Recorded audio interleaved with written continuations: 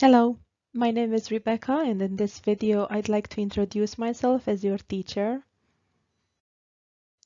First of all, I'd like to briefly mention my personal interests, one of them being animals, but dogs in particular. I absolutely adore dogs. I think they are lovely creatures that offer a great deal of love unconditionally, so I really wish I had one. A second passion of mine is literature, more specifically English literature. I fell in love with it as a teenager, and I don't think I will ever fall out of love with it. There's just something special about the books written in the 19th century, for instance, which I love rereading whenever I get the chance. A third interest is travel. You might recognize the picture here. It's Venice, one of the many places I've seen. I think travel broadens the mind and it helps us understand everyone in the world much better. And also it assists us in accepting other beliefs, other cultures, and so forth. Friendship is something I treasure. I think friends are an indispensable part of life. And I like to think of myself as a good friend as well, someone who doesn't forget about others in times of need. Pasta is one of my favorite dishes. I can make a really good pasta sauce, and in general, I would say Italian food is quite to my liking. On to more serious matters now, my professional experience. I'd like to first of all tell you the organizations that I have worked with so far. One of them is International House, which is world renowned in terms of teacher training. Another one is the British Council. Navitas is a global organization that offers both courses to students and training to teachers. I have also worked for a number of UK universities, such as the University of Sheffield, Lancaster University, and Robert Gordon University in Scotland. The roles I have had so far are, of course, that of teacher. Some of the courses I have taught are general English, exam preparation classes, especially IELTS, academic English at university level, with a focus on academic writing and delivering successful presentations, critical thinking, and then also cultural English. For instance, I designed some workshops for teenagers where after focusing on some of Shakespeare's works, they had to create their own Shakespearean manuscript and then act it out as part of a drama session. I've also occasionally acted as a teacher trainer or mentor to new teachers. The next role is something I am quite proud of. I've designed teaching materials on a variety of topics, and these have both been published and also made part of official courses at university level. I've been an academic manager as well, helping many teachers in this role. I translate, and one of my hobbies is writing. I write short stories whenever possible, and I also produce scripts.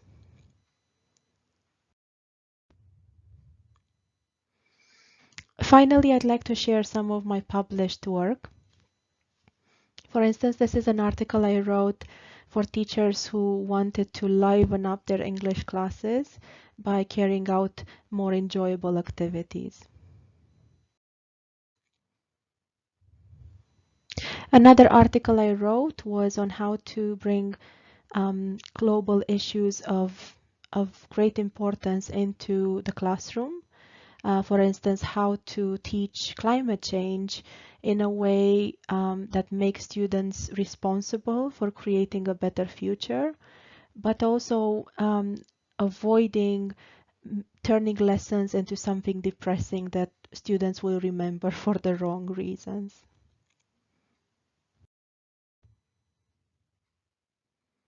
This is a chapter I wrote from a book focused on teaching the United Nations Sustainable Development Goals in a creative way. You can find this online, and I'd be very happy if you read this chapter.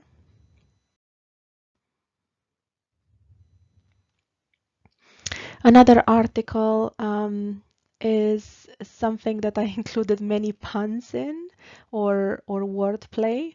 Again, this can be found online, and it's about my experience teaching cultural English to students in Poland.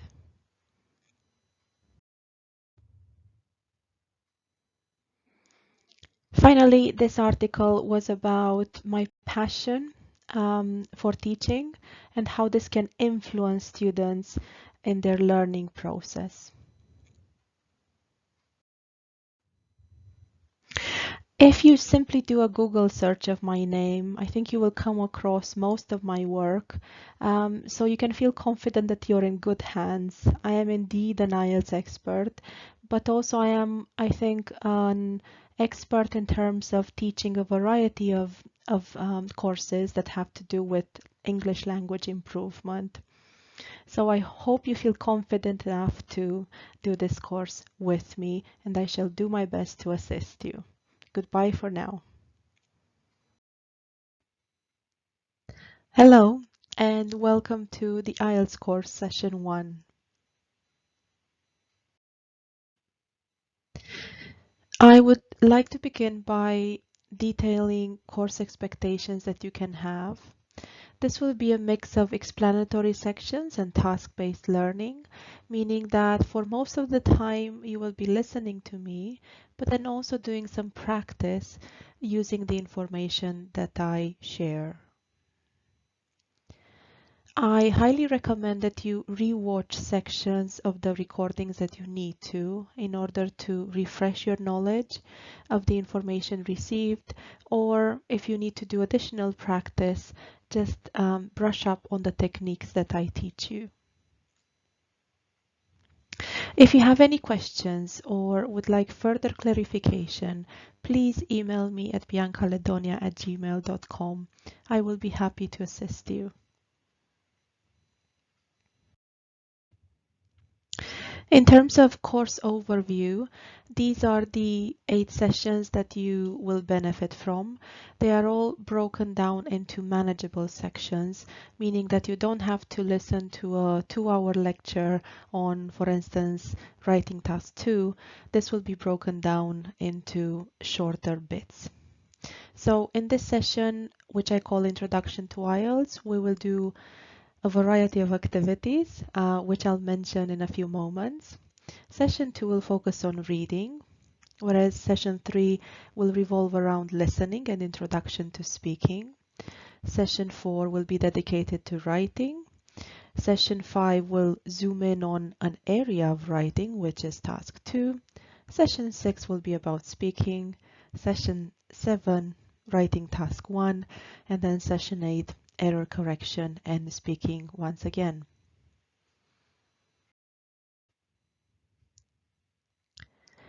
After telling you about course expectations and giving you an overview of the entire course, we will now do a brief getting to know each other activity so that you know more about me, and also you can get to know your speaking partner or learning buddy. Then we will have a nice IELTS quiz, through which you will learn quite a lot about the exam format. There will be some speaking practice, which you can do on your own or with your learning buddy. And finally, there will be a brief discussion of IELTS myths or ideas that seem to be quite popular among candidates around the world, but for some reason they are not true. I can confirm this as I am an examiner myself.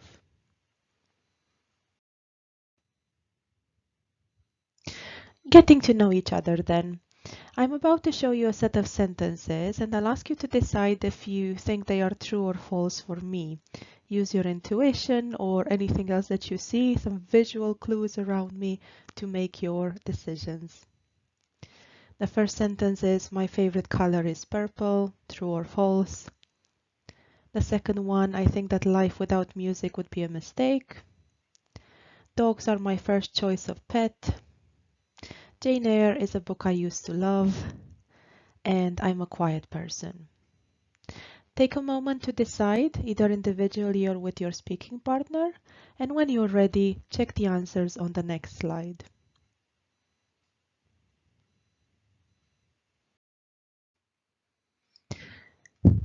And here are the answers.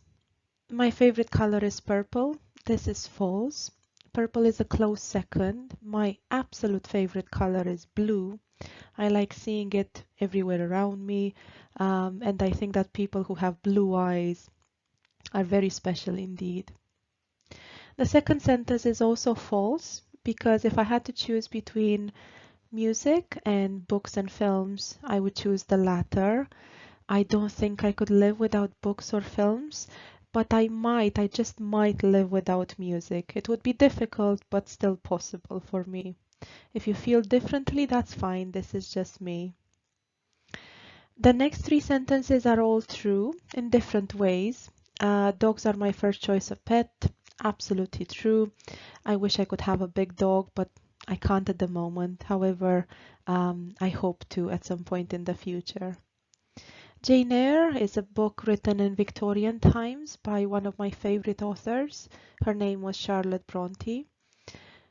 She didn't live a long life, but it was a full life, and she left this amazing legacy for everyone to enjoy today in terms of her writing.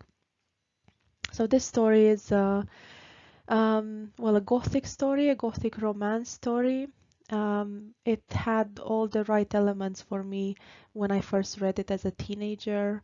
I identified with the main character, in fact, and I completely understood the decisions she made throughout the book.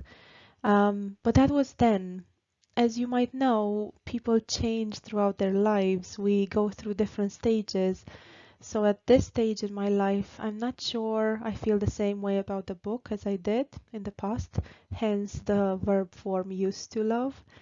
I still greatly appreciate it. I think the writing is absolutely fabulous, but the story itself doesn't resonate with me as much as in the past. If you get a chance to read the book, however, by all means do so, because I don't think you will regret it. Finally, I am a quiet person.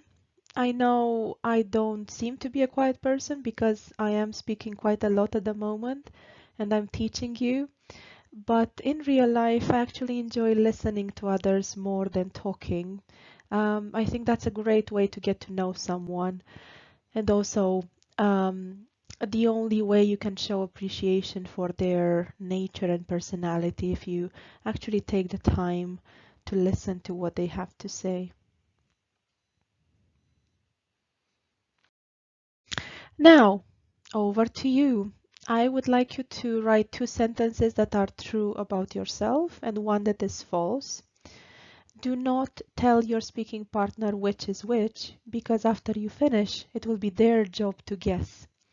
So this should be great fun. I hope you enjoy the activity, and I shall see you in the next bit of the session. Goodbye for now.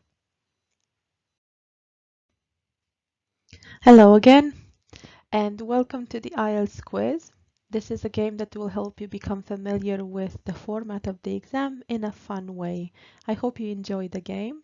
It follows the pattern of the game called Who Wants to Be a Millionaire? So question one for £100 is how many IELTS modules are there? Option A, 2, option B, 4, option C, depends, or option D, there are no modules. What do you think?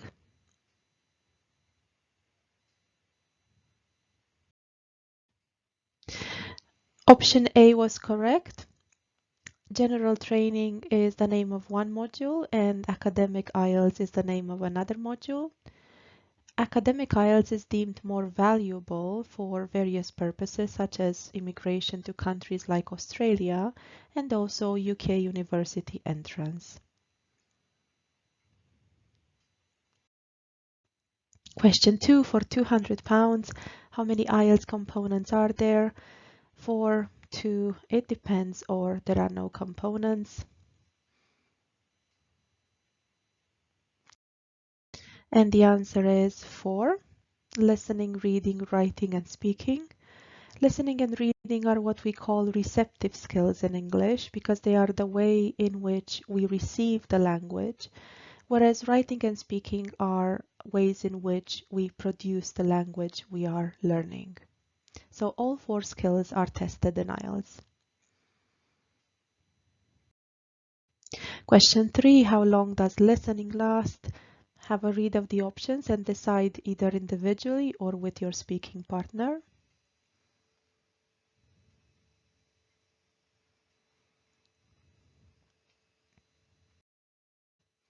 The answer is approximately 30 minutes. Some recordings will be shorter, whereas others will be slightly longer, but overall they do last around 30 minutes. Question 4 is about reading. Again, how long does it last?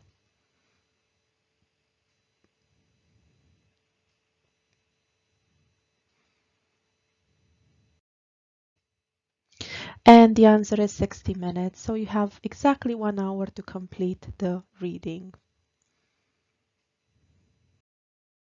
For £1,000, question 5, how many questions do listening and reading have? 75, 60, 80, or it depends. Have a go.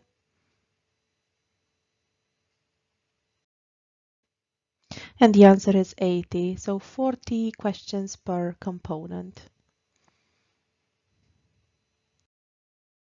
Question 6. How many texts does academic reading have? 3 long ones, 2 long ones, it depends, or many short texts.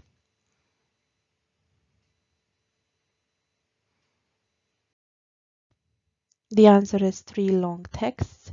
They go from simple to complex, meaning that the first one will be easier to deal with than the last one. It is recommended that you begin with the first one for this reason, so that you ease yourself into what you need to do.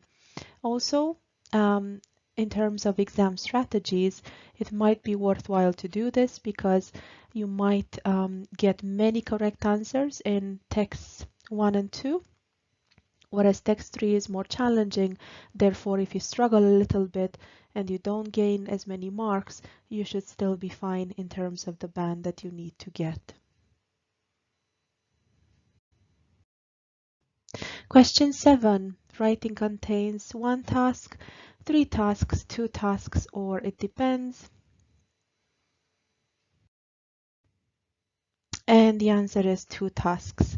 More detail on them a bit later in the course. There's plenty to say about this.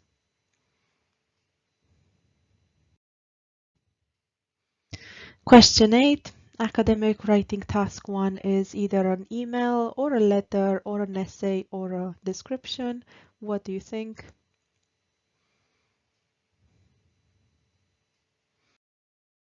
It is a description of a diagram that you are provided with. Again, much more to say about this later. Question 9, for £16,000. What are the word limits for writing tasks? Please decide alone or with a speaking partner.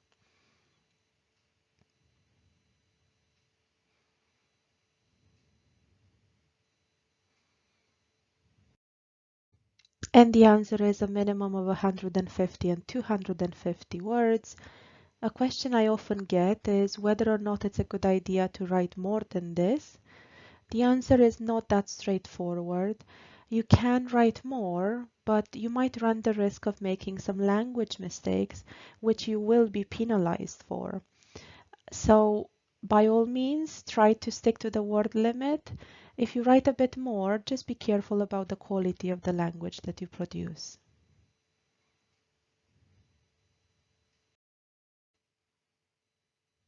Question 10, how long does speaking last? And you have the options on the slide.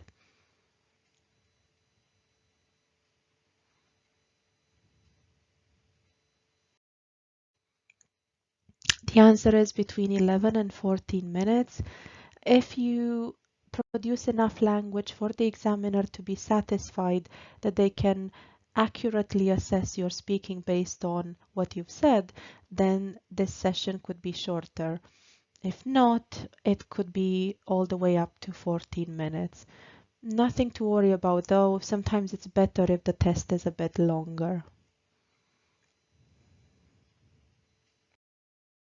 Question 11 for £64,000. Speaking has 3 discussion questions, no parts, 2 parts, or 3 parts. What do you think?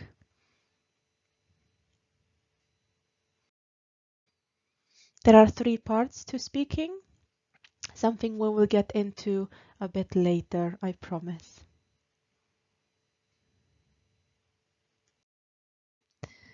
Question 12, speaking task 2 involves preparing a topic at home, making notes, another candidate, or a presentation.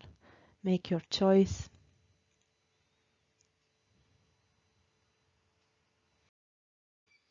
And the answer is making notes. You might know about this already. It is not a good idea not to make notes because this might be perceived as a sign of overconfidence, and no examiner wants to see that. Question 13. Where do you get 10 minutes to transfer your answers? In which component? Either reading or reading and listening, or listening, or you don't get this time at all.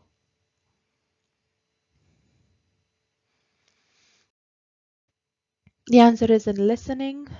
This makes sense because it's quite difficult to listen to something and make notes on it at the same time. Therefore, it's only fair to get additional time to transfer answers. However, you need to be careful about what happens when you copy these answers, because if there are any spelling errors in your final choices, then you don't get marks for your answers. So please be careful. 2 questions to go. The one for £500,000 is candidates have most problems with writing, speaking, listening, or reading. And the answer is writing. This can happen for a variety of reasons. Some candidates are not comfortable writing in their own language, let alone English. Others might not meet the word limit. Some others might not actually address the task well enough, so they might not fulfill it, as we call it. And there could be other problems as well. But statistically speaking, this is the area where most progress needs to be made before someone attempts the exam. Are you ready? Here comes the question for £1 million. The best of luck to you. The greatest mistake candidates make is trying to cheat in the exam, over preparing for the exam, not getting enough training before the exam, or being late for exam components. I will give you a bit of time to decide. I don't want you to miss out on the £1 million.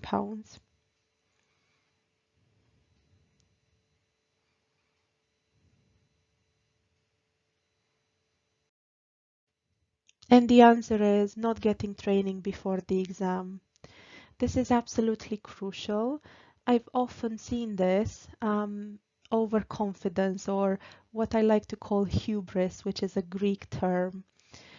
Professionals such as doctors or engineers might feel that their English is good enough because they already use it in a professional setting. They might write emails in English, they might communicate using advanced specialized terminology in English. However, this doesn't mean that they are sufficiently familiar with the format of an exam such as IELTS. Everyone needs training. Everyone needs to know what strategies to use in order to succeed in IELTS or to get the band that they need. This is especially important when you need a very high band such as 7, 7.5 or higher. Therefore, you have my congratulations as you have avoided this mistake. You have chosen to get training before taking the exam. Hopefully, this course will equip you with everything you need to do well in IELTS. I fully trust that it will do so, but it's also up to you. It depends on the effort that you put in. Thank you, and I shall see you in the next bit of the session. Hello. Time to give you an overview of the listening and reading components. In terms of listening, as you might remember, there are approximately 30 minutes available for it, plus 10 minutes transfer time. There will be 40 questions you need to answer. I will just let you read what is here on the slide in terms of the types of question you might get.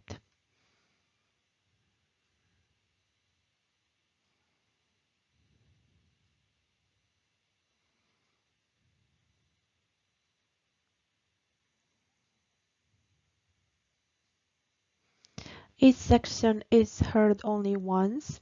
Now this makes a contrast with Cambridge exams where you get to listen to each part of the recording twice. IELTS is different, so you need to stay focused and not lose track of where you are in the recording. Also, be aware of the fact that a variety of voices and native speaker accents are used. You might hear an American accent or a Canadian accent, a British accent, and so forth.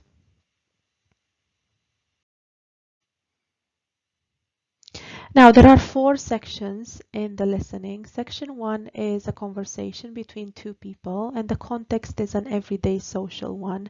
For instance, a parent might call up a kindergarten and speak to someone about what benefits there might be for their child if they go to that kindergarten.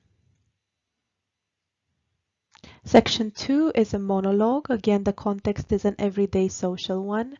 There could be, for instance, some information given to a local community about an upcoming event. Section 3 has a different context. It will be an educational or training context. For instance, a few students could talk about their assignment and how to go about it, or a teacher could talk to their students about this assignment.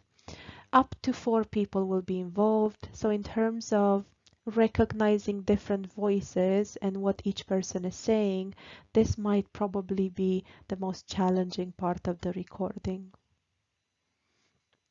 As for section 4, it's another monologue, and the subject is an academic one. There could be a portion of a university lecture that you listen to. Now, don't be daunted. You are perfectly able to cope with this because no specialist knowledge is required. You just need to do the task associated with the monologue in section 4. Statistically speaking, this section is where the candidates get the fewest marks, but that doesn't mean that if you practice enough, you will not be able to handle it. Remember it. In terms of the skills assessed, you are assessed on the ability to understand the topic of a recording, its main ideas, perhaps some specific information, and also the attitudes of a speaker, if they are mainly positive or mainly negative towards something. So the feelings behind what they say. Each correct answer receives 1 mark, but it has to be completely correct, no spelling errors, and your result will be reported in a whole band or a half band. So it could be a 6 or a 6.5, for example. This is where you can see how your marks are converted into the IELTS band scale. Again, just to illustrate, 23 points will mean a band 6, 35 points will mean a band 8. On to reading now. You have 60 minutes to complete the reading. There's no additional transfer time. There are 40 questions just like in listening, and I will let you read the types of question that you can get.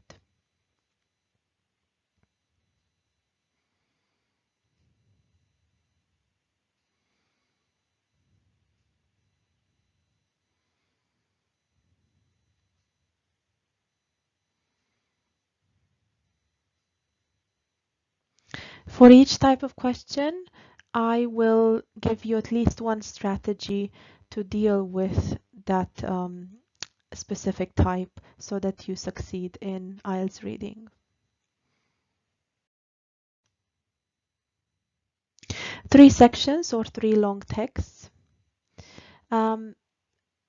The texts are authentic, meaning that they have not been adapted or simplified so as to make it easier for a non-native speaker to deal with them.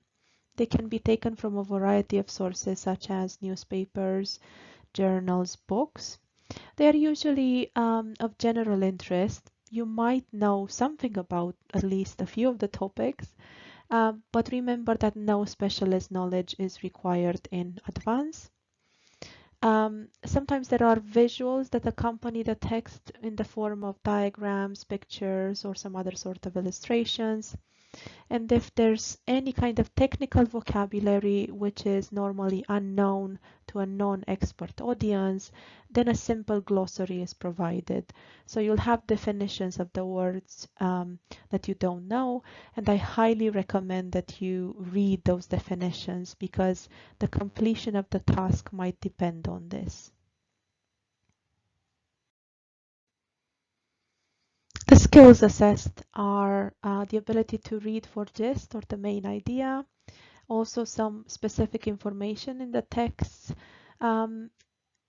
Sometimes you need to decipher some implied meaning, so meaning that is not made explicit but maybe just alluded to. This again has to do with the attitude of the speaker. There might be a bit of irony or sarcasm there that you need to pick up on. Just like in listening, each correct answer receives 1 mark. Spelling will not be an issue anymore because you literally have to use the words and phrases in the text. You do not need to change them. And so this makes it easier to get a higher score in reading. The score will be reported in a whole band or a half band. And here you can see how your points can be turned into a band. For instance, 18 marks means a band 5, 30 marks means a band 7.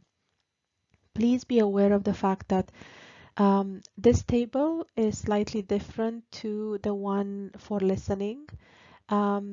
So do not confuse the two. Do not use the one for listening for reading and vice versa. Please be careful.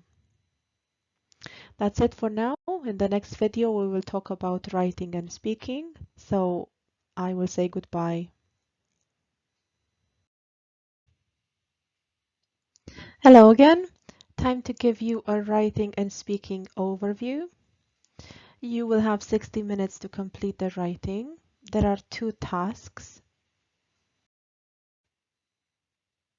The first one, you need to provide a description of a diagram that is given. You might need to explain data, to describe the stages of a process, how something works, describe an object or an event. The various types of task 1 will be discussed in detail later in the course. As for task 2, this is an essay. And again, there are different types of essay that you could be given. Each one will be dealt with later in the course. For now, it's good to remember that the topics are of general interest. So you are perfectly capable to express an opinion on a topic that most people can write about. The style you need to write in is called academic, formal or semi-formal, and its conventions will be discussed. The skills assessed are how well you are able to produce the type of content that is expected, how well you are able to organize your ideas, and also the quality of the language that you use. I will just let you read what is on the slide with respect to both task 1 and task 2.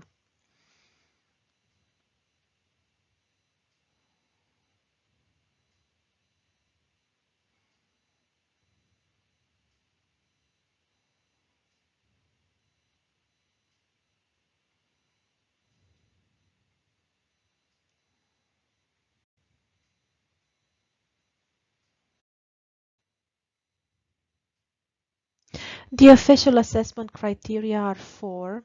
The first one is called task achievement or response. This is basically doing what you're supposed to, writing about what needs to be written about and not something else. The second criterion is coherence and cohesion. Coherence is simply another name for logic, and cohesion would be the ability to link words and phrases together using suitable connectors.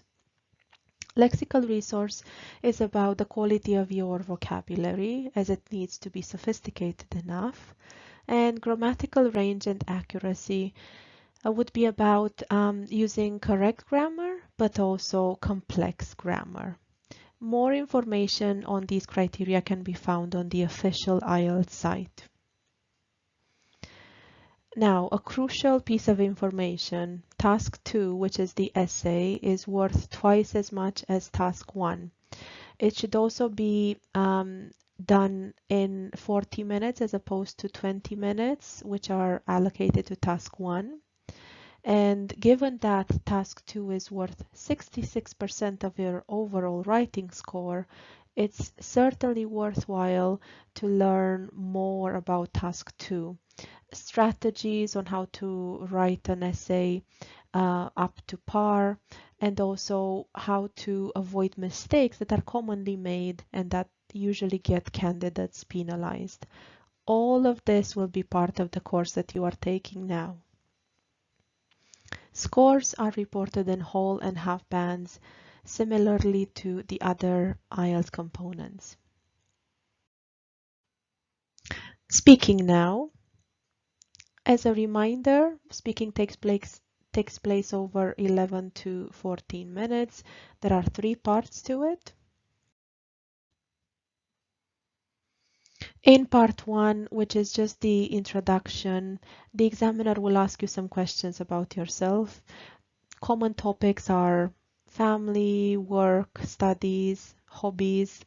And this is also something that has the purpose of getting you to relax, because if you perform well enough in part 2, there's a greater chance that you will continue like that and perform quite well in parts 2 and 3.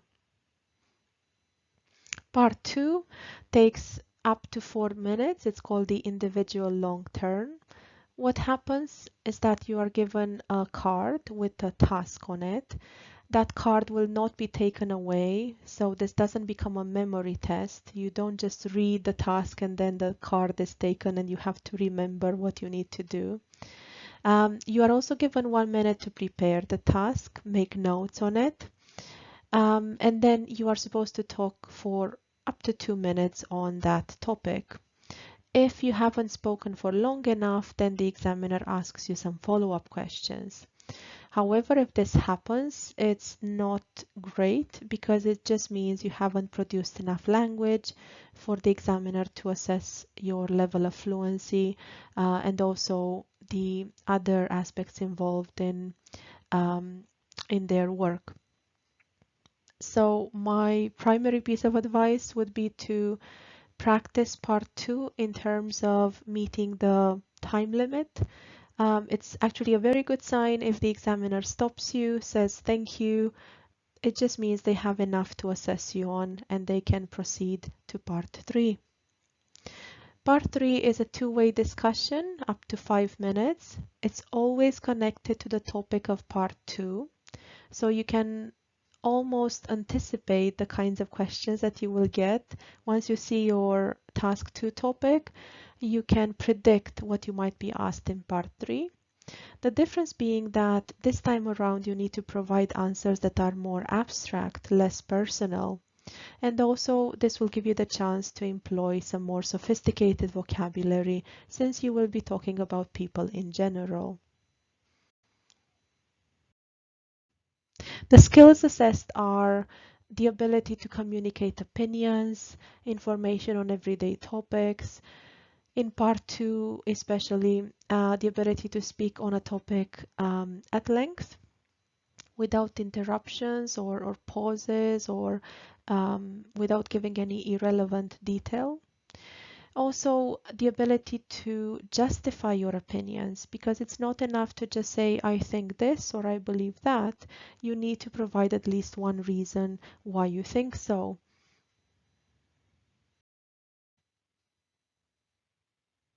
The marking is done according to, once again, 4 criteria. The first one is called fluency and coherence. Fluency is self-explanatory. It just means that you are able to speak in sentences, in longer chunks, and you don't just say a word or two in answer to questions. Lexical resource would be about the quality of your vocabulary. Grammatical range and accuracy would be again about the quality of your grammar.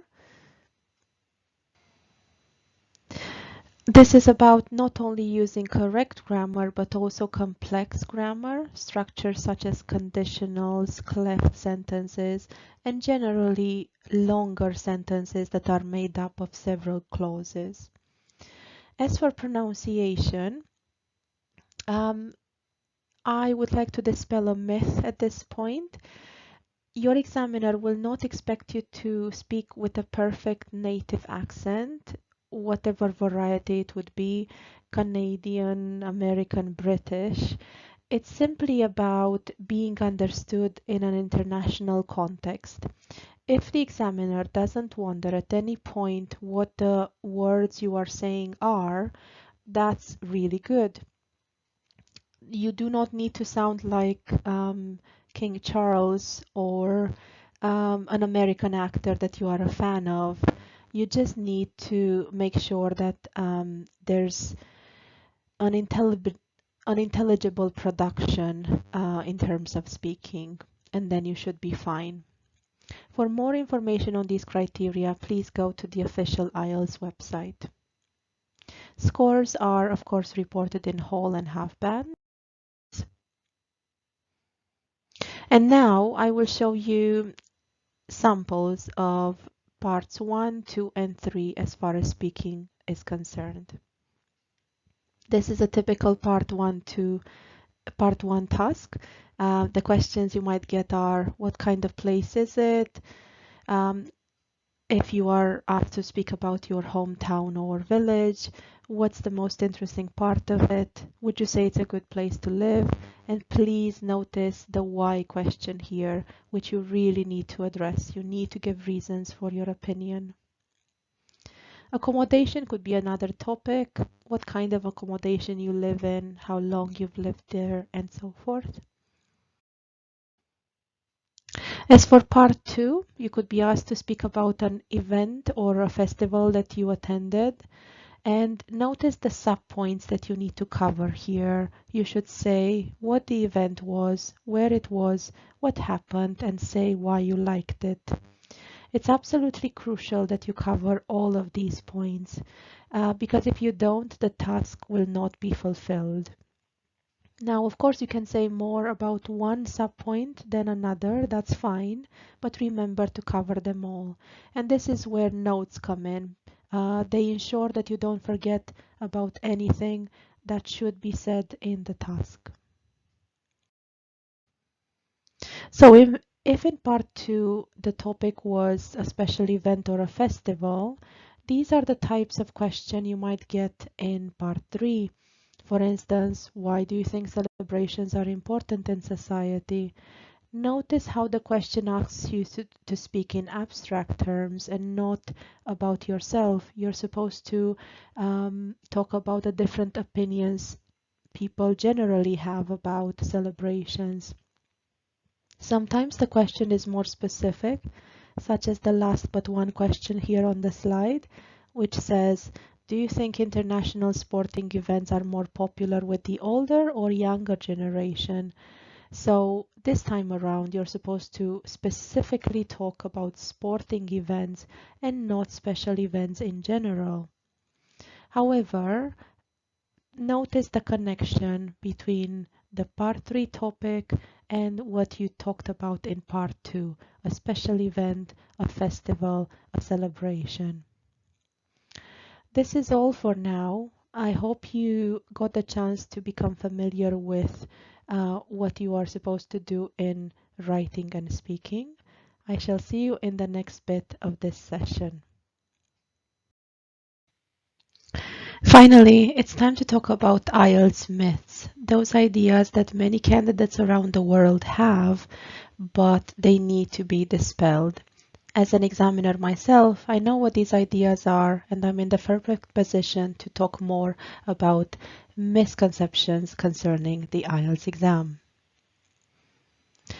The first idea is that if the examiner seems nice, my speaking score will be higher. This is not true. Some examiners are nicer, others are more serious, some will smile more, others will not smile at all, but this will have no effect on the accuracy of your score.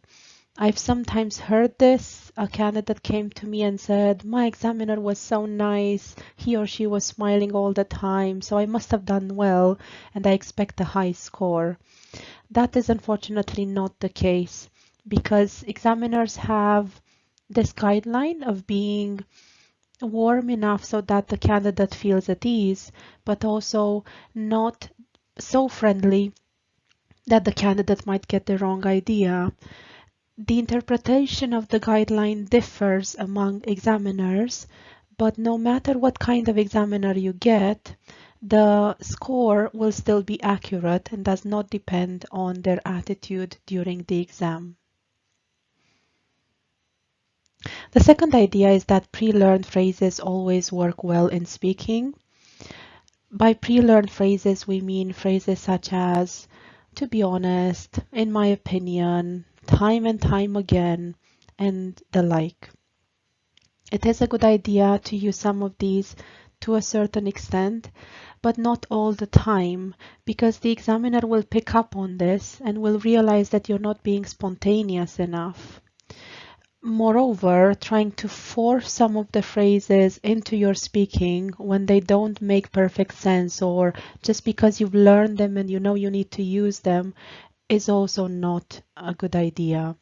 Try to be as fluent as you can, as natural as you can, as these aspects matter much more than any amount of sophisticated vocabulary that is produced in an artificial manner.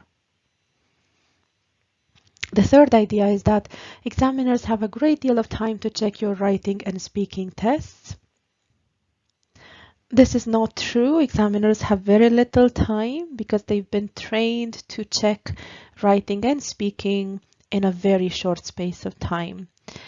Rest assured, however, your score will not be affected. It will still be accurate, but don't imagine that examiners spend an eternity checking your individual test, whether it's speaking or writing.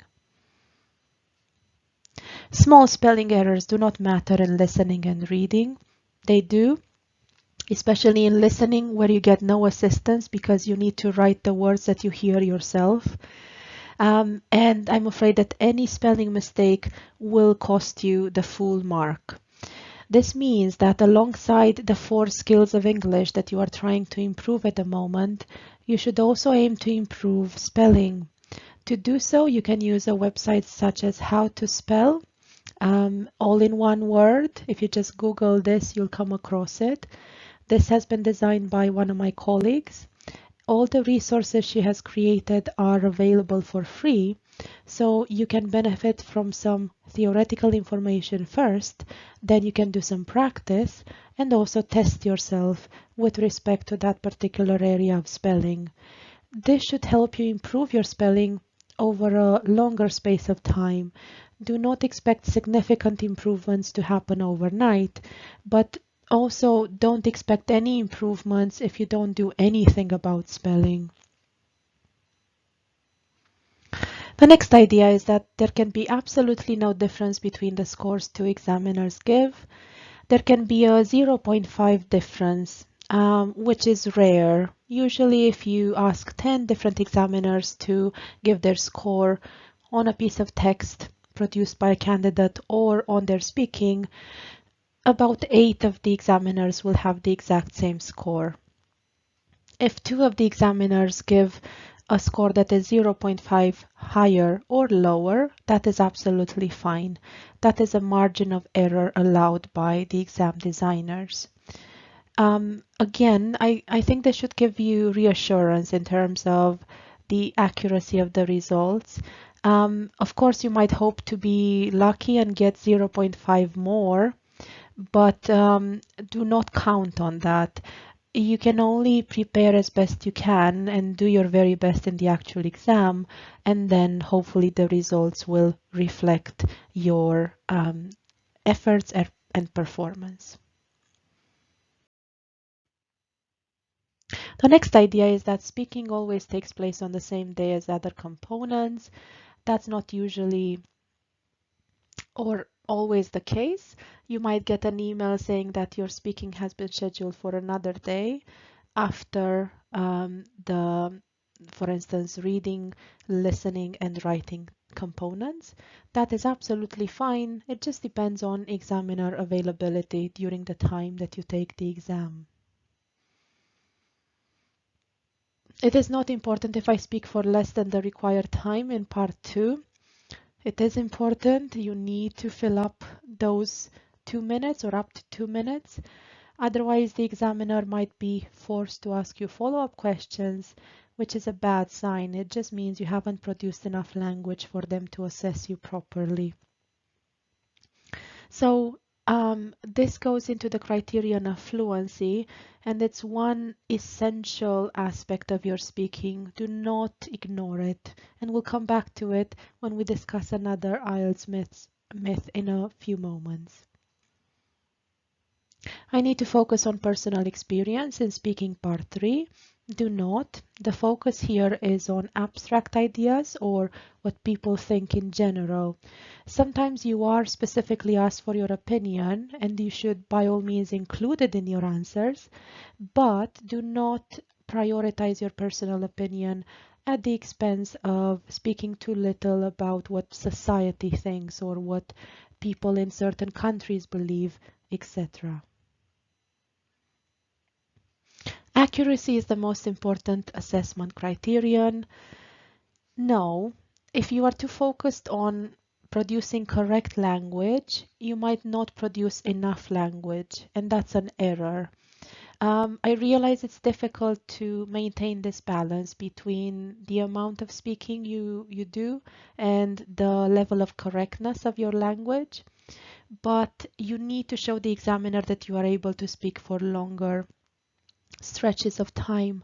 Otherwise, only saying a few words in answer to questions or constantly producing short sentences and then stopping will look bad.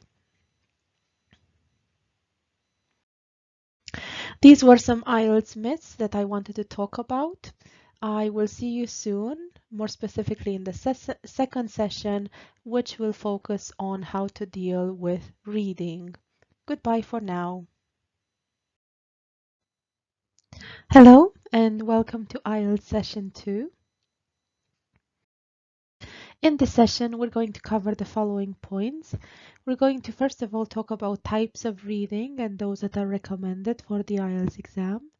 Then some scanning techniques, which should prove quite useful in terms of exam performance.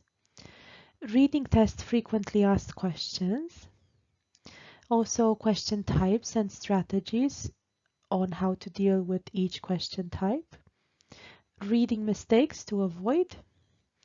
Then we'll move on to do a bit of practice with one of the most challenging reading tasks, yes, no, not given. And finally, I will recommend some sources for additional practice. Now, before I delve into types of reading and the ones that are recommended for IELTS, I would like you to first of all try and remember what they are called. You are about to see their description, so the task is to simply remember the name of the type of reading. This is type of reading 1. If you do this type of reading, you read through a text quite quickly to understand the main idea of it. There's no focus on any detail. So ways to do this would be by looking at the title, looking at the first and last paragraphs, also looking at something called topic sentence. Now this applies to main body paragraphs where the writer gives a clear idea of what the paragraph is about by introducing this idea via topic sentence, usually in initial position in the paragraph. There could also be some visual clues, for instance, some pictures accompanying the text, giving you an idea of what the text might be about. So, what is this type of reading called?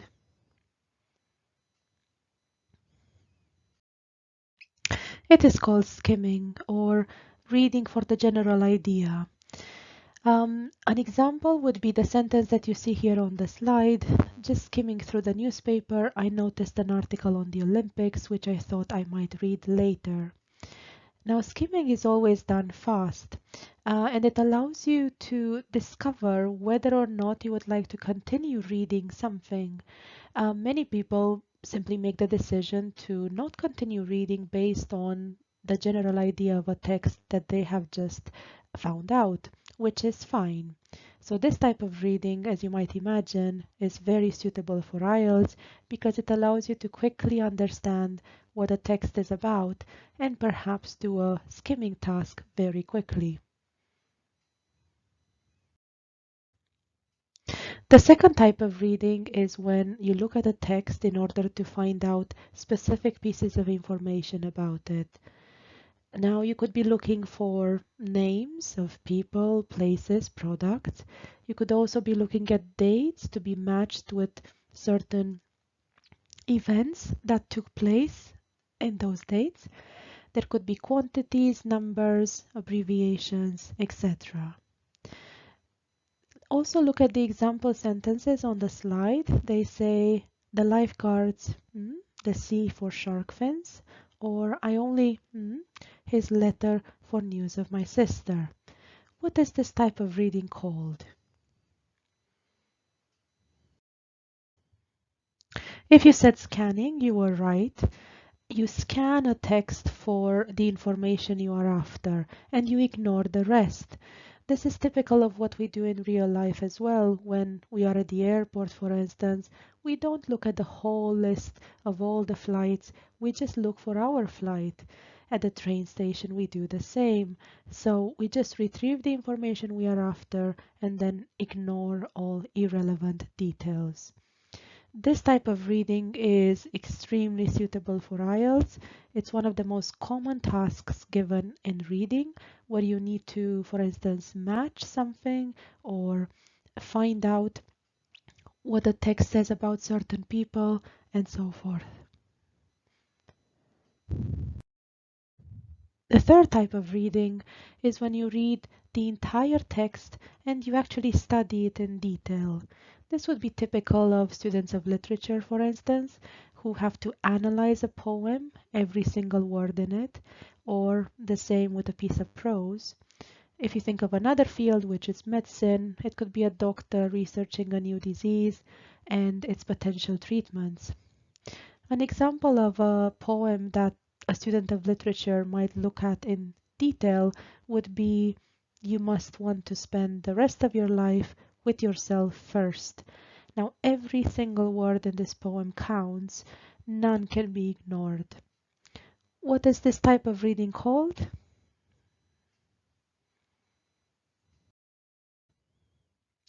As you might have guessed, it's called reading in detail. Do you think this is suitable for IELTS? Check with your speaking partner. If in your pair you said that perhaps not, you were again correct. There's no time to read in detail in IELTS. There simply isn't. You have to cope with the demands of very difficult texts, 3 of them, within just 60 minutes. So, apart from focusing on what the task asks you to do, there's no time for anything else. This type of reading should not be used in IELTS. Do not get bogged down when you encounter either an unknown word or a word that you find fascinating, and then you just waste time considering it, looking at it in context if it's not relevant to the task. Do not fall into this trap.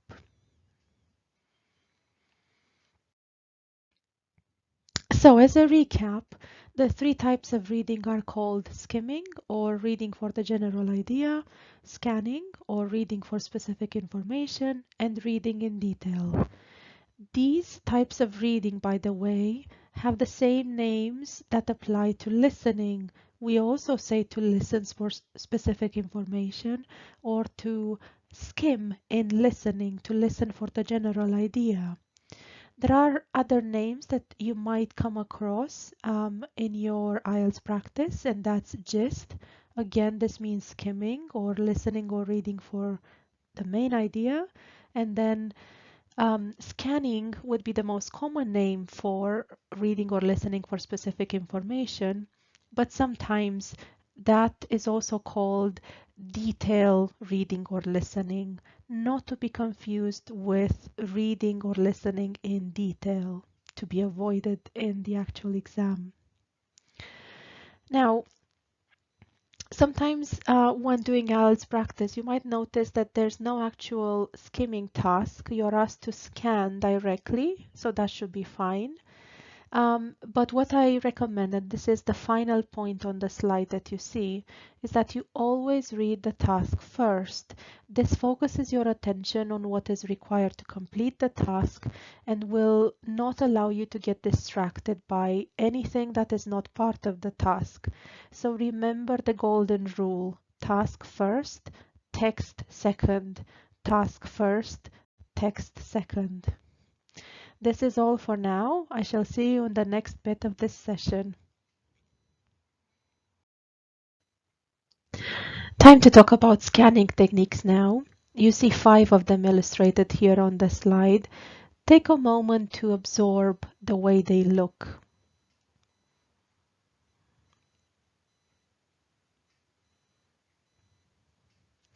Their description is on the left-hand side, and I realize you might think of them as very unusual, but that's exactly why they are designed to look like that.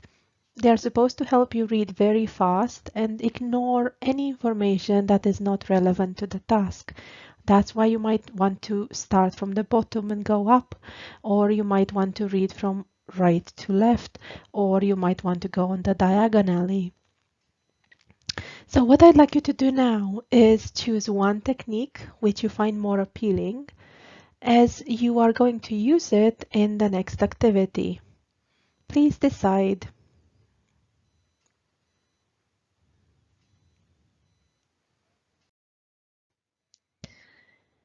The activity is obviously a reading activity. The text is called Deforestation and Desertification, and the task is to identify the words and phrases in the box above the text as quickly as you can using one scanning technique from the previous slide. If you need to go back, do so, but once you make your decision, allow only 3 minutes to do this and no more than 3 minutes. After you are done, you can check your answers against the next slide.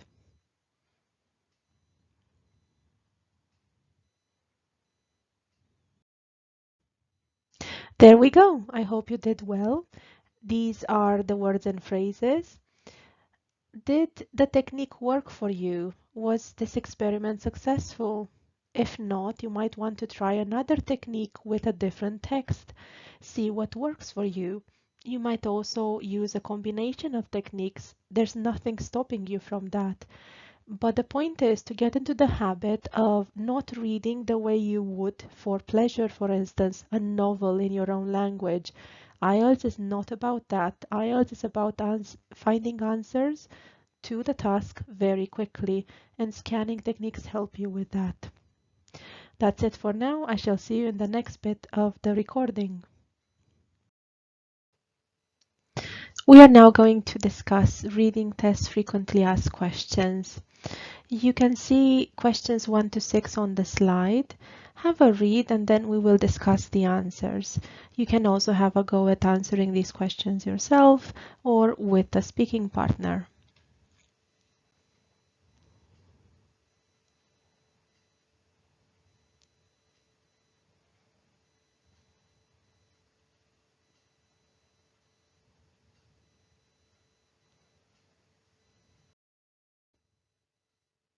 So then, question 1, can I write on the question paper?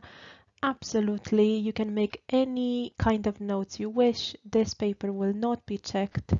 It will just be taken and then destroyed. Question 2, can I change my answer after I've written it on the answer sheet? Yes, that's why a pencil is used in the test and such corrections are allowed. Are there penalties for the wrong answers in the test? Not really. The only problem is that you don't get a mark, but you also don't lose a mark. A mark is not taken from you because you gave the wrong answer. That's why it's always recommended that you try and provide an answer everywhere. Even if you're not sure, try to guess, have something there. You never know, you might be lucky. Question 4. Should I answer the questions in sequence, section 1, then 2, then 3? Well, as previously mentioned, this is a good idea because the last text will be the most complex and so will require the highest amount of effort on your part.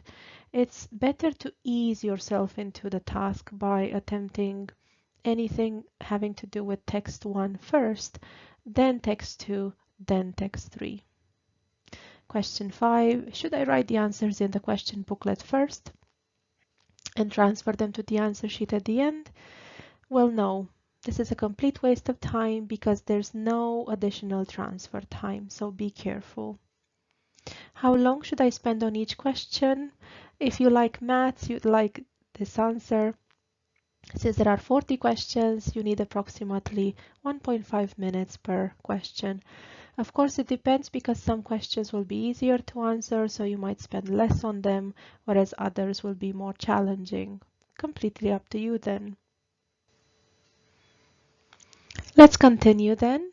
I am going to show you questions 7 to 12. Again, you can either try and answer them alone or have a discussion with your learning buddy and then check your answers against mine.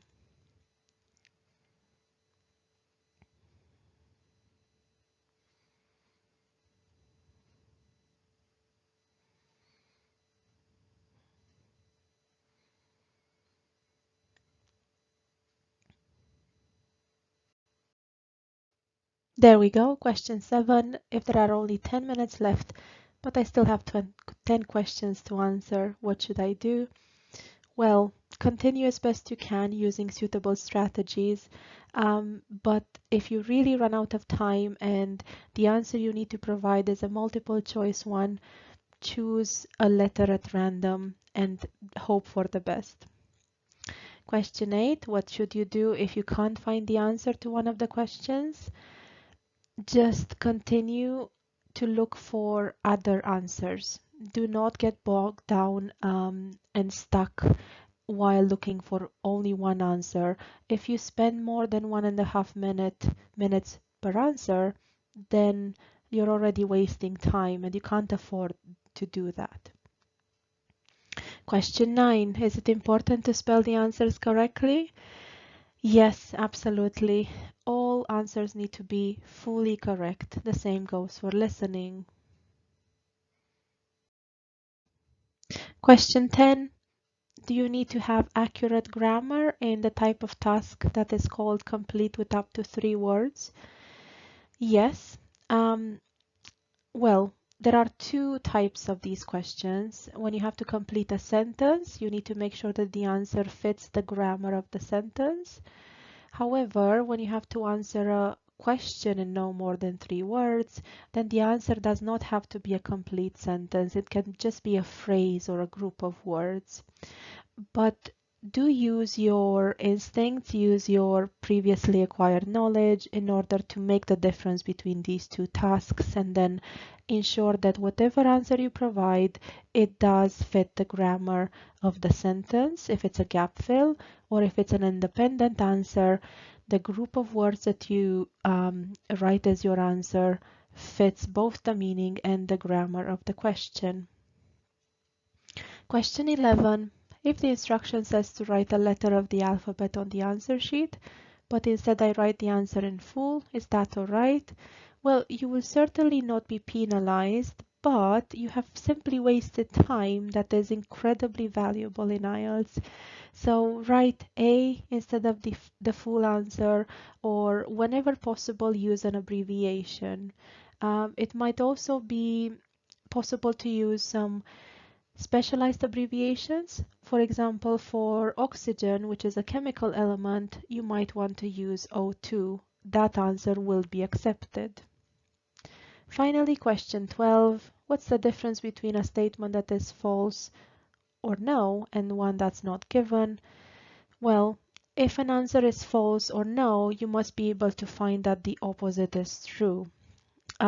Whereas with a non-given statement, you simply do not have enough information in the text to make up your mind, and so you need to say not given.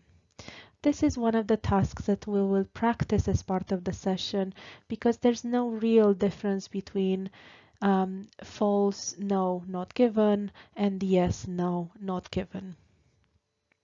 That's it for now. I shall see you in the next bit of this recording. Time to talk about reading question types and strategies. As this is part of a session focused on reading, there will be quite a lot of reading on your part to do, which is only fitting. So the procedure will be as follows. I have 7 slides prepared for you. Each slide has a part of a table divided into 3 columns. The first column says question type, the second one is action required, and then the third one says strategies. All I will do after you finish reading what is on each slide is tell you about anything that is highlighted in yellow, which is part of my special strategy. So you might want to pause the video in case I go too fast, so that you don't miss out on any essential information. Please start with slide 1 and read it carefully.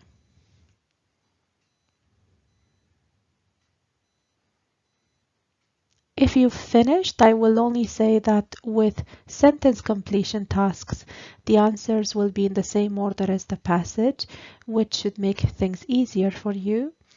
Whereas with completion of notes, tables, or flowcharts, the answers may not be in the same order as the passage. Same procedure for slide 2. When you're finished reading, just press play on the video after you've paused it, and you'll see my special recommendation.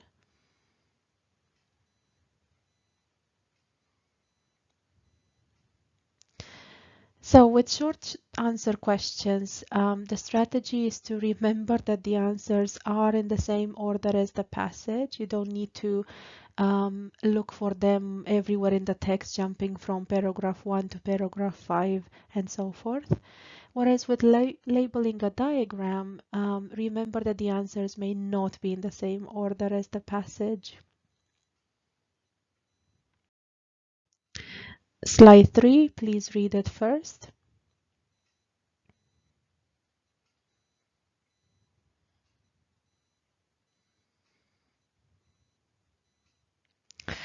True, false, not given tasks, which are basically the same as yes, no, not given tasks, have 2 issues that need to be highlighted.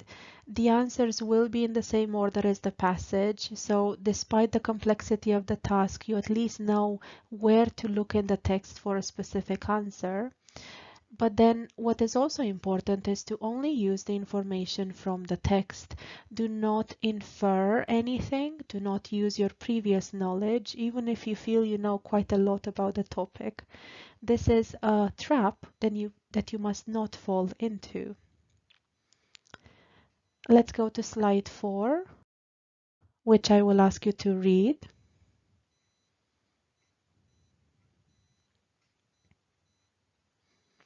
So with the matching task, statements are not in the same order as the text. Please keep that in mind, but items in a box are usually in the same order as the text.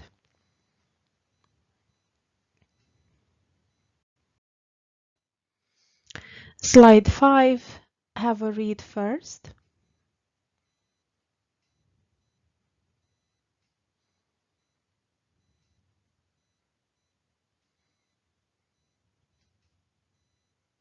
With both these tasks, sentence completion with a box and multiple choice, answers will be in the same order as the passage.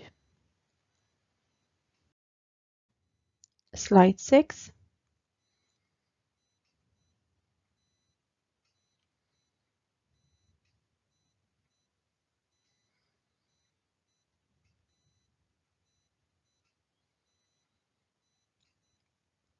With summary completion, answers once again may not be in the same order as the passage.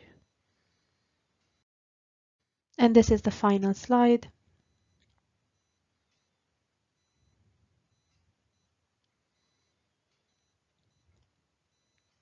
Summary completion with the box. Answers may not be in the same order as the passage.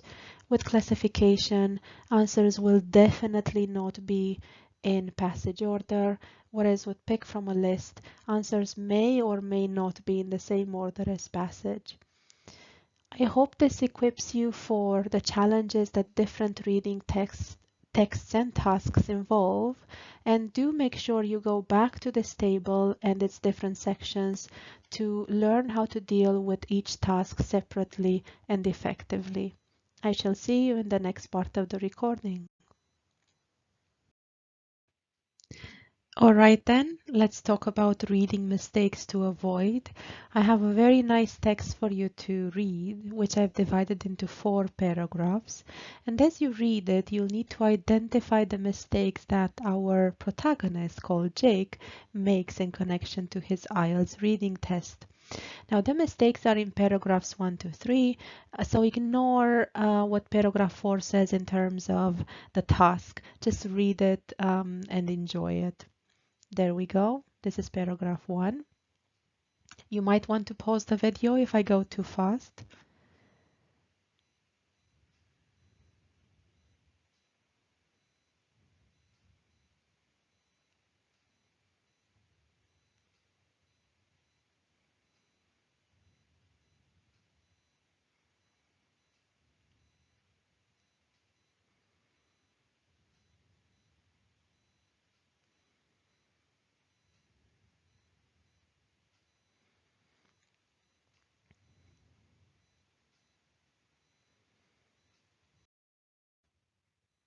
And here are paragraphs 2 and 3.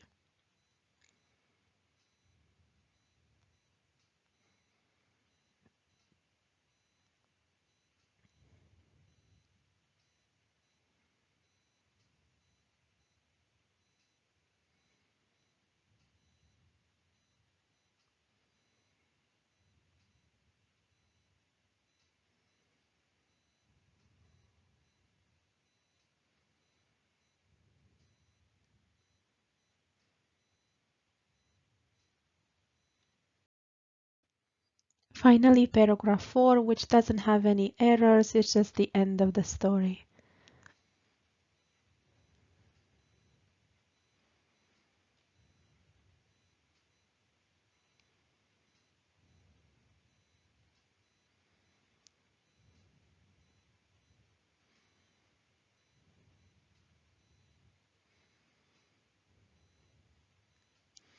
Can you check what errors you identified with your speaking partner? Did they find the same mistakes?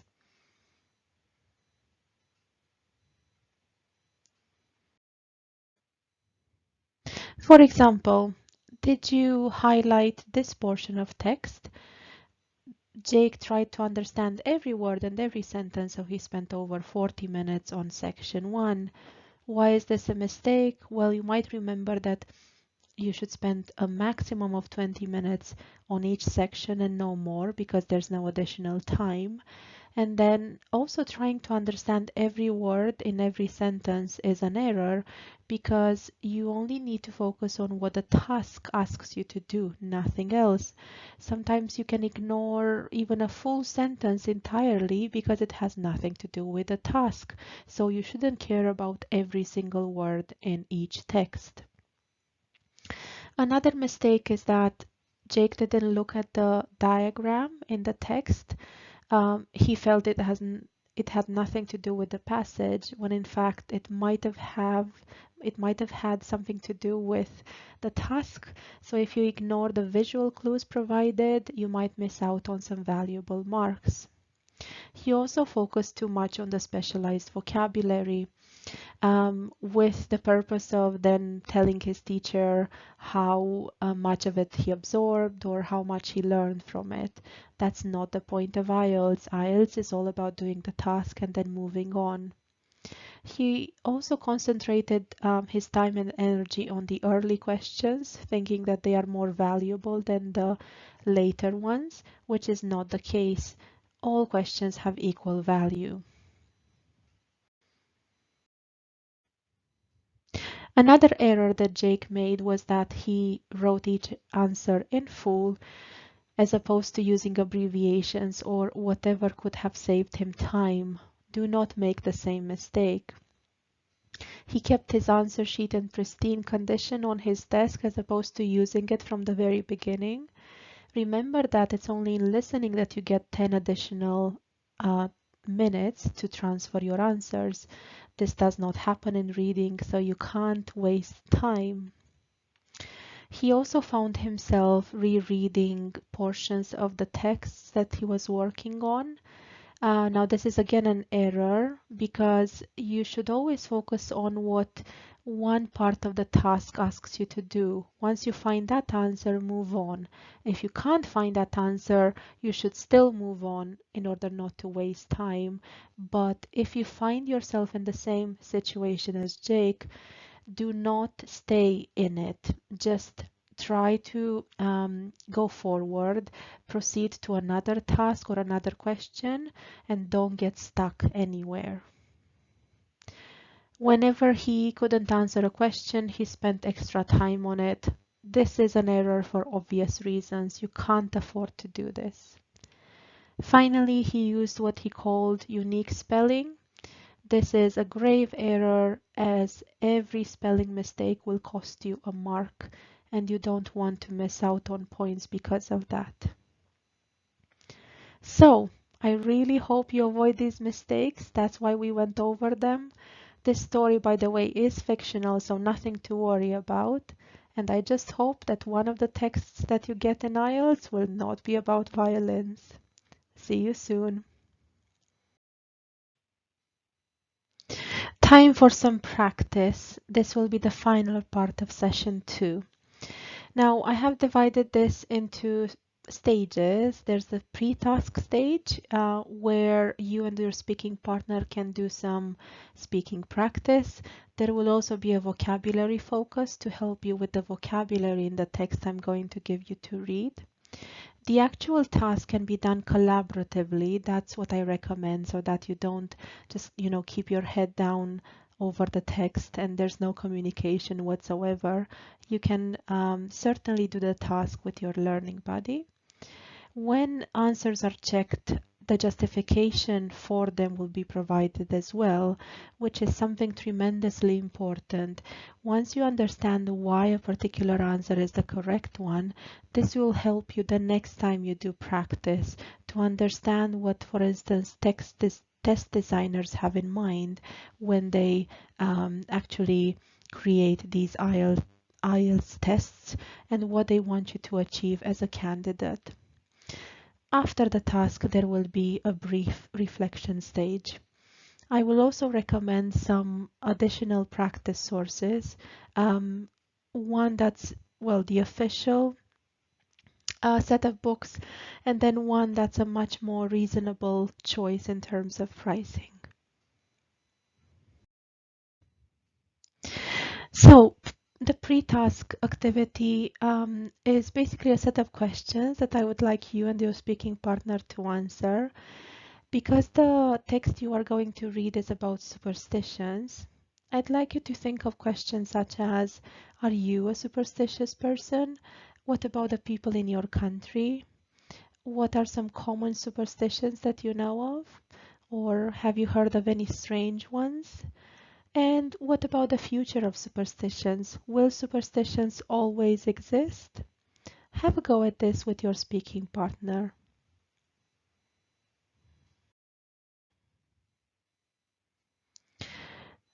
Now, the vocabulary focus that I promised you, the words that you see underlined are actually part of the text you're going to read. So make a note of their meaning in case you don't already know them.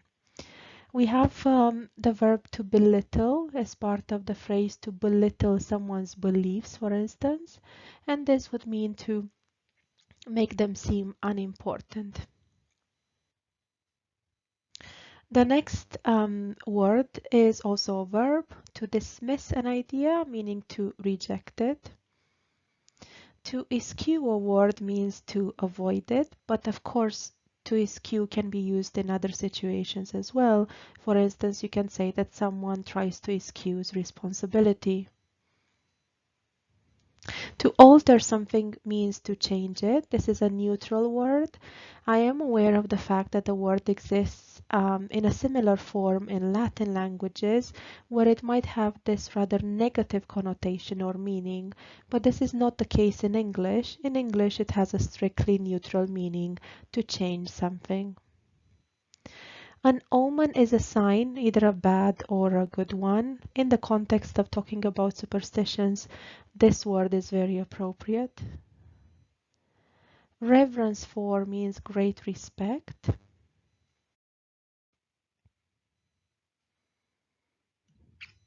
Then we have a phrase, to pay lip service to. This means to insincerely express support for an idea.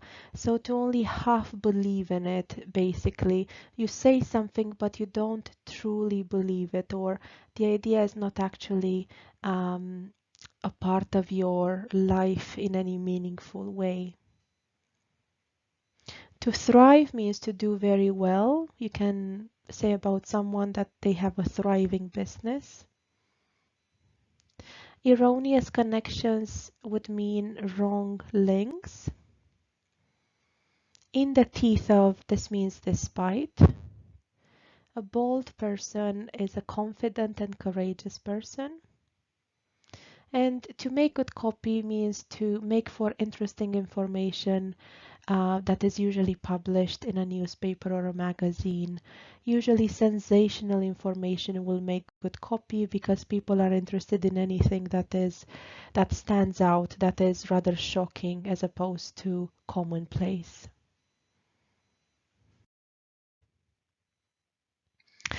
I'd now like to give you your task instructions before you actually see the text. And remember, you are also going to spot the words and phrases I have just talked about. Now, the task is a yes, no, not given task. You have to say yes if the statement agrees with what the writer claims, no if the statement disagrees with what the writer claims, and not given it's if this is impossible to say because there isn't enough information in the text for you to decide. So to justify your answers, again, work with your partner. Refer to specific portions of text. Try to imagine being asked by a teacher such as myself, why do you think that's the answer? And you do need to justify it by referring to a portion of the text. Also remember that the answer to statement 1 might very well be at the beginning of the text, perhaps the first few sentences or the very first sentence. Question 10 will have its answer somewhere in the middle of the text, and question 20, which is the last question, will have its answer at the end of the passage. This is very important. Let me show you the text then. Now you can pause this video and take a picture of it, or a snapshot of it, and then enlarge this on your computer so that you can read it very clearly. And these are the questions that make up the task. There will be 20 statements to decide on, which I will ask you to work on with your partner. Here you see questions 1 to 4. Pause the video.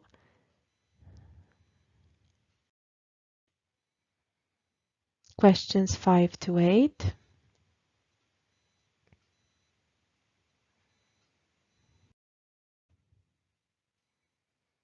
Nine to 12.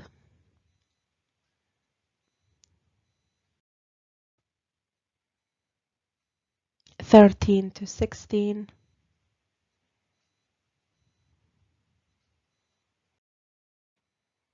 And 17 to 20. Take as long as you need to, and when you're ready, we will see the justification of the answers. Pause the video in the meantime.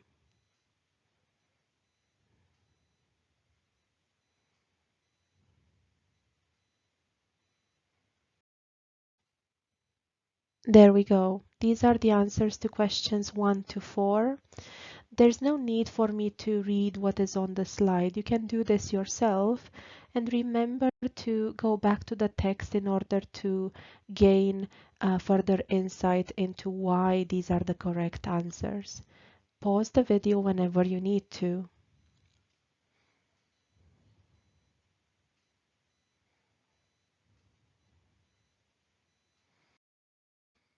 The answers to questions 5 to 8.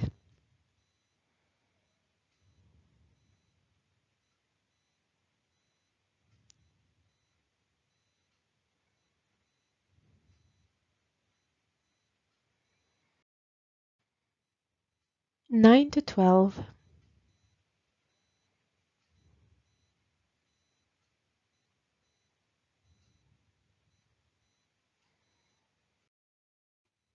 13 to 16.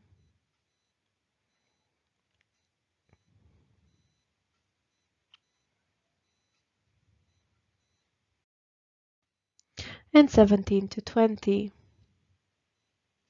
I really hope you got most of these right. If you didn't, this should be a nice learning experience, especially if it's the first time you're doing this.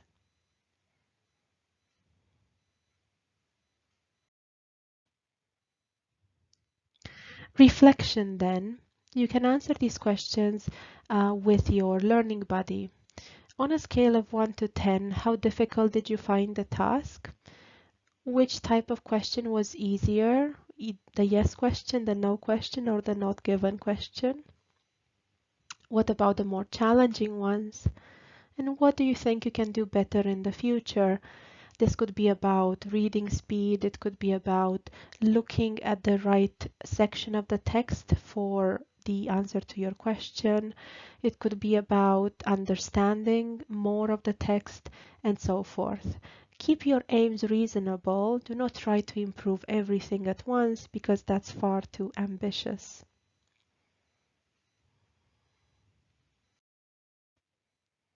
Finally, as promised, these are recommendations of additional resources that you can use for reading and all other test components for that matter. So there's the official IELTS resource books set, which has reached number 16 at the moment. This will continue, so it will not be the final number. So these are practice tests that come from the official source. The only problem is that each book tends to be quite expensive, so you might only get, for instance, 4 practice tests and pay around £20 for the book, which isn't exactly fair, I would say. A more reasonable alternative would be the set of books designed by Simone Braverman and her team. Now, these are very good books. I think for academic IELTS, there are 6 at the moment. Each of them have 5 practice tests that include listening transcripts with the answers underlined. They also include recordings of candidates doing speaking tests. And alongside these recordings, you also have the examiner's comments on speaking performance, noticing what the candidate did well and also what they still need to improve. Now, this is tremendously important information for you to get a hold of. So I would say these sets of books are even more valuable than the official IELTS ones, which are a bit more limited in what they have to offer. You can find the latter set of books on Amazon. I don't recommend that you buy new books. You can buy previously owned books for around £5 or £10, but that's a much better price than £20 or more for each of the official IELTS books.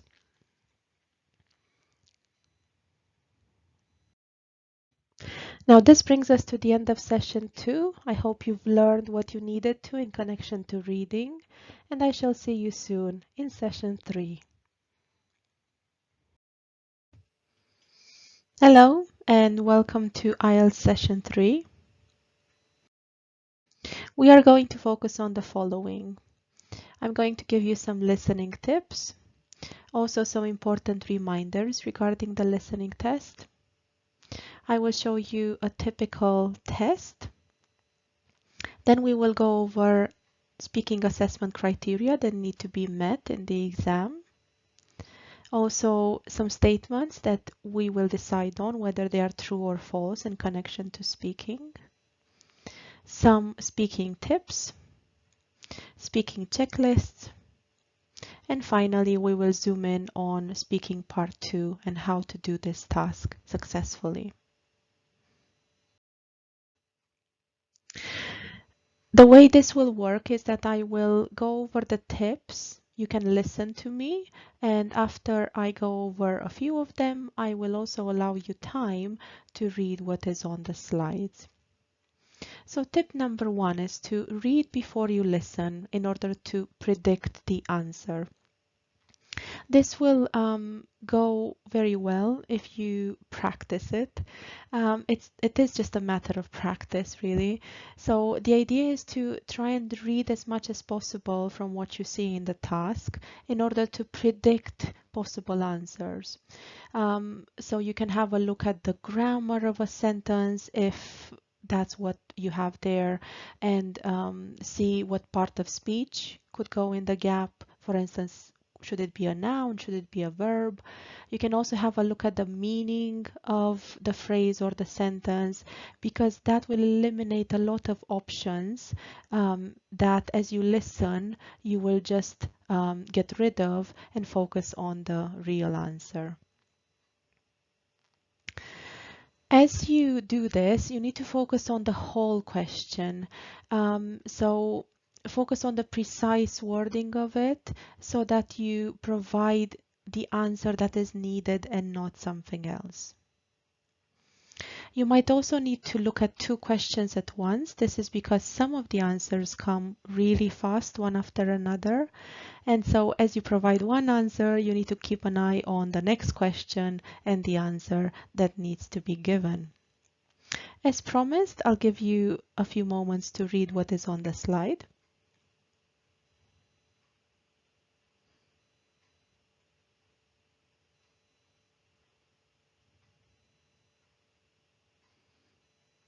You can also pause the recording.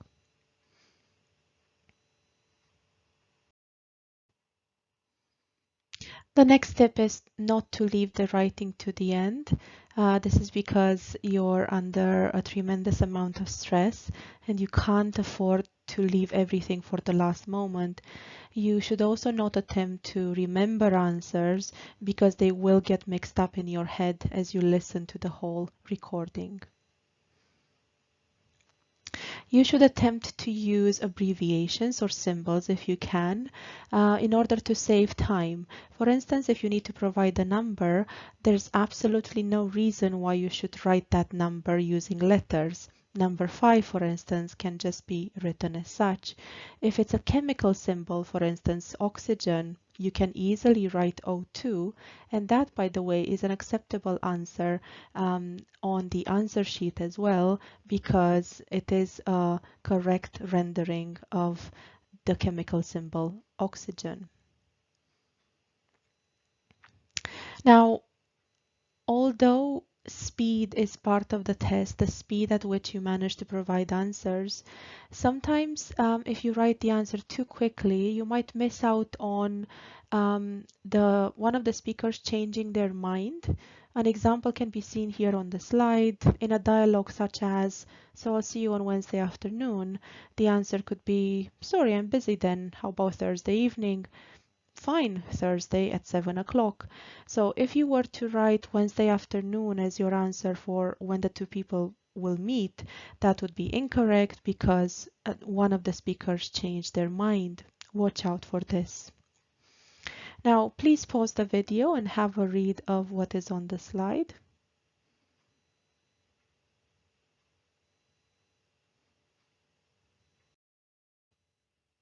The next tip is to check your spelling.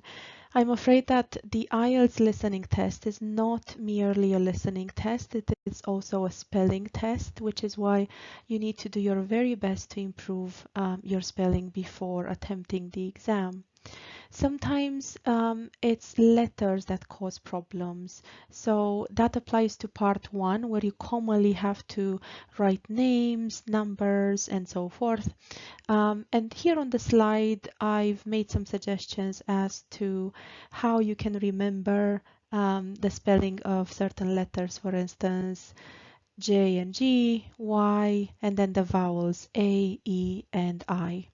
I hope you find this useful, but remember that in the end, it's all about you and the associations that work for you.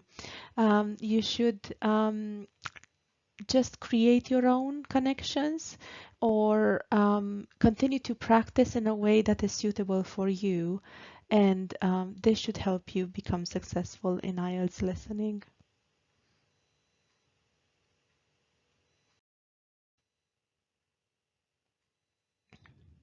Now, a very important tip, I can't emphasize this enough. Do not leave any blank answers, because this shows lack of effort and whoever checks your test will not be pleased about it. More importantly, you never know, you might be lucky and get the answer right simply by chance, and you need to take that chance no matter what, especially if it's a multiple choice answer choosing between A, B, C, and D. Write something, go with your instincts, provide an answer that can be checked, and as I said, sometimes you get lucky. You should also listen for repeated information. Sometimes this is provided in order to emphasize an answer, and you should just pay attention to this detail. Look for clues in the question.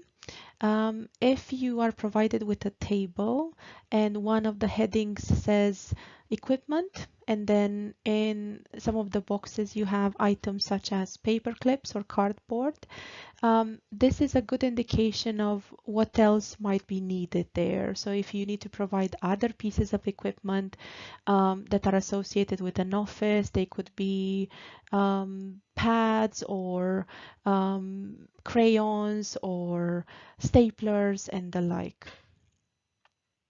Take a moment to read what is on the slide.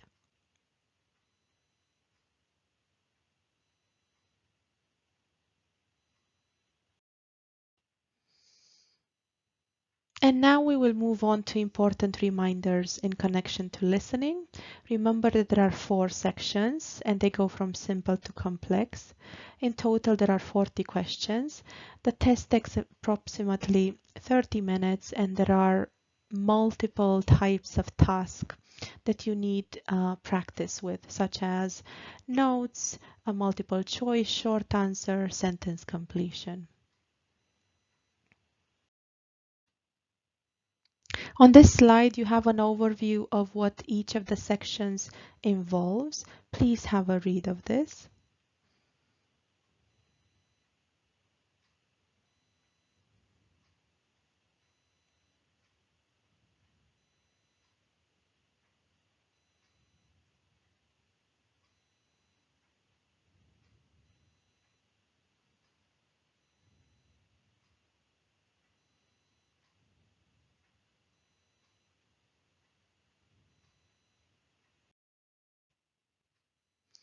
Also remember that each section is heard only once, so you only get one chance to provide correct answers.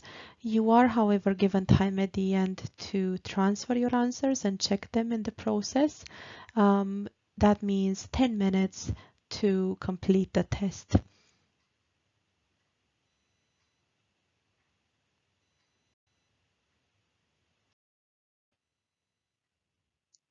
Now, this is the layout of a typical test. This is the first part of section 1, so questions 1 to 5. Please notice the way instructions look because this is crucial. It says no more than 3 words. This is what you need to provide.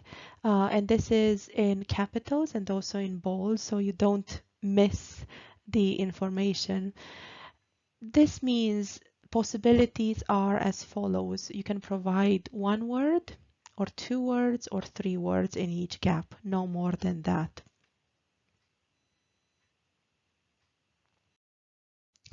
This is the second part of section 1. Instructions are the same. You need to write no more than 3 words. Notice that you are provided with a diagram in this part of the recording, and that's often the case with sections 1 and 2.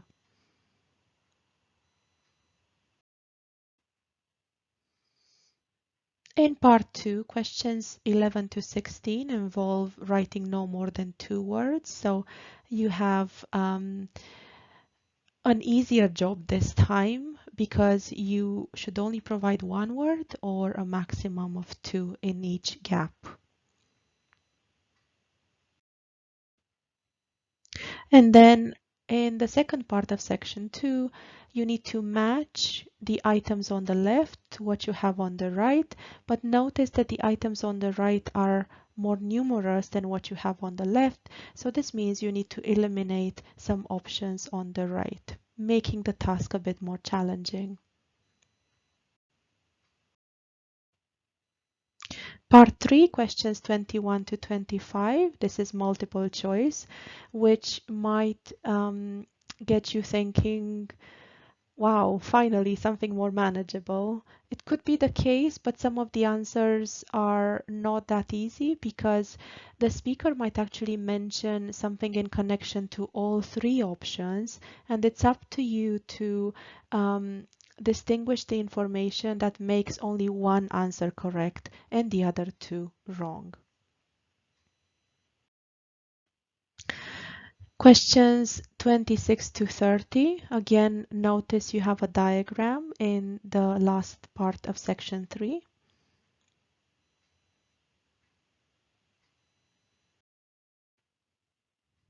And then part 4, questions 31 to 37, you need to provide no more than 2 words in each gap.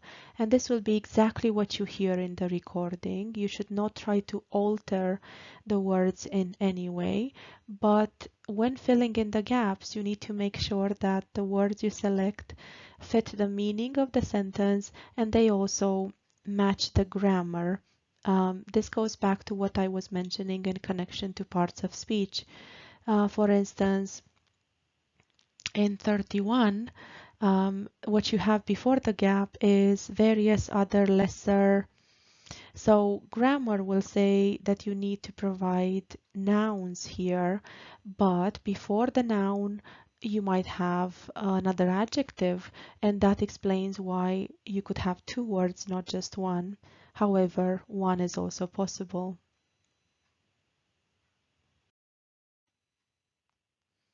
Finally, we have questions 38 to 40, where you need to choose 3 of the letters and write them in any order on the answer sheet.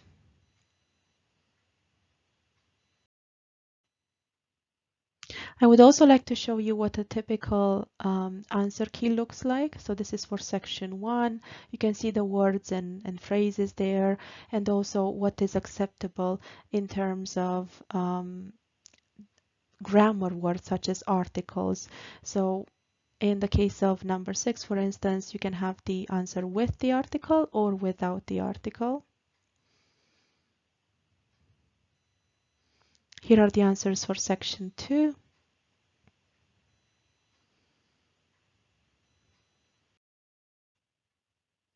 Section 3.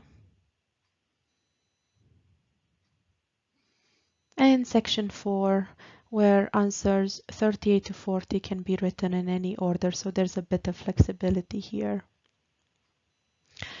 This is it for now. I hope you found this bit of the session useful. I shall see you in the next part. In the second part of session 3, we will talk about speaking assessment criteria first, and there's a task for you to do, you and maybe your learning buddy. Now what I have here is a description of the criteria. As you can see, there are 4 of them, and your job will be to try and figure out what these criteria are called.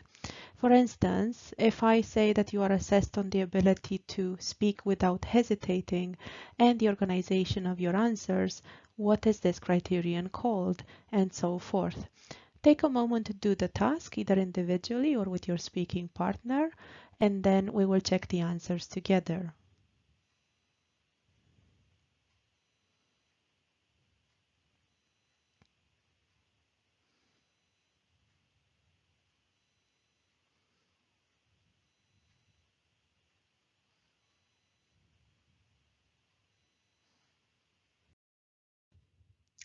All right, then, these are the answers. First of all, we have the criterion of fluency and coherence.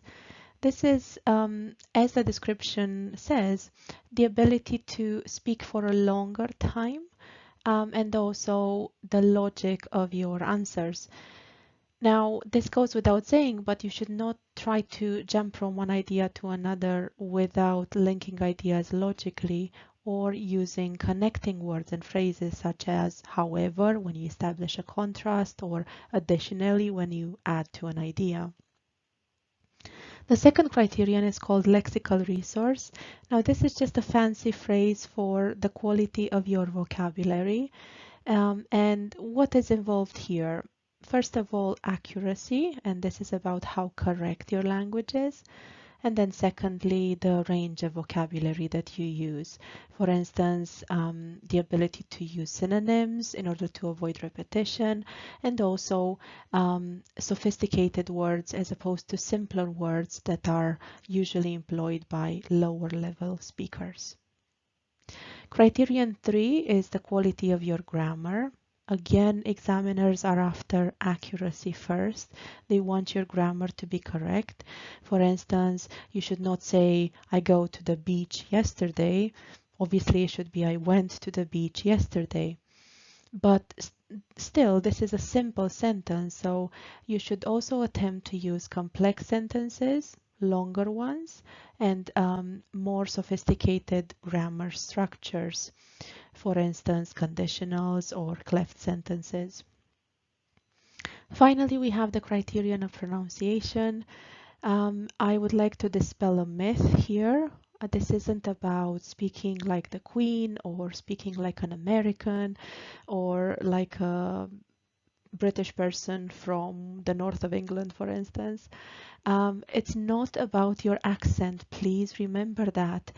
It is about how clearly you speak and how well you are understood by anyone in an international context. This is what we're after, and if we don't struggle to understand you at all, you might very well get full marks here. So you should be at ease regarding this criterion.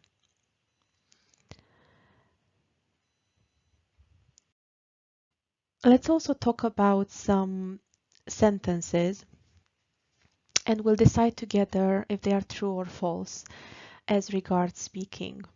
And actually, just like with the previous task, I'll ask you to do this individually or with a speaking partner. Mark each sentence true or false, depending on what you believe it is, true or false. I'll give you a few moments, so you should pause this recording before I check the answers with you.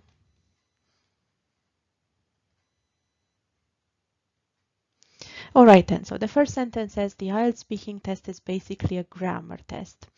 I'm pretty sure you said false here because as discussed, it's not just your grammar that is assessed, meaning you should not become obsessed with grammar and solely grammar when it comes to IELTS preparation.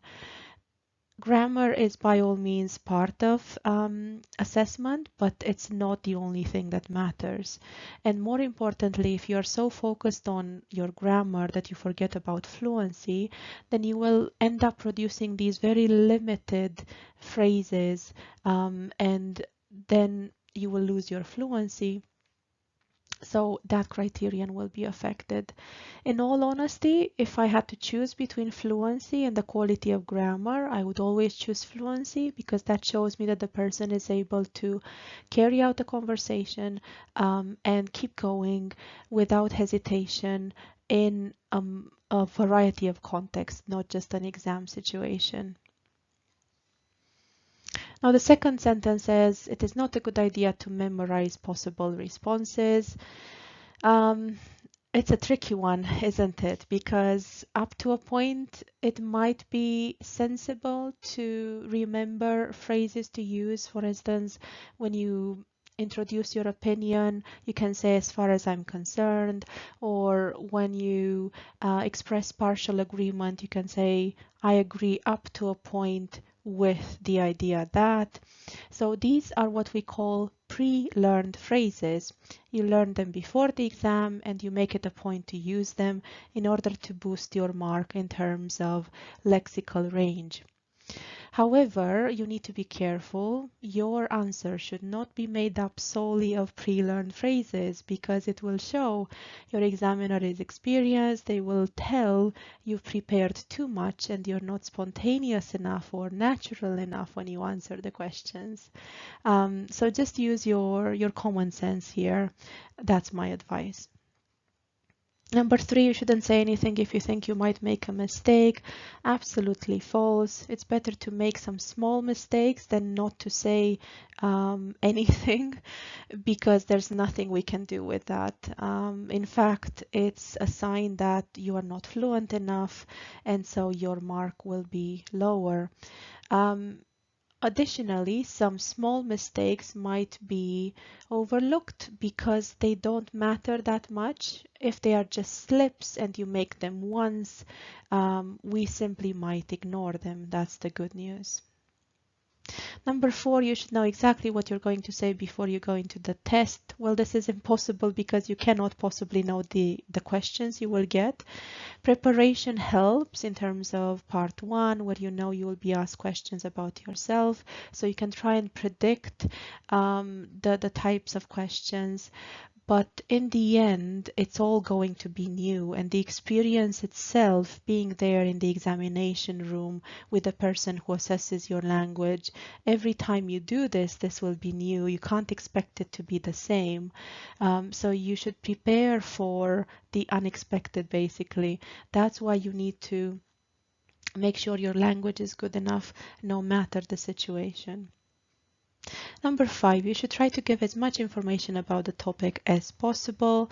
Absolutely. In part 2, for instance, it's a good idea if you keep going and then the examiner has to stop you because you've exceeded the time available. That's actually a very good sign. It means you not only filled up the time, but you were able to say more, and this is what we want to see. Nonetheless, be careful about what we call digressing or going off topic, because it's not just about fluency. You still need to keep to the topic, and if you don't, then the information you give might be deemed irrelevant and you will still be marked down. Number 6, the interviewer always asks the same questions. You might have marked this as false, and it is indeed false. We have several lists that we can ask questions from, and quite a lot of flexibility in terms of which questions we choose, the combinations of questions, sometimes the way we phrase the question. If we are dealing with a lower level candidate, we might simplify the question a little bit. If it's a higher level candidate, we ask a more sophisticated question because we know the candidate is able to deal with it. 7, a panel of assessors will listen to the recording of your interview after the test. Do not worry, this is false. It's only one examiner that is responsible for your test normally. There are such things as checks to ensure that examiners do their job properly. But it's quite uncommon for recordings of specific interviews to be made available to a panel of assessors. It might just be part of the standardization process that examiners have to go through, but normally it's just you and the examiner in the room. You are not recorded, and your recording will not be passed on to a third party. Number 8, you shouldn't ask the examiner personal questions. You should be friendly when you enter the examination room, say hello, try to be as natural as possible, but when it comes to details such as where the examiner lives or where they are from or anything like that, I would advise against asking such questions because they cannot answer them. It's you who's being assessed, and you who needs to provide the answers. The examiner will simply do their job and not really provide personal information about themselves. Number 9, you are assessed on an overall impression of your speaking ability. Another tricky sentence. You might be surprised to learn that this is in fact true. Yes, we spoke about the 4 criteria involved in assessing your speaking, and each of them matters. They add up to a total score, but that score or band does depend on the overall impression we get when we hear you speaking. For instance, your grammar might be a bit less satisfactory than your lexis or your pronunciation. But if overall we are pleased with the quality of your speaking, we know you're a strong speaker, we might give half a band more because of that. Whereas, let's say you do have very good grammar and you produce correct language, but just not enough language, then you might get half a band less because of a lack of fluency and the ability to extend answers whenever possible. This is what we mean by an overall impression of your speaking ability.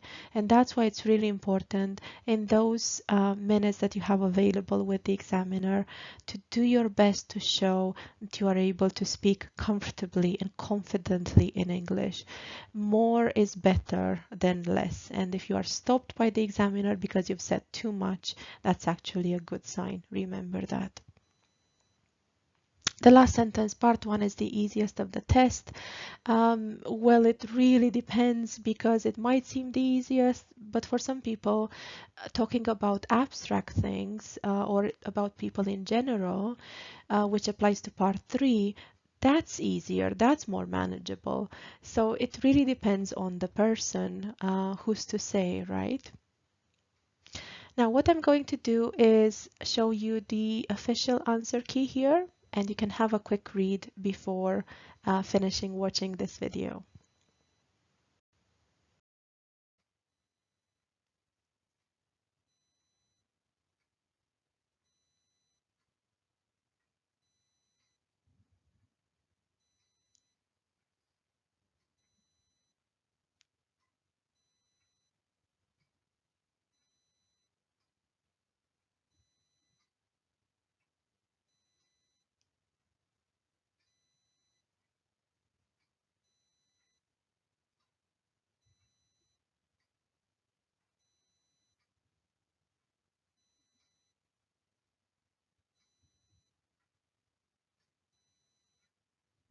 You can also pause the video if you haven't finished reading.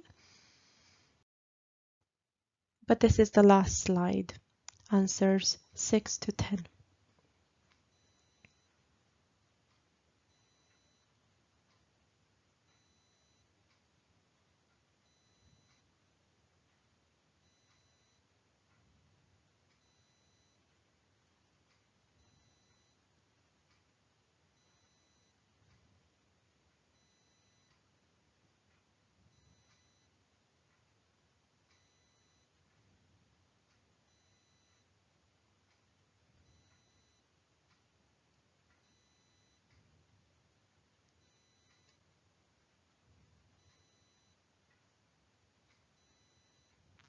There we go. I hope you found this bit of the session useful, and I shall see you in the next one. In the last part of session 3, we will zoom in and focus on speaking part 2. We will see what a typical task looks like, how it can be dealt with in an effective manner. We will also take a look at a candidate's performance, a real candidate's performance, and the IELTS band you would give this candidate, after which we will try to improve their performance and then also do some additional practice with speaking part 2. As you can see on the slide, the task is about describing something you own, which is important to you. The sub-points that need to be covered are where you got this object from, how long you've had it, what you use it for, and then explain why it's important to you. So what I'll show you now is an example of my own. I will focus on a book called Jane Eyre. If you haven't read it, I hope you get the chance to. It's written in Victorian times, and it's about, well, a woman who meets someone special, but there are complications as always in love stories, and I won't spoil the ending for you, but I can only say it's an extraordinary book that is not only about romance. I think it has some life lessons that it teaches us as well. So when I first read it, as you might remember from session 1, I was quite impressed with it. It's still one of my favorite books. Now, on to the sub-points that I need to cover. I can say that I got it from my mother. I've had it since I was a teenager. Obviously, because it's a book, I try to reread it whenever possible, or it's simply in my possession. And why it's important to me? Well, because the story is impressive, as already mentioned. The book has this sentimental value since I got it from my mom, and it was during the time I was at university. That's another time I cherish. So these are two powerful memories I associate with the book. In terms of the future, I would like to pass this book on to my children. So let's analyze what I did here, because this is about predicting the expected language when you're given such a task. For example, in connection to the first subpoint where I got the object from, some past simple tenses, some past simple verbs are expected here. It could be in the active, or it could be something in the passive. For instance, you can say I inherited from, or I got it as a present from, or in the passive, this was given to me by. The second subpoint will ask you to probably use present perfect, followed by since and the past moment, for example, 1996 or another year. Or you could also use for plus a period of time. It could be for 12 years or for 6 months or 3.5 years, really. Other phrases you can use would be, I'm happy to say it's been in my possession since, or it hasn't left my side since, for a bit of variety. The third subpoint would ask for a mix of present simple and present perfect, what you use it for. So you can use phrases like "it has proven particularly useful as a," or "I often use it as a," or "it's not without its advantages as." When you explain why it's important to you, you can focus on the present and the future. So I've written here, "I can't imagine what I'd do without it because," or a simpler phrase in the present, but it's still a powerful one. "It has sentimental value." You can also use would structure. "I'd like to pass it on to my own children." Or circling back to present simple, "It reminds me of very happy times." Now you see what is achieved here. You have this great grammar combinations. No, you're not just using one tense, for instance, the past or the present. You're using a variety of tenses. There isn't repetition because you mix things up. You have sophistication as well. For instance, the phrase "I'm happy to say it's been in my possession since" is quite sophisticated, so it will get you marked up in terms of the language that you use.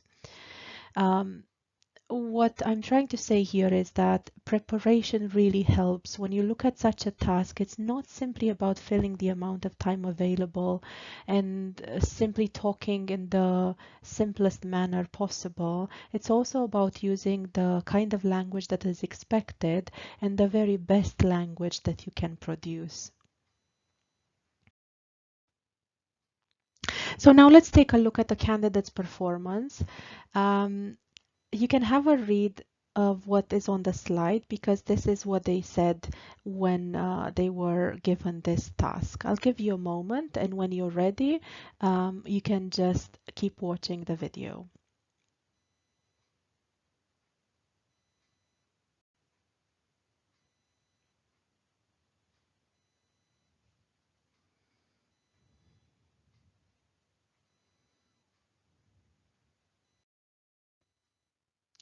Now I'd like to ask you what IELTS band you would give this person. Have another look at the previous slide and then decide either individually or with your speaking partner. From 0 to 9, what IELTS band does the candidate deserve?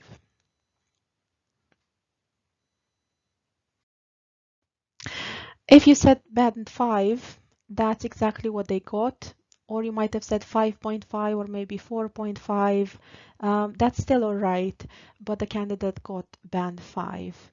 Now, the reasons are quite obvious, I'd say. The fact that they repeated themselves, they didn't fill up the amount of time they had available, they didn't understand the follow-up question. So overall, there's a great deal of improvement that can be made to their answer. Um, and this is what I've done with it. I've made some corrections in terms of the language, and then I've added some ideas.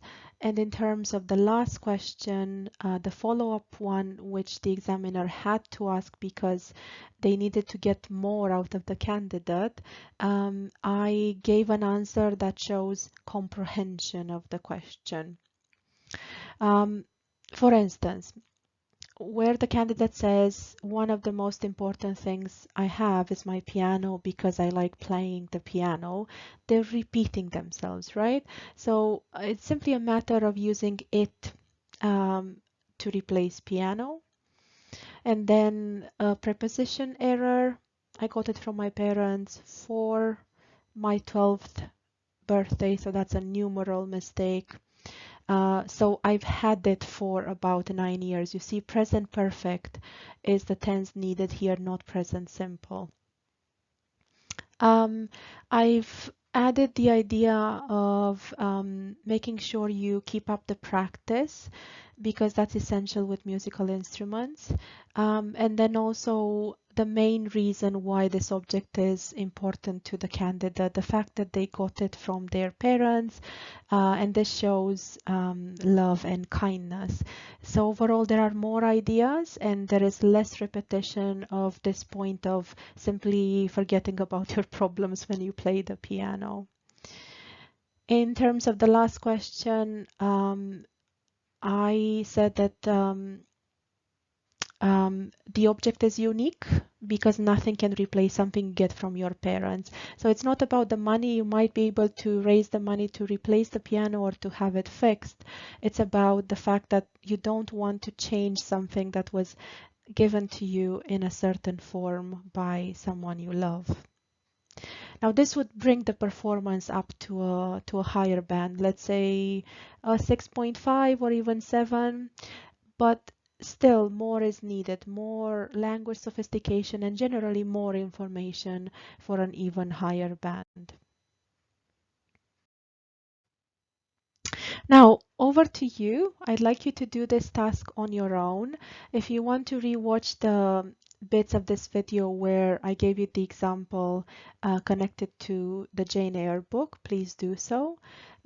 Make sure you make notes for 1 minute and then you speak for up to 2 minutes on this topic, covering all the subpoints that you see. Good luck. I'd also like you to attempt some additional practice with your speaking partner. You can take turns doing the task and maybe giving each other a bit of feedback in light of what was discussed in this bit of the session. So you have this task focused on a piece of advice you recently received. It doesn't have to be good advice necessarily. It can be maybe advice that you didn't feel great about, so that's fine. Do the task, give each other feedback, and then there's one more that I'd like you to do. There we go. Describe a journey that didn't go as planned. So again, this is a rather negative experience. Remember, you don't have to talk about something that actually happened. You can make it up for the sake of doing well in the test. So you can invent some details that show the trip didn't go as planned. No one will check, and in all honesty, no one cares really. This brings us to the end of session 3. I hope you enjoyed learning some new things about listening and speaking. And I also hope you have made some progress by now. If you do the tasks after I explain what is necessary in order to perform well in them, you should feel this already. And remember the importance of working with someone who can give you feedback. It can be a speaking partner, a learning buddy, or even a teacher. Thank you, and I shall see you in the next session. Hello. Let's talk now about top 10 speaking tips. The first one simply being listening to and answering the question. It's a straightforward tip, but you need to be careful about this. Always pay attention to the question you are asked and don't provide an answer that doesn't answer the question. For instance, if you are asked about the sports that you played as a child, it would be inappropriate to talk about your childhood in general or the friends you had as a child and whether you still keep in touch with them and all of that. Even if you are fluent, even if your language is sophisticated, your answer will not answer the question, so you will be marked down. After I talk about each tip, you can take a moment to read what is on the corresponding slide. So pause the video and then move on.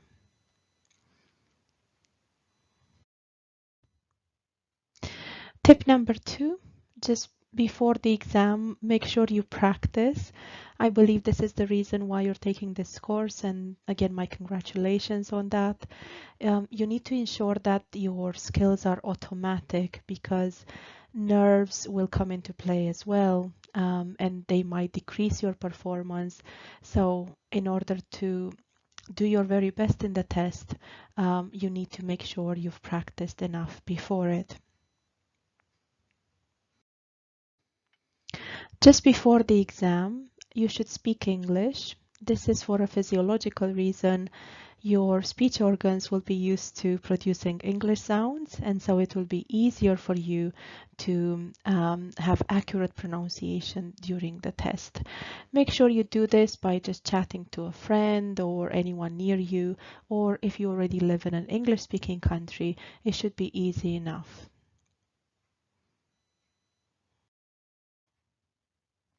Tip number 4, extend your answer appropriately. If you are asked a question about the languages that you speak, it's simply not enough to mention them and then stop. An example can be seen here on the slide. Just saying Chinese and English is insufficient.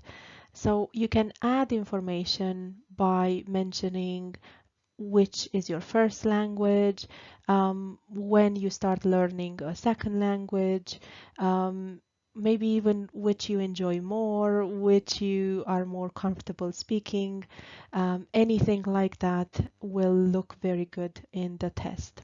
However, make sure you don't go off topic, and also make sure that you don't generally produce more than 3 sentences in a part 1 task. Tip number 5 is to make eye contact, because part of communication is making sure that your interlocutor is aware of your non-verbal skills. So by all means, attempt to look at the examiner as much as you can.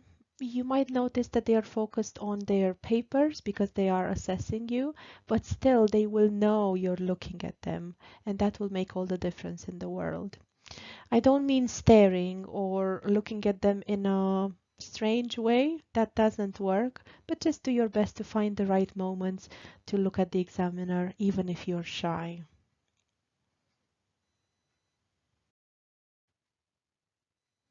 Number 6, we've spoken about this already. Try not to learn too many answers or pre-learned phrases, because they will reduce your spontaneity. Remember, listen to the question, answer it, and in the process of doing that, be natural and spontaneous.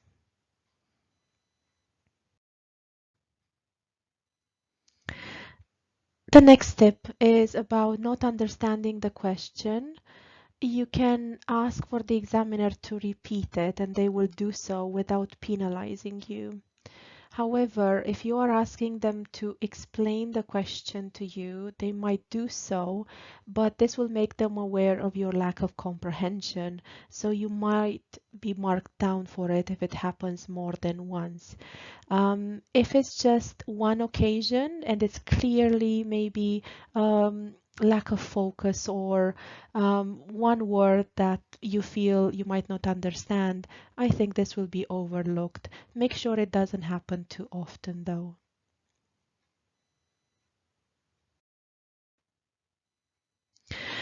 Tip number 8 is about repeating or reformulating the question in order to buy yourself thinking time.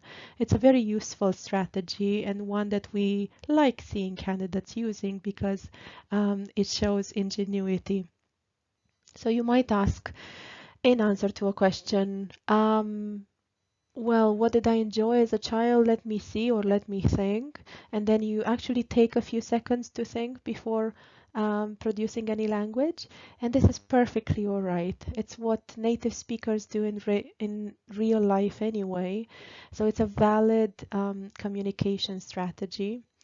You might also say, oh, this is a very interesting question, or it's a question I've not considered before. However, make sure this sounds natural, because if it sounds a bit robotic, we'll know that you're only saying this to buy yourself thinking time. And also, if the question is not that interesting, don't call it that. If I'm simply asking you about the name of your childhood pet, that's not a fascinating question, so there's no need to call it that, to say, oh, that's the most interesting question I've ever been asked, because I'm not sure it is. So make sure whatever you say to buy yourself thinking time is appropriate.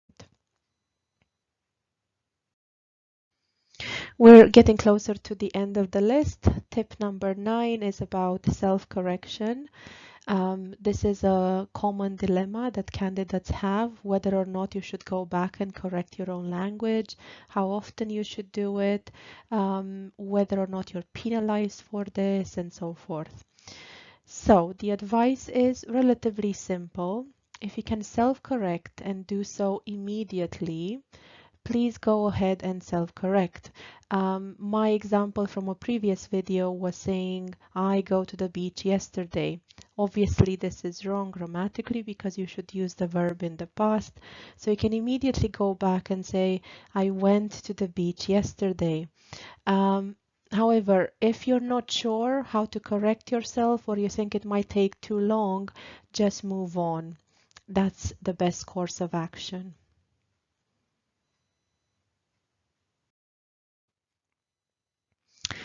The final tip is to not relax too much because it's not a conversation. It is advisable that you relax enough so as to produce the best language you can and perform to the best ability in the test. However, if you come across as too friendly, too relaxed, as if you're chatting to a friend and you don't show proper respect to the examiner, that's not the right attitude. So make sure you don't go into the examination room looking like you're going to a party or you're just chatting to someone you've known for a long time, because the situation is different. Also keep in mind that you will be speaking for most of the time, and that's the way it's supposed to be, but this is unnatural compared to a regular conversation where one of the people produces maybe 50% of the language and then the other one about the same. There you go. You have 10 speaking tips. I hope they clarify some of the questions you might still have about speaking. And remember to go over them by both listening to me and then reading what is on the slides. Now, I also have some nice checklists for you for each part of the speaking test. And for part 1, you need to ask yourself these questions. Did you answer questions naturally? Remember, listen to the question and answer it naturally. Did you extend your answers whenever possible, but not so much that you maybe produced an answer that became irrelevant at some point? So, did you stop after 3 sentences? And did you show enthusiasm and confidence? By this, I don't mean you should be ecstatic or overjoyed, because everyone has their own speaking style. You might have noticed that my own speaking style shows calm, but I am still a confident speaker, and I still show passion by smiling or emphasizing certain words. So by all means, be yourself, but show confidence and enthusiasm in your own way. As regards part 2, the questions would be, did you make notes? Remember, you have to. This isn't optional. You are invited to make notes. So the examiner actually looks in on you while you do this. They don't check your notes, they don't look at them, but they know they are valuable in terms of not forgetting to cover one of the subpoints in the task, or simply to make sure you remain confident throughout the task, because you can always go back to a detail you didn't elaborate on, or look at your paper and find something else to talk about in order to fill up the amount of time available. Now, were your actual notes short? You should not attempt to write full sentences, and maybe produce a total of 10 words, which could be actual words or they could be phrases. Did you refer to your notes as you spoke? Because that's why they're there. It's not a sign of weakness if you do, because this isn't supposed to be a memory test, and the notes you made are actually supposed to be used. Were your notes easy to read? For yourself, obviously. Just make sure your writing is intelligible to yourself so you can employ the notes effectively. Did you make sure you answered all parts of the question and you didn't forget about any of them? Because if you did, then unfortunately you will be marked down. Also, did you fill up the available time? When you do practice, it's really important to time yourself to ensure that you speak for at least a minute and a half on the topic, ideally two, because you might actually be allowed to speak for that long in the exam, and it looks really good if you are able to do so. Now, the last question is if you predicted some part 3 questions. For instance, if part 2 was about a holiday experience, in part 3 you could be asked about reasons why people travel abroad or whether staycations are a good idea. Now I know this is difficult to do because you're focused on task 2, but keep in mind at the back of your head there should be this idea of part 3, which is coming, and the types of questions that you could be asked, because prediction helps.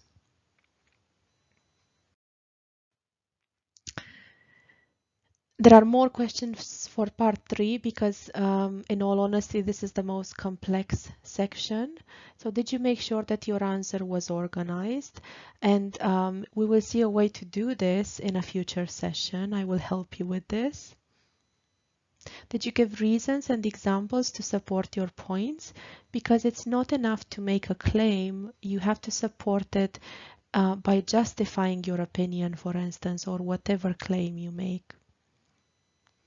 Did you keep the answer abstract or did you give too much personal information like you did in parts 1 and 2? Did you keep ideas relevant to the question? Did you change the words in the question? So we spoke about buying yourself thinking time by repeating the question. You should not do that too often though. When trying to come up with ideas, you can try and reformulate the question or paraphrase it. For instance, if you are asked what are some reasons why people travel abroad, you can reformulate by saying, well, I believe people do this because, or I believe people go to other countries because. So you've just reformulated travel abroad by saying go to other countries, which is fantastic. Not everyone has developed this skill of paraphrasing, but you have done so. You might as well show it off in the exam. Did you avoid repetition?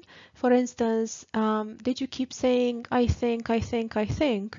Because that can be bothersome. And keep in mind that examiners do this for a living, so they listen to candidates repeating the phrase many times, and it might be the last thing they want to hear. So any phrase you can use to avoid repetition, such as far as I'm concerned, in my opinion, to my mind, for my money, and so forth, will look very good, and it might actually make the examiner's day. Did you use a wide range of grammar, vocabulary, and generally speaking, complex linguistic structures so as to boost your mark in this respect? Because remember, language sophistication is one of the criteria that you need to meet. Did you focus too much on accuracy at the expense of fluency, or the other way around? There should always be a balance between these two. Did you make sure you spoke clearly? Watch out for your pace as well. So was it too quickly or too slowly? Obviously, you might have your own style here, but make sure you don't speak too slowly because that can be boring and it can show a lack of fluency. And if it's too quickly, then even the examiner might have trouble keeping up with you. Finally, were you relaxed enough to breathe properly? For instance, did you take a short pause before the next sentence, or did you speak so fast that you joined sentences up and there was no time for you to breathe properly, no proper rhythm to your speaking, and so the effect was that of hurry in the examiner's mind? There we go. These are the checklists that I wanted to provide you with in order for you to do your best in the speaking test. I shall see you in the next bit of the recording. Hello, and welcome to IELTS session 4. We are going to focus on the following: academic writing styles and conventions. Then we will do practice at both micro level, meaning individual sentences, and macro level, a full essay to deal with. We will also talk about main body paragraph definition, components, and an example of this. We will clarify the concept of topic sentences. I will discuss how to provide supporting details in a main body paragraph, and also how to conclude such a paragraph.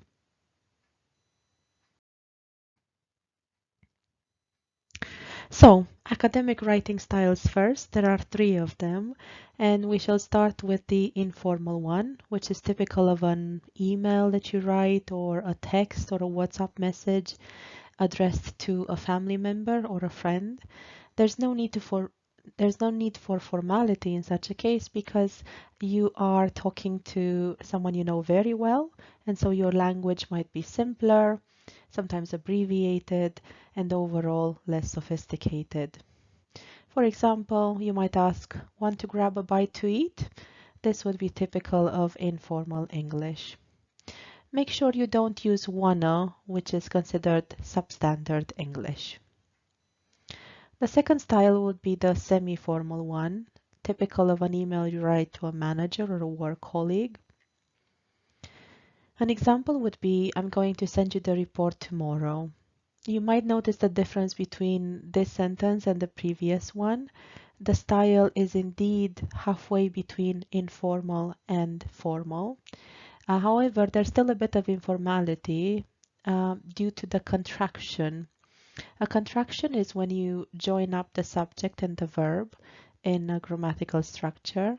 So this is the case in the sentence because it says "I'm going to send you," not "I am going to send you." So this would make the style semi-formal.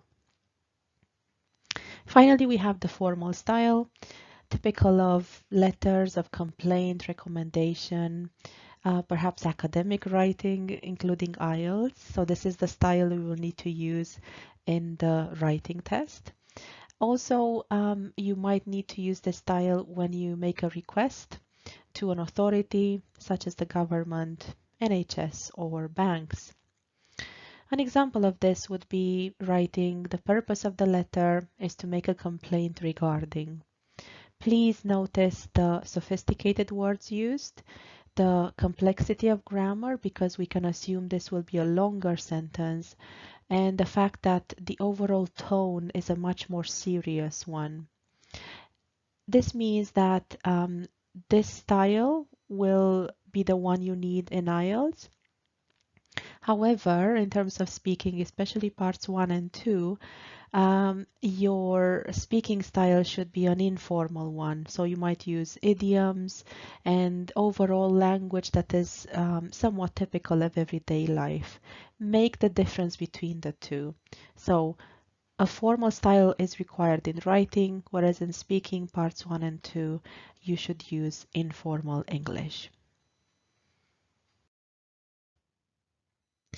On to academic writing conventions now. We will first discuss what to avoid in order to eschew errors that will get you marked down in IELTS. So avoid a word such as "like" for introducing examples. You should use "such as" or "for instance" instead. "Thing" and "somehow" again are not recommended because they are very vague and typical of spoken language.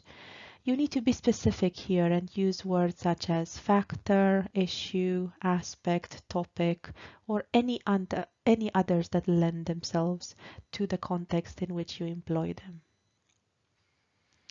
Phrases such as "lots of" or "a lot of" are again not recommended because they are informal. Your solution here would be to use phrases such as a significant or a considerable number or many with countable nouns. When you can count them, you can say one factor, two factors. So a considerable number of factors, you might write. With uncountable nouns which cannot be counted, such as information or advice, you might need to use a phrase like a large amount of time, for instance. Also avoid writing little or big, use small or large instead. Phrasal verbs are on the forbidden list as well, especially get phrases. Be careful about them. So use improve instead of get better and deteriorate instead of get worse. Avoid personal pronouns as well. Now, this is a tricky area because if you are writing an opinion essay, which we will discuss in a future session, then you do need to say, I believe that. But normally, in the case of any other type of essay, you should avoid phrases like I will focus first on or we will focus first on.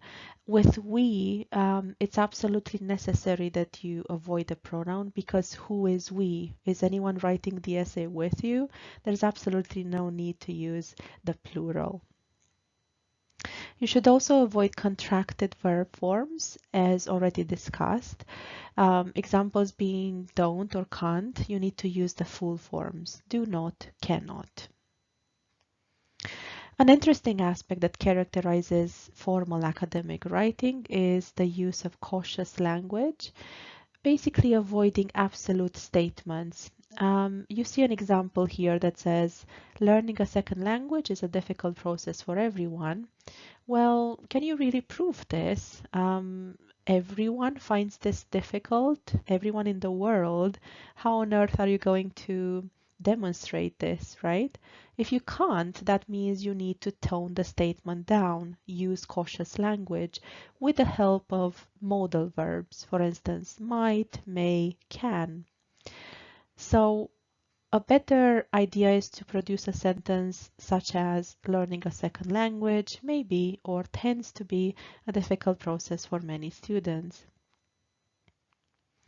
Another point is not assuming that stylistic conventions used in your own language are equally appropriate in English. For instance, rhetorical questions are best avoided in English academic writing. Asking a question such as what can be done about this is unnecessary because you need to be straightforward and give your reader the answer without asking the question. So you might begin the paragraph by saying one solution to this issue is, or some might argue that a solution to this problem is.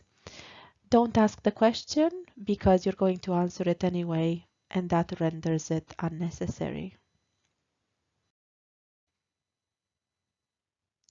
You should also use signposting expressions. Now, this comes from driving. If you are a driver, you will surely know what I mean. If you are not, don't worry because you have been on a road in a car with a driver. Now, on this road, you will have seen signs that either point the way or warn you about dangers on the road. And so you learn to be careful concerning the dangers, or you know that you need to take a detour or anything like that that is essential on the journey. How does a road compare to IELTS writing? Well, your essay is like a road that your reader travels on, and it's your responsibility as the writer to provide your reader with signs so that they know where they are on the way to the destination. You also need to make them aware of any new directions you're taking your writing into. For instance, if you're suddenly establishing a contrast between two ideas, you need to signpost that. You need to say, however, or nonetheless. And so I, as your reader, will know that you're discussing the opposing point of view. This is signposting, and it is crucial when it comes to academic writing. Also avoid etc. and so on. The solution to the issue of avoiding these words is on the slide.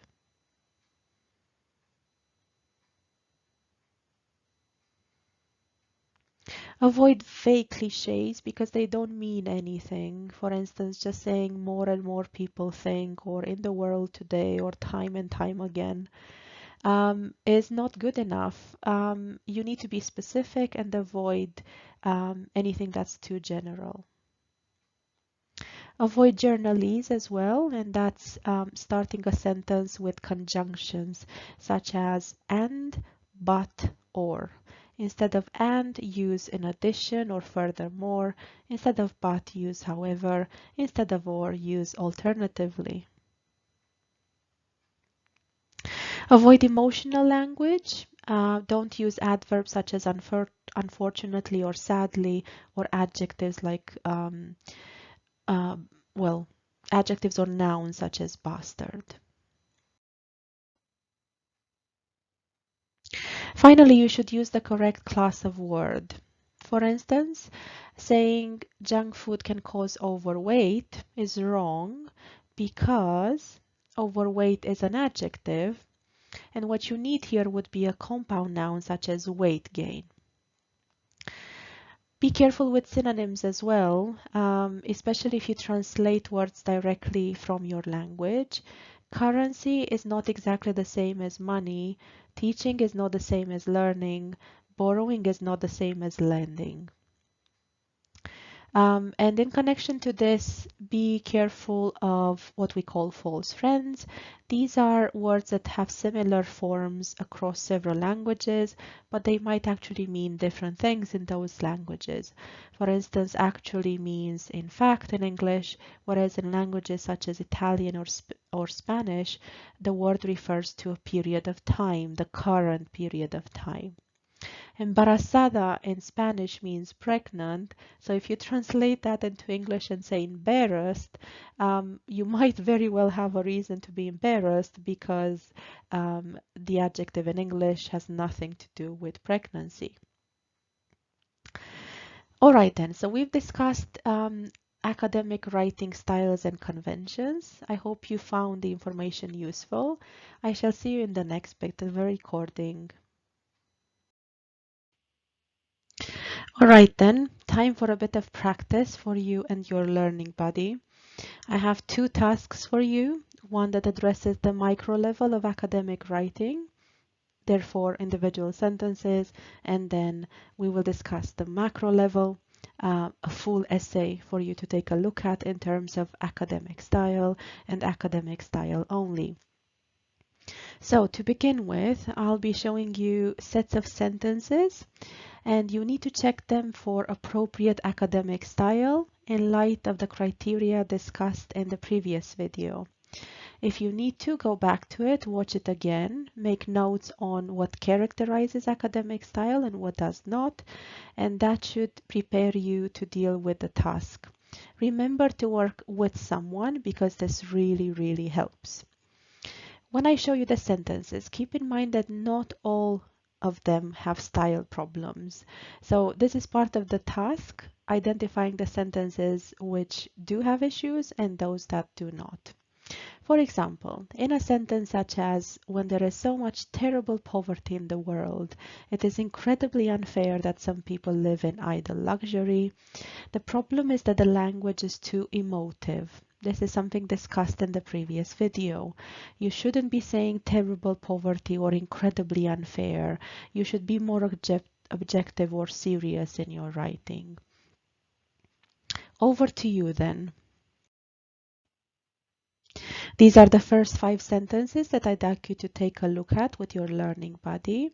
Consider them from an academic style perspective and make any corrections that you deem necessary. When you are ready, check your answers against what I'm going to say for the next slide.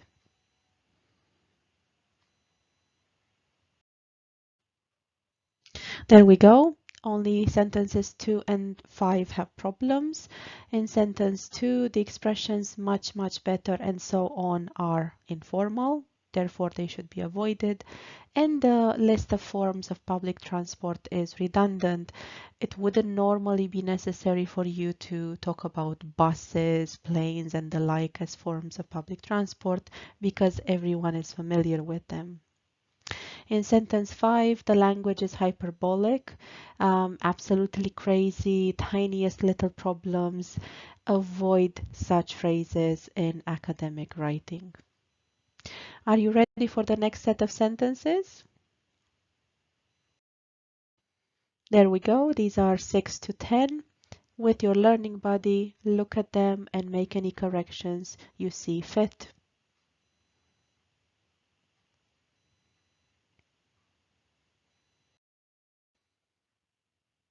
So if you said that sentences 7 and 8 had problems, you were right. Sentence 7 contains pointless personal information. This wouldn't be appropriate even in an opinion essay in IELTS. Whereas the problem in sentence 8 is that you have a set of rhetorical questions, and these are best avoided in academic writing. Having 3 in succession is unacceptable. The final set of sentences is on this slide, sentences 11 to 14. Pause this video and then after you are done, check your answers against what I say for the next slide.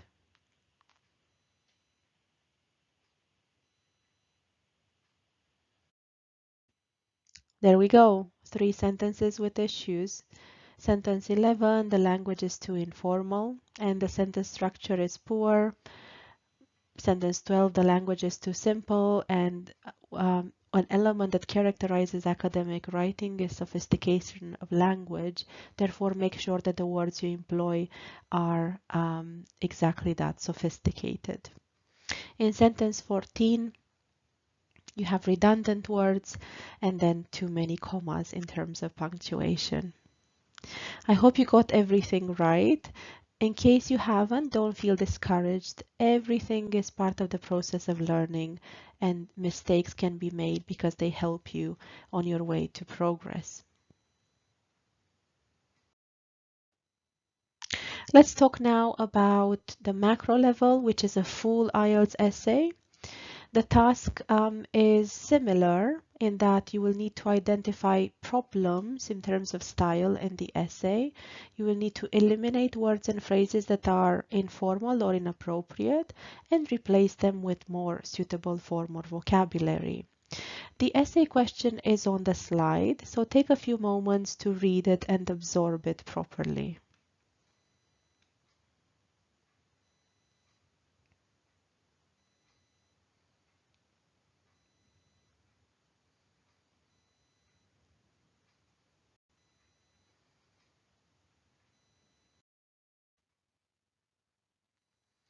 This is the first paragraph of the essay. Again, take a few moments to read it.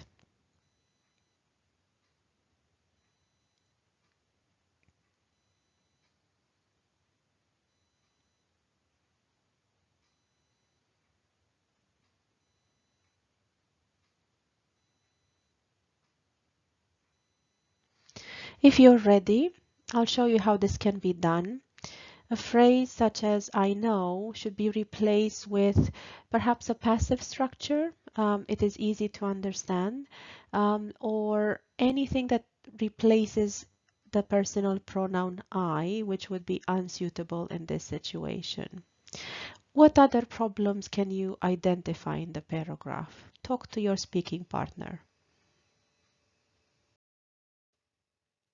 What about here? Same thing, same task. Identify the issues with style and address them, please.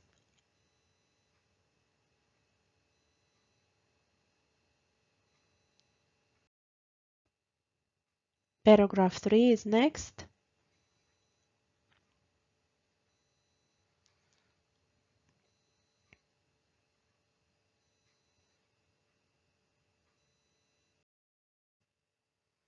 And the concluding paragraph, number 4.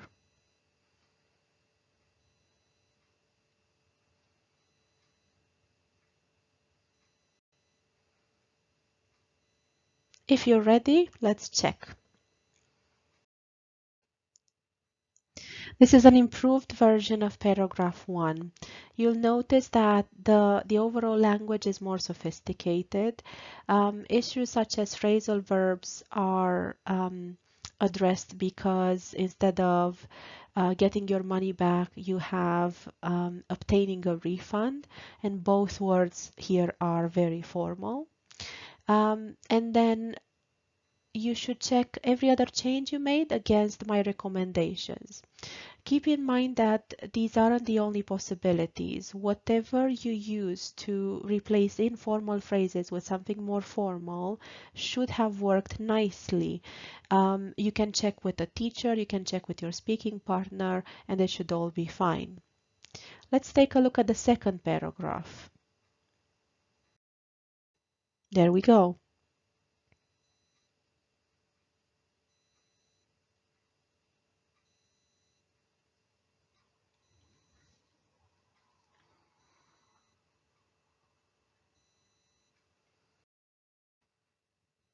Paragraph 3.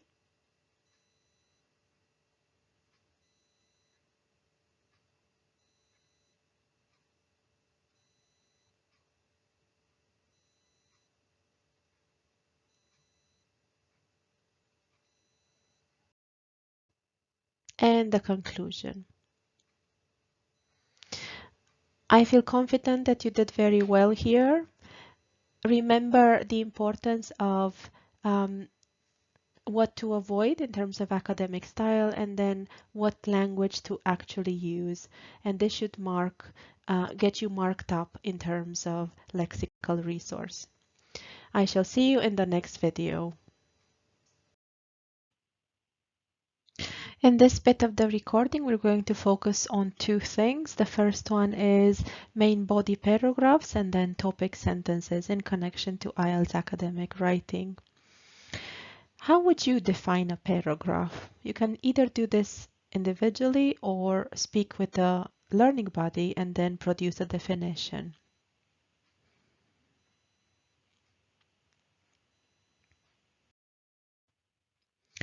Well, a main body paragraph would be a small piece of writing that focuses only on one idea. That idea is then explained or developed in the paragraph. So the length of the paragraph depends on the complexity of the topic.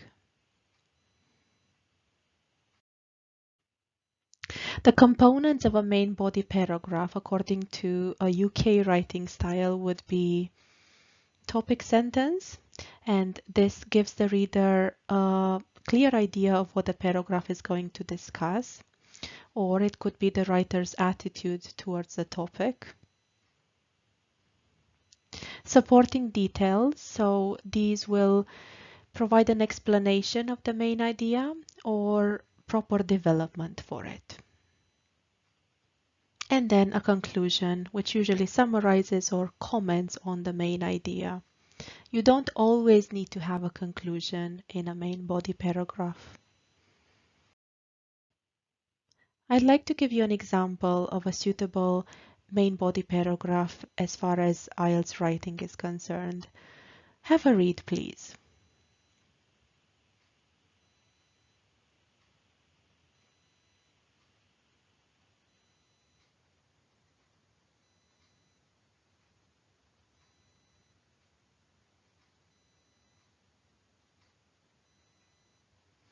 Please notice how all three components that we have discussed are present in this paragraph. There is a topic sentence, for example, which focuses on ways in which parents can encourage their children when it comes to education. This idea is then developed through examples, and then we have a conclusion that restates the idea of the paragraph in a suitable manner.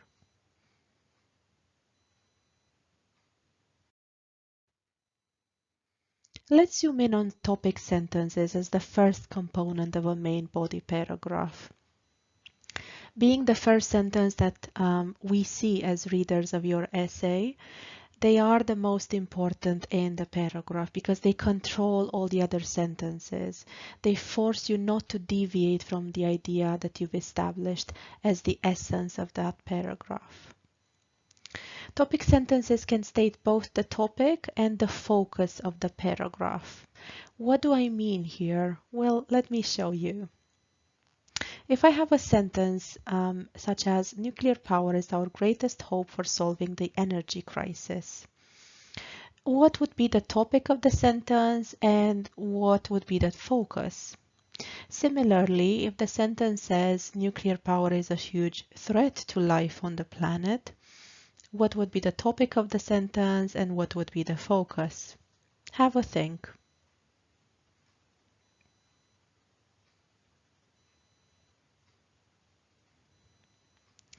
In the first sentence, the topic is nuclear power and the focus is a positive one because we think of nuclear power as our greatest hope for solving the energy crisis. In the second sentence, the topic is the same, still nuclear power, but this time we're giving the paragraph a negative focus because we think of nuclear power as a huge threat to life on the planet. Do you see the difference? Do you see how in the first paragraph you would need to keep the message positive, whereas in the second one you'd need to focus on the negative?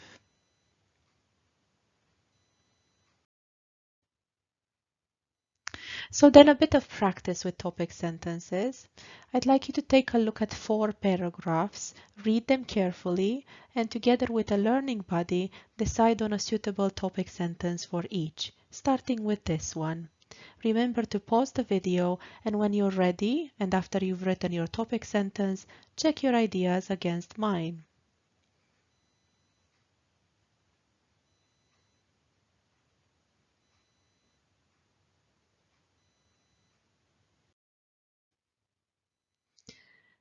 This is what I have written. I said the customs associated with giving gifts vary from country to country. This topic sentence is suitable because it reflects the entire paragraph and the example it provides to support the topic sentence. I hope you have something similar.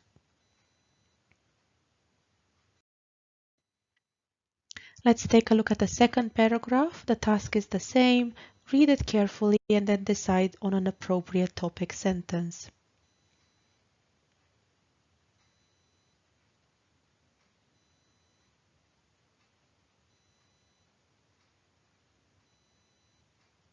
Are you ready?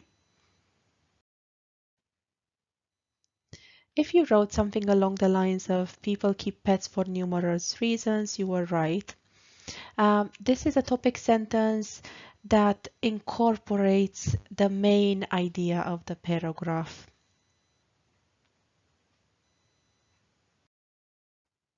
On to paragraph 3, same task.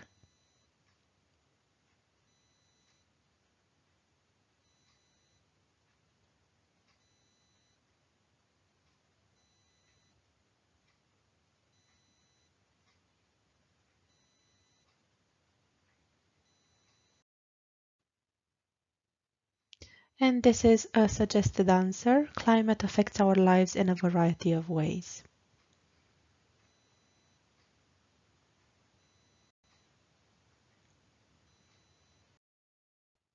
Final paragraph. Have a look and decide on a suitable topic sentence.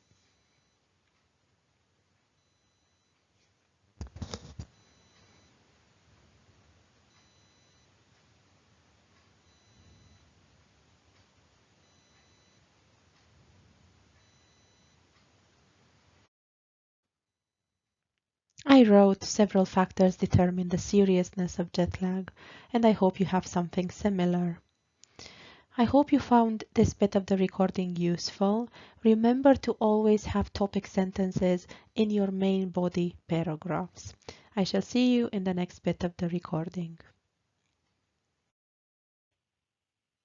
Time to discuss supporting details and concluding sentences. This will be the last part of session 4. Supporting details do exactly what the name says. They provide support for the topic sentence through reasons, facts, and examples. You need to make sure that you provide sufficient evidence to prove the point made in the topic sentence, and then you should ensure you don't repeat yourself, simply restating what is in the topic sentence or providing details that are too vague. A task for you and your learning buddy then. In the paragraph that you see on the slide, what do you think are the supporting details?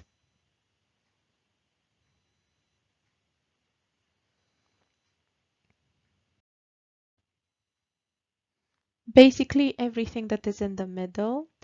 If the topic sentence says vegetables and fruit are an important part of a healthy diet, this needs to be proven, and it's proven through the justification that you see in the middle of this paragraph.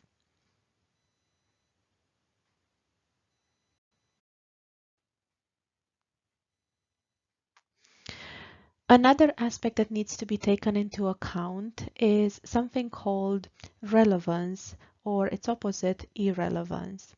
Now, any detail you include that is not relevant to the topic sentence at the beginning of each main body paragraph needs to be eliminated. For instance, in the paragraph that you see on this slide, what is one irrelevant sentence? A sentence that doesn't belong in the paragraph because it's not connected to the topic sentence.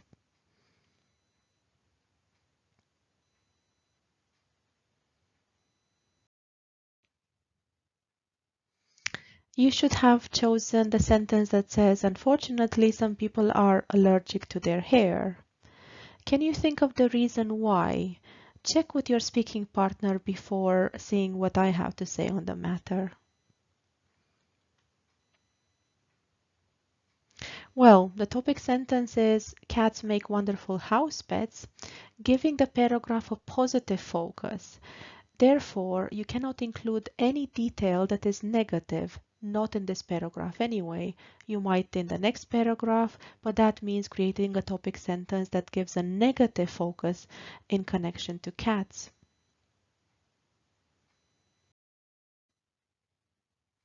What about here?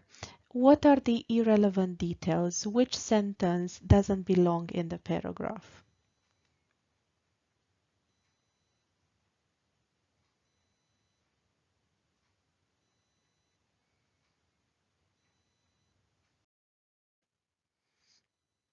This one, my favorite kind of car is a convertible. Apart from being a very personal detail that should not be shared in a formal paragraph, the sentence doesn't belong because it's not connected to the topic sentence. I feel confident that you got this right. The next paragraph, the same task. What is the irrelevant sentence?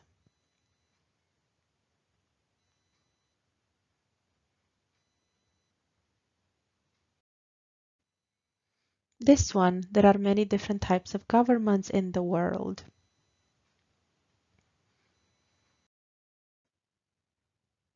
What about here?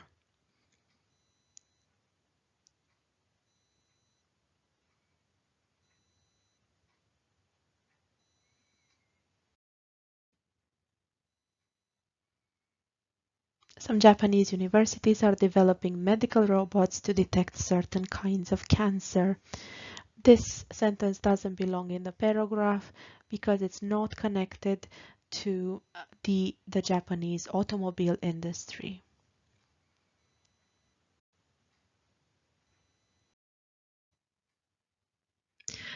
Finally, concluding sentences that naturally end a main body paragraph. They can do so by summarizing the points or simply making a final comment on the topic. Remember, however, that as previously stated, concluding sentences are not always necessary. You might go without one in a particular main body paragraph. So a task for you to do, if you read this paragraph, please provide a suitable concluding sentence for it.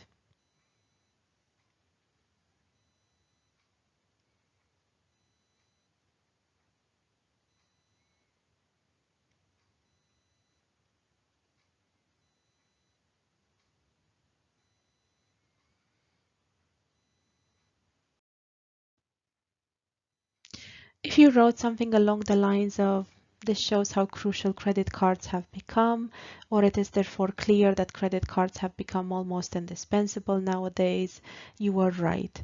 So this wraps things up for the reader. The concluding sentence restates the topic and draws a natural conclusion based on what you wrote in the paragraph. This is it for now. Thank you for all your attention, and I shall see you in the next recording.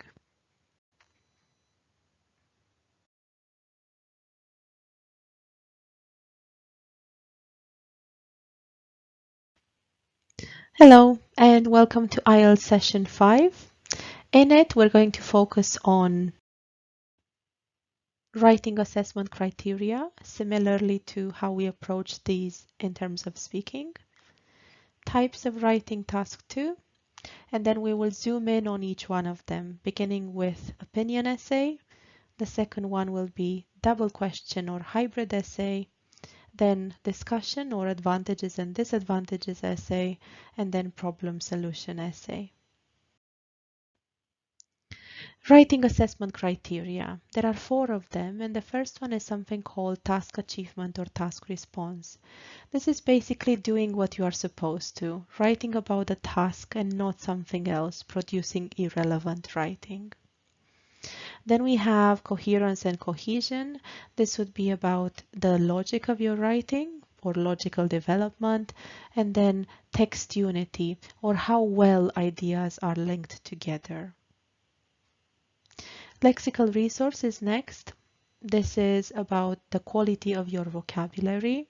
It should be both correct and complex. The same goes for grammar. That's why we have the criterion called grammatical range and accuracy, because it's about the sophistication of your grammar, its complexity, and of course how correct it is. So before we zoom in on each type of writing task 2, let me recap what these tasks are or can be.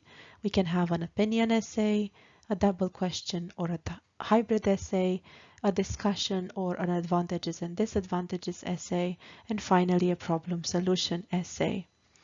Thank you, and I shall see you in the next bit of the recording. Time to talk about the first 2 types of essay, the first being the opinion essay. Typical questions for it would be, what is your opinion? Do you agree or disagree? Or to what extent do you agree or disagree? These are illustrated in the examples that you see on the slide. Please have a read.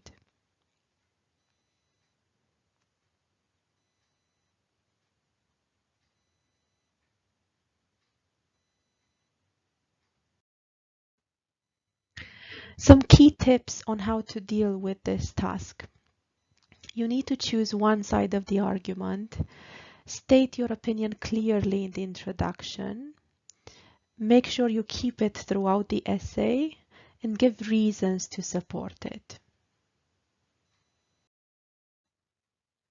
The recommended structure for this essay, and this has to do with every paragraph you produce, would be in the introduction, paraphrase the task, always use different words than in the task, not the same ones. Give your opinion and then state 2 supporting reasons, which will then be elaborated on in the course of the essay. In the first main body paragraph, begin with a topic sentence as previously discussed. So this would be the first reason why you hold that view. Then you would explain the reason and perhaps provide an example. You may or may not have a concluding sentence here, up to you. Same goes for paragraph 3 or the second main body paragraph. The topic sentence would outline the second reason why you hold that view, after which you would offer an explanation and/or an example. In the conclusion, you would summarize your opinion and the key reasons discussed. I would also like to give you an example of this type of task.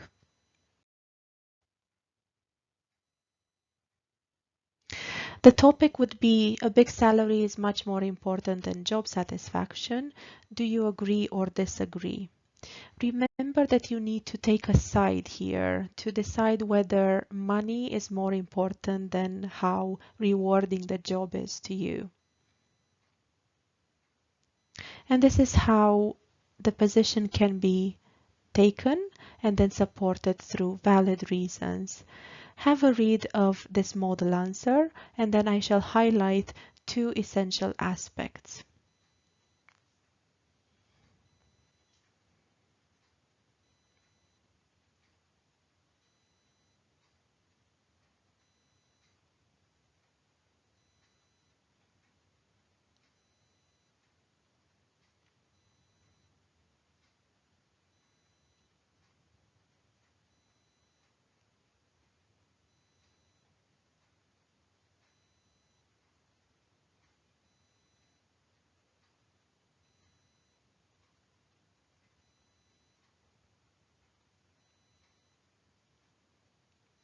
If you haven't managed to finish, you can pause the video. Please notice how the writer holds the view that job satisfaction is more important than money. So this is what they argue for. It's very clear from the beginning they do so, and they do not deviate from this position. Secondly, I'd like to draw your attention to the portions highlighted in green. Because this is an opinion essay, it is alright to give personal examples. They can relate to family members or yourself, and they don't actually have to be real. Remember that. This is the only type of essay where you can get this personal.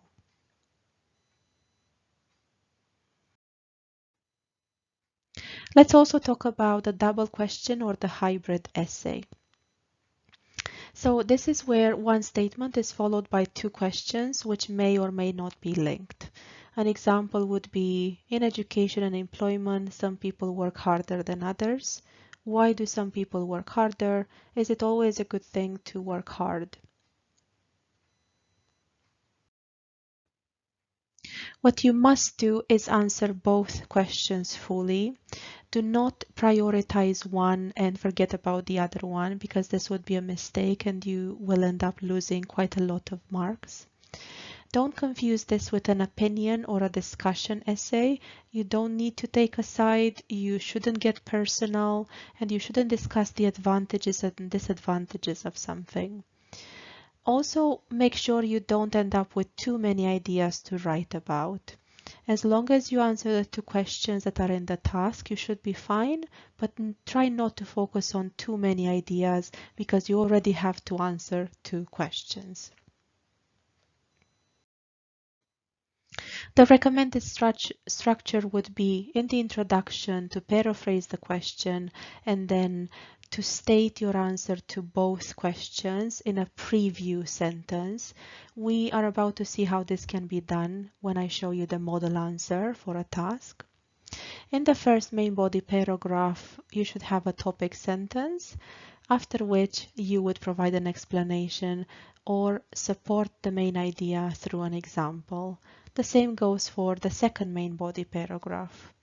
And then in the conclusion, you would summarize both questions and answers. As promised, let's take a look at an example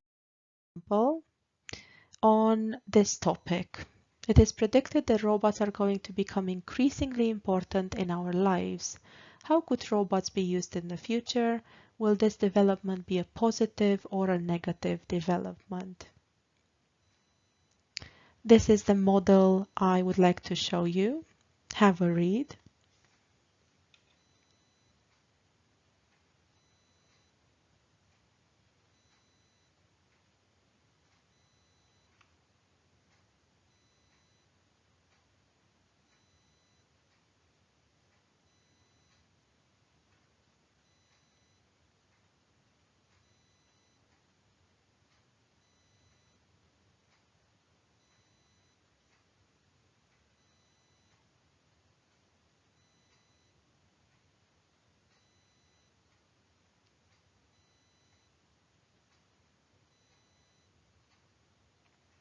If you haven't finished, please pause the recording. I would like you to notice how this essay is very well organized and it follows the structure that I recommended. For instance, in the previous sentence at the end of the introduction, you can see how the writer mentions that they're going to focus on only two possible uses of robots in the future, and they do so. They stick to this. They do not deviate from the two fields, which are jobs and healthcare. Also, they are going to discuss reasons why using robots is actually a positive development. And this is the answer they provide to the second question. This is a very good model. Apart from being very well organized, it has incredibly good language and the ideas are well connected. In the next bit of the recording, we will talk about another type of writing task too. See you then. Let's talk now about discussion or advantages and disadvantages essays. There's a lot to go over, so I'll start with some examples. We'll talk about recommended structure. We'll brainstorm some ideas in connection to a writing topic. I shall offer you a model. We will discuss the importance of planning when writing such an essay, typical language, the importance of cohesion, and we will practice this. And then there will be some additional practice that I will offer you by showing you other topics. So these would be examples of tasks that lend themselves to offering a discussion of advantages and disadvantages. For instance, many people believe that all zoos should be closed, while others claim that zoos have a positive impact. Discuss both views and give your opinion. Notice the fact that not all tasks will ask you to give your opinion. However, it is best to give it. Have a look at the other two examples on the slide before moving on.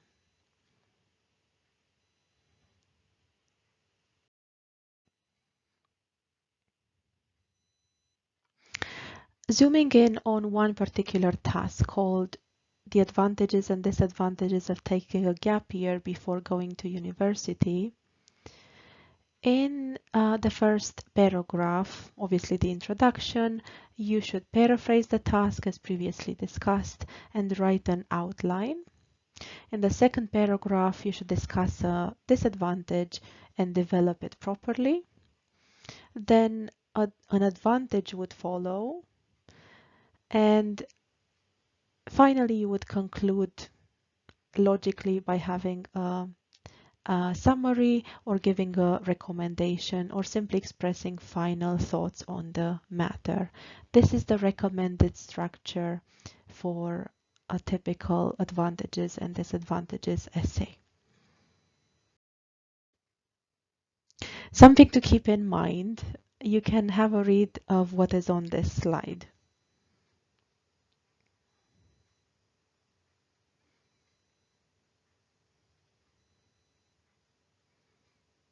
This is about the importance of your opinion complementing rather than contradicting what has just been said. A detail that matters.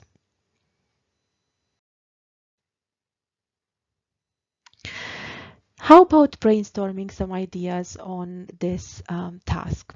For instance, what are some actual advantages of taking a gap year apart from what you see on the left-hand side in the table on the slide? Learning about other cultures. This is obvious. What else could there be? Join forces with your learning buddy, see what you can come up with, and then you can check your ideas against mine. Same goes for disadvantages. Apart from the expense involved, what other drawbacks could there be? Pause the video before checking what I have to say on the next slide.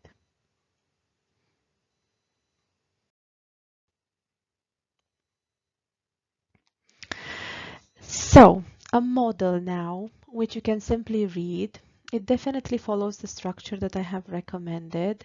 For instance, it develops the disadvantage first in the first main body paragraph, and then it discusses the advantage in the second main body paragraph. Pause the video in order to read the paragraph.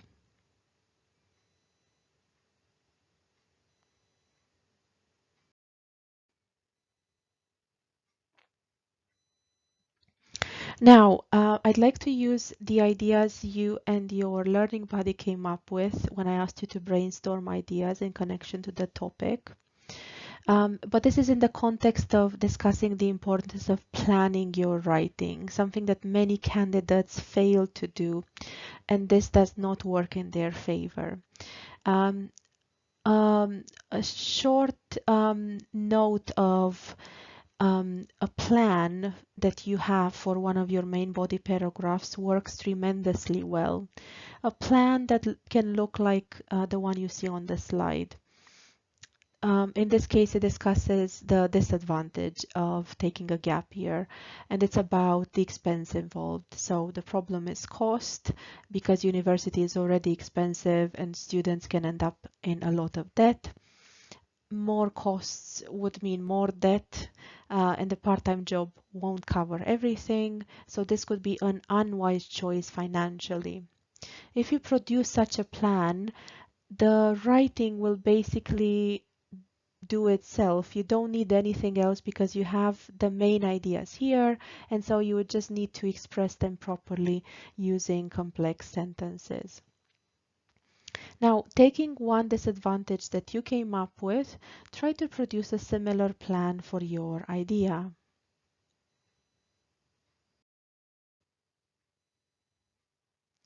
In terms of advantages, one of them is that people can get life and work experience. They can become more mature, know themselves better, and therefore make a better choice when it comes to their study. Can you take one advantage that you came up with and produce a similar plan?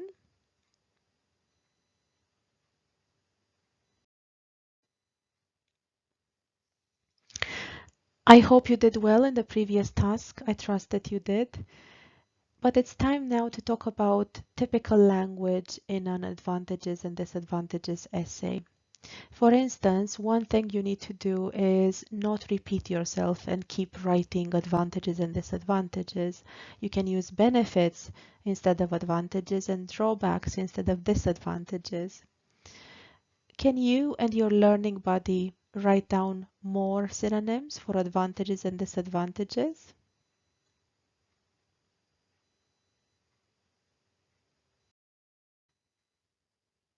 There we are.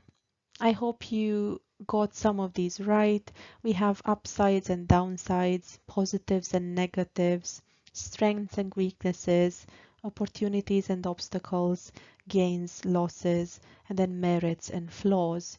Just some possibilities out of many. Remember to use as many synonyms as you can in order not to repeat yourself.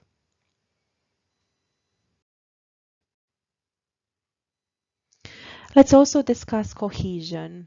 This is about signposting, if you remember the term, guiding your reader through your writing as if they were on a road to a destination, and you help them get there by providing signs along the way so they don't feel lost at any point.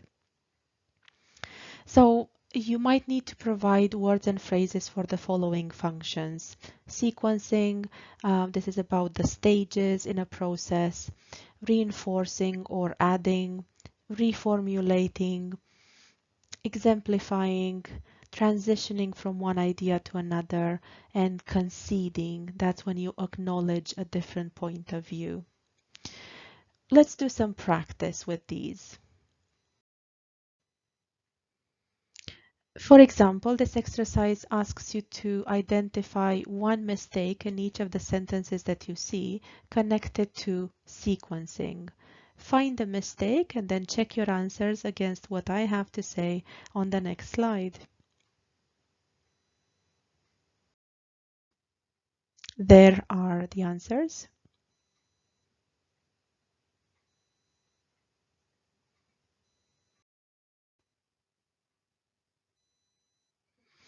In terms of supporting phrases, this exercise asks you to choose the right option, A, B, or C, for each of the contexts that you see, starting with sentence 1. Have a go, either individually or with the help of your speaking partner.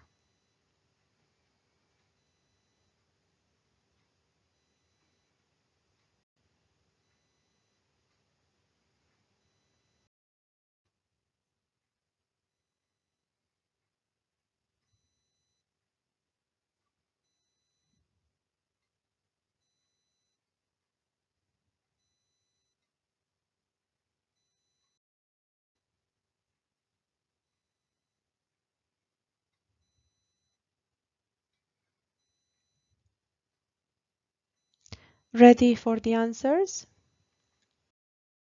There they are.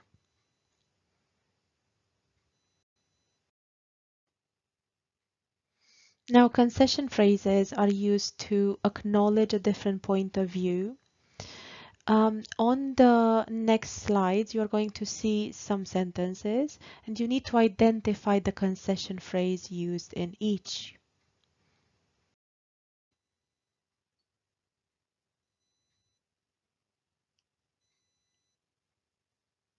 Pause the video in order to have more time to read if you need to.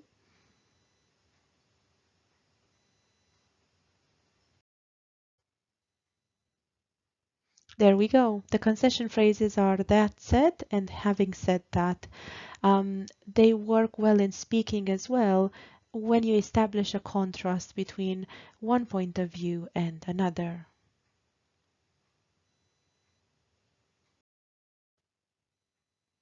As promised, I'd like to give you additional practice in terms of all the aspects that we've discussed in the video. So when you see the topics, you might focus on brainstorming ideas, advantages and disadvantages. You might focus on typical language, replacing words like advantages and disadvantages with synonyms, or you might focus on using phrases that are suitable in terms of signposting.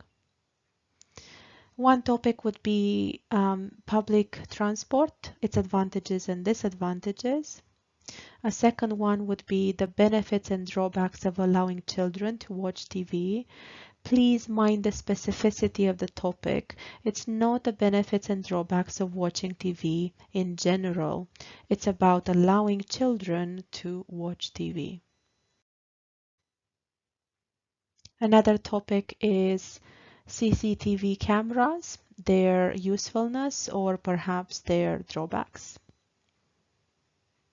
And then exams, traditional exams, advantages and disadvantages of testing students using them. This is it for now. I shall see you in the next bit of the recording where we will discuss the last type of writing, task 2. Finally, let's talk about problem solution essays. I shall give you some examples. We will practice brainstorming together. We will discuss typical language. There will be a model offered. The recommended structure will be given to you as well, followed by paragraph writing. Examples then. Nowadays, many people have easy access to computers and a large number of children play computer games. What are the negative impacts of playing computer games? What can be done to minimize the bad effects? A typical problem solution essay.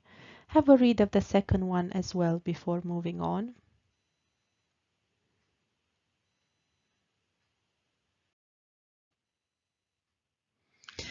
It really helps to brainstorm solutions when you first see the task that is given. So this is what we'll do together now. The problem, the first one we shall discuss, is culture shock. When you study in a different country or you move there for work, you might experience culture shock.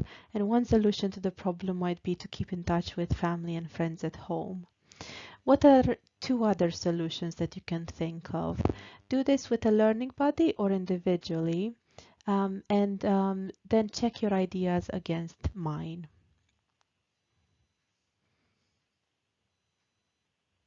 Well, a second solution could be to make sure you make friends in the new place that you are.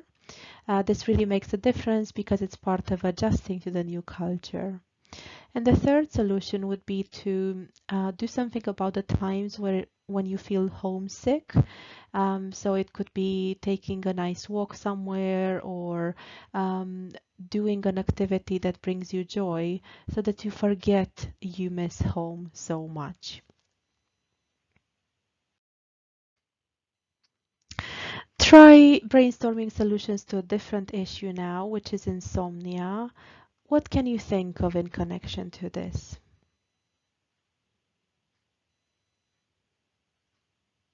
You might have said drinking teas or doing something relaxing before bed, and that's exactly what I expected. Problem number 3 is stress at work or school. What can be done about this?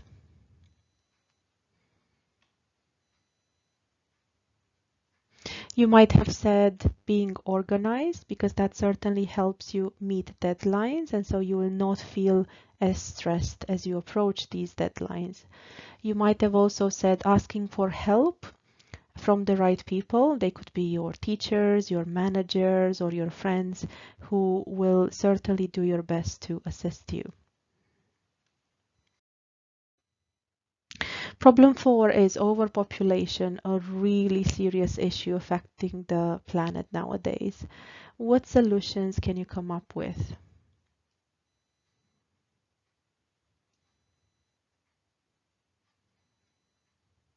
You might have said something about laws in countries where there are already too many people, such as China. China used to have the one-child policy, meaning families could only have one child. Now that's gone, but other countries could adopt this policy if need be. There could also be, I suppose, a redistribution of population, meaning that certain groups of people, especially young people, could be asked to immigrate to countries where there are fewer people, and they could be offered certain benefits and opportunities in order to do this. Problem 5, crime in large cities. What solutions can you think of?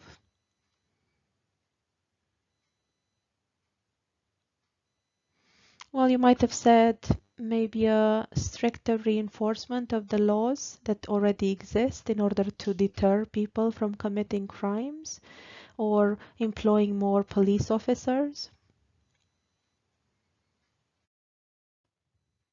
Finally, we have the problem of getting people to recycle. How can we achieve this?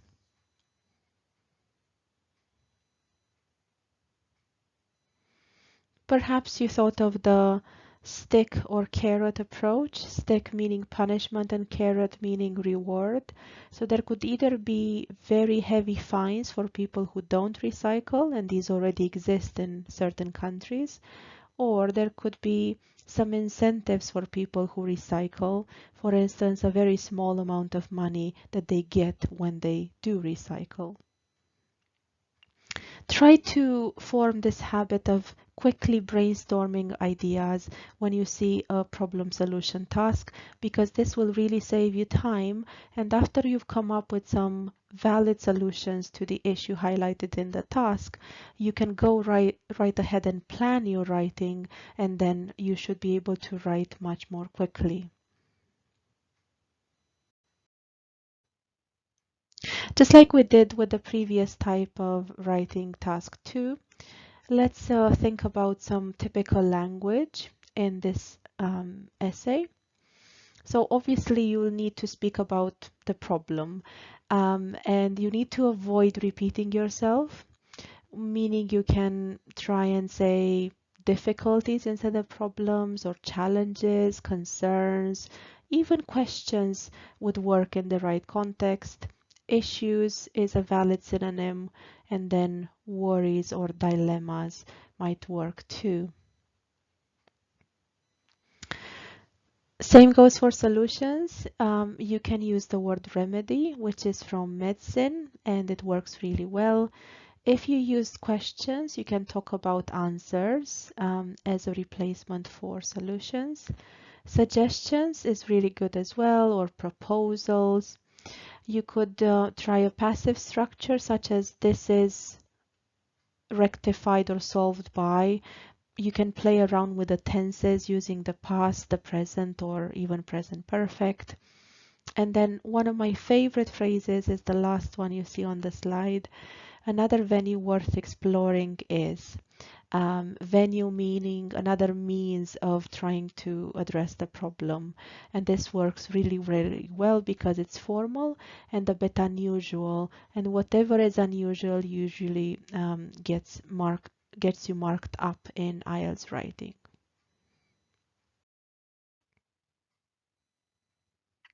Let's see a model. In answer to this question, how can the problem of energy shortage be addressed? On this slide, you can see the first part of the essay.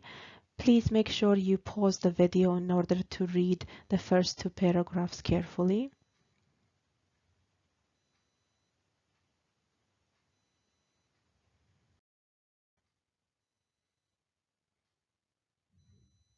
And here you have the second part of the essay.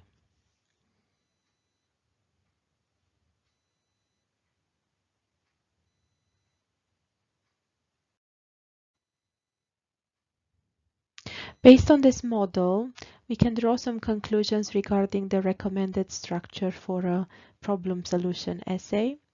In the introduction, you should always paraphrase the task, remember that, and then you can write an outline stating the number of solutions or even previewing them. It might be easier just to state that the essay is going to discuss, for instance, two solutions. Previewing can be done after you actually complete the essay, and then you go back and produce this sentence where you give the reader an idea of the solutions you're going to discuss. Either way, this works well. In the supporting paragraphs, you can discuss one solution per paragraph. I don't recommend more than two solutions because then you might end up merely listing the solutions as opposed to properly developing them. And remember that sufficient detail needs to be provided in connection to each solution. In the conclusion, you can summarize what you've written.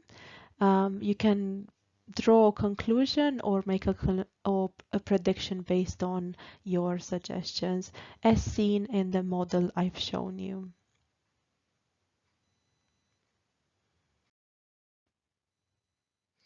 Now, let's attempt some actual paragraph writing. This is the next stage of the learning process. It might be a bit more challenging, but certainly worthwhile. I believe in your capabilities and in your desire to improve. That's why this is necessary at this point. You don't need to do the task alone. As always, you can work with someone else. The topic is, these days, behavioral issues among students in secondary schools are an increasing problem. How could this problem be solved?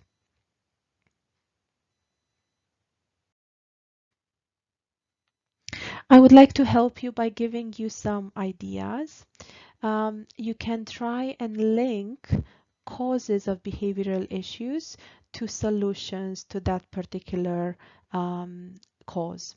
For instance, if the cause is an absence of discipline in the home, then the solution would be for parents to be less lenient when it comes to their children. If the cause is number 3, amount of stress students are under, then the solution might be for parents and teachers to work together and find ways to make the testing system less psychologically demanding. When you are ready completing the paragraph, you can check your ideas against what I'm about to show you. You will see examples of 3 different paragraphs that link each of the causes shown on this slide to a potential solution. There we go. This can be supporting paragraph 1. Remember to pause the video in order to read it carefully.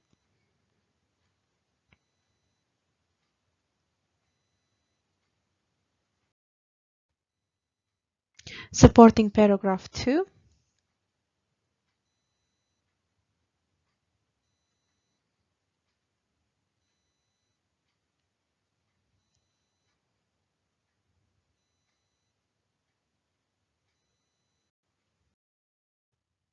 And supporting paragraph 3.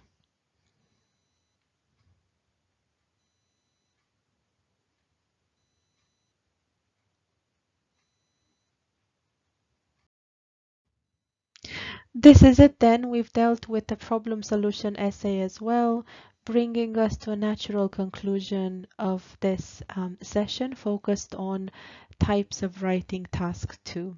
I shall see you in the next recording. Hello and welcome to IELTS session 6. This will be dedicated to speaking.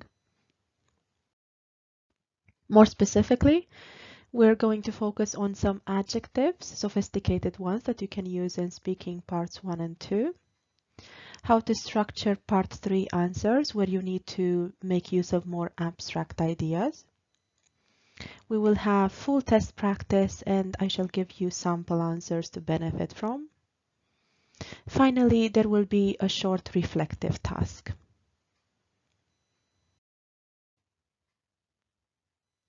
So, in parts 1 and 2 of speaking, you are often asked to talk about people, entertainment, and places.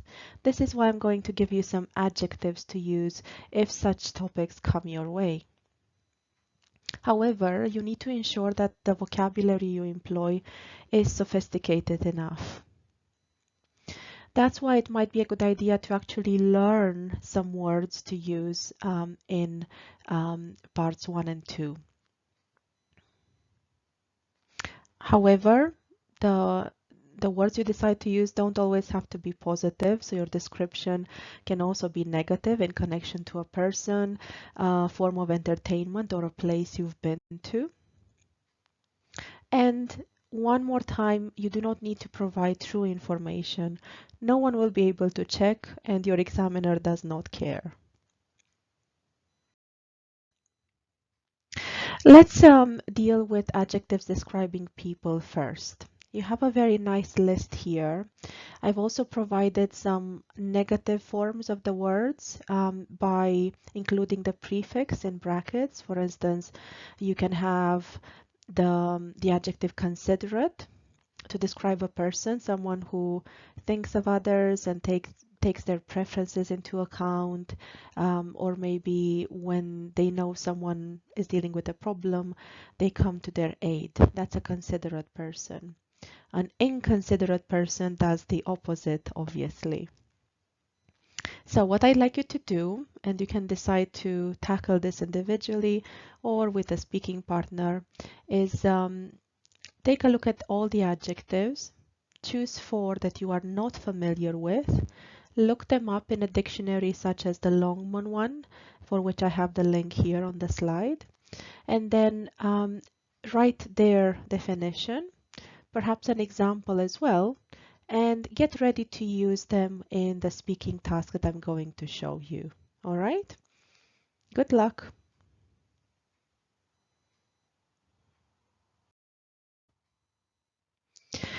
Same task for adjectives describing forms of entertainment.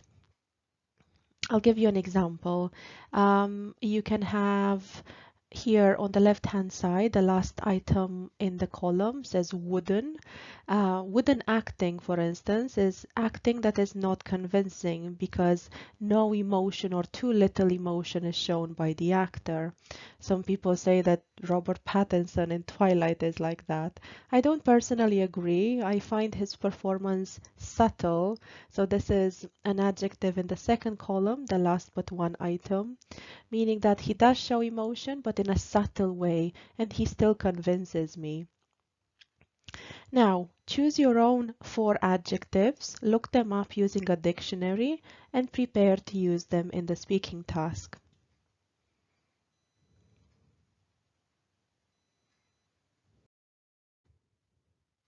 Final category now, adjectives describing places. Again, I'll give you an example. A spacious place is obviously a place where you have lots of room to put your things or to have guests over. Fully equipped office is one that has all the items it needs for the activity it carries out. A splendid place would be one that looks marvelous. It just appeals to you so very much. It could be somewhere in nature. Choose 4 adjectives that you don't know, look them up, and get ready to use them in the speaking task to follow.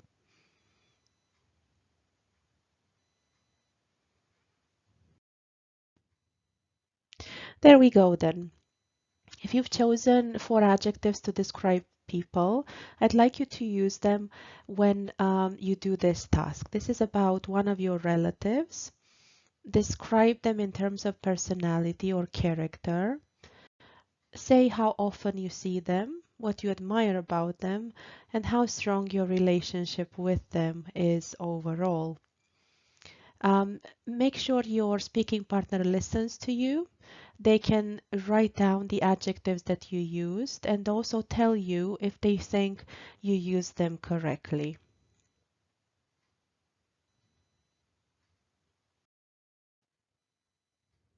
The topic of entertainment now. The task says that you should describe your favorite film or one of them. Say what the film is called, what the plot is, so what happens in the story, what you like about the main characters, and why this is a favorite film of yours. Take turns doing the task and try to give each other constructive feedback.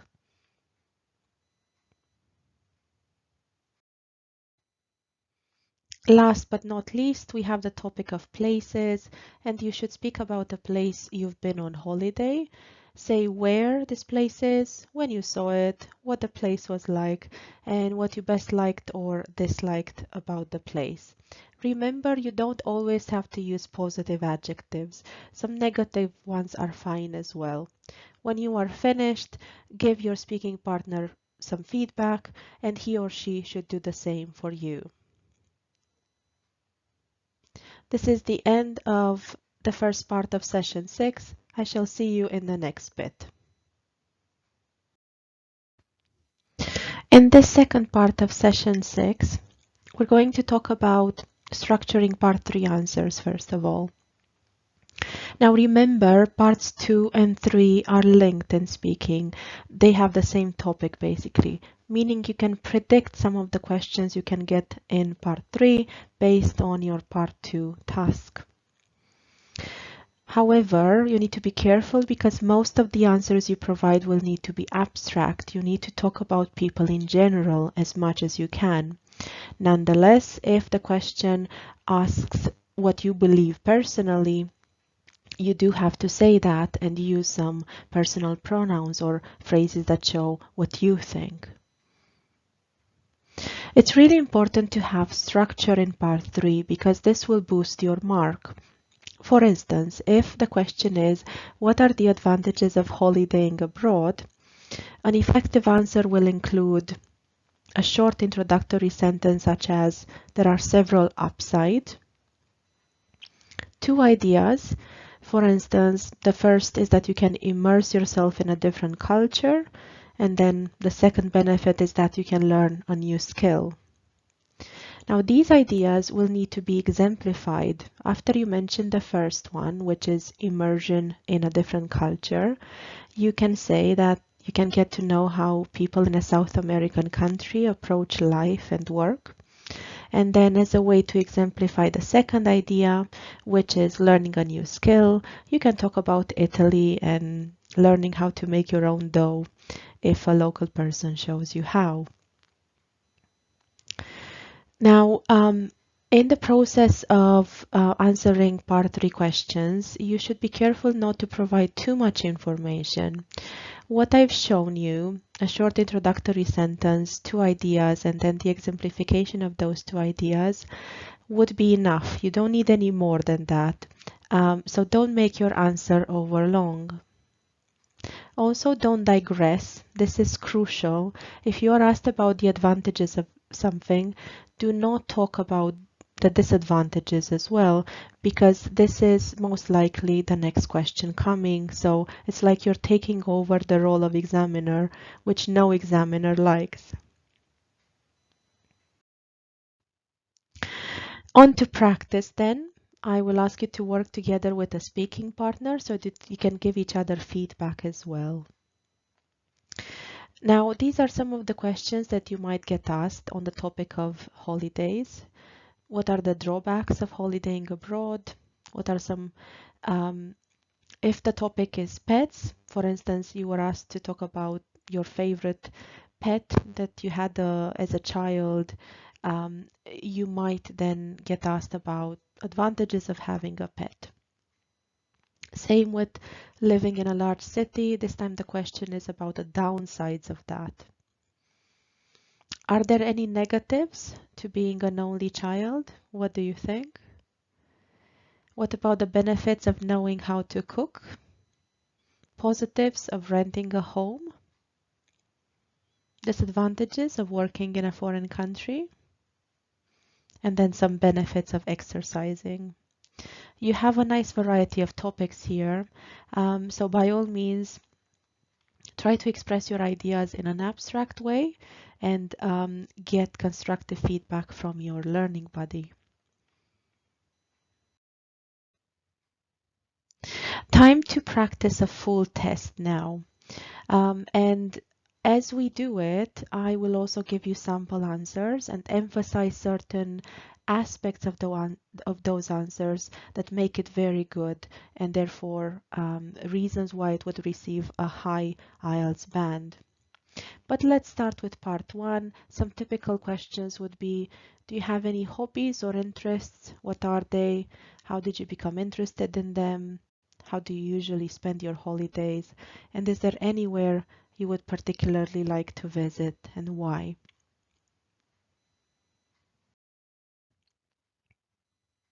Part two now. Remember to take a minute to prepare. The topic is describing a river, lake, or sea. And the subpoints you need to cover are what the body of water is called, its location, what the land near it is like, and then why you actually like this body of water.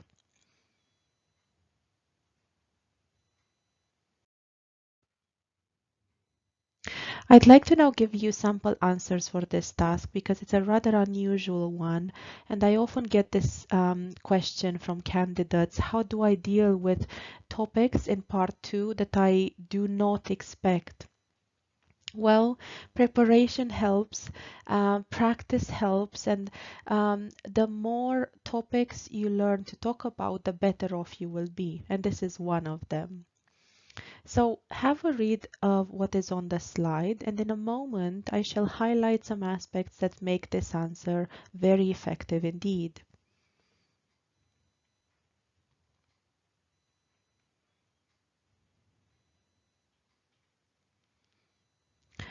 If you've read through this, you might have noticed something called collocation. This is on the first line of the answer.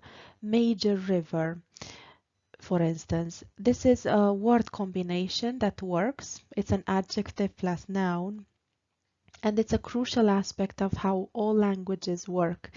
Some words like each other, they can be next to each other, and other words do not. Major river is a very good collocation, but what you really need to watch out for is something called a miscollocation. That's when words don't go together and you should not try to join them up. Also notice how cohesion is achieved. You might remember this criterion that we spoke about in previous sessions. This refers to linking ideas together using relative pronouns or words and phrases that have this purpose of ensuring cohesion, which, for example, in the first paragraph, second line, ensures cohesion in the sentence. The word it replaces the word river, So that ensures the avoidance of repetition, which is a very good thing. There are other collocations in the second paragraph, such as business operations, transport system, perform rituals, which work very well, and they ensure that you get a high mark in terms of sophistication of lexis.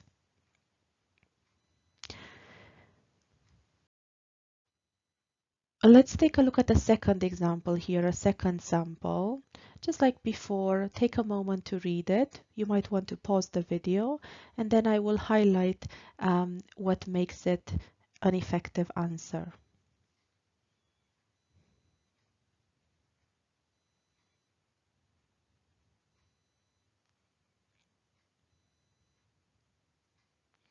There we go. So you have these collocations, once again, such as roaring sounds or something looked formidable.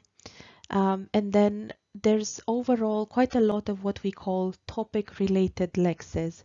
So this is the vocabulary that is expected in connection to a topic. To walk beside the sea, for instance, enormous waves. This is something you would expect when someone describes a body of water, right? So this means you need to do your best to use topic related lexis. And the way to do that is to just Google a topic and then read as much as possible sites that talk about that topic. And this is a way of naturally and effortlessly absorbing vocabulary that should be used when you talk about a certain topic.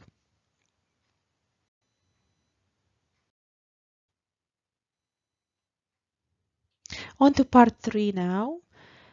These would be some typical questions. What do you think the functions of river nowadays are?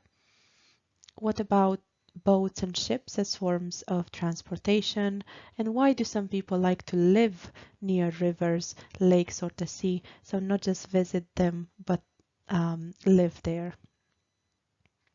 Do this task with a speaking partner, and after you get feedback from them, I will show you sample answers for this part as well. Remember to pause the video.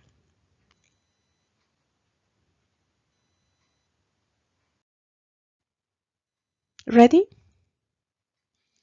For question 1, this is a sample answer that I will ask you to read.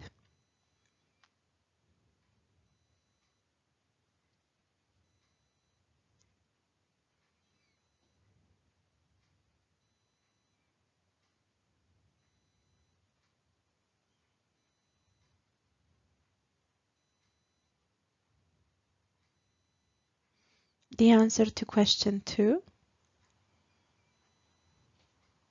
Please notice that because you are asked for an opinion here, you should indeed give it.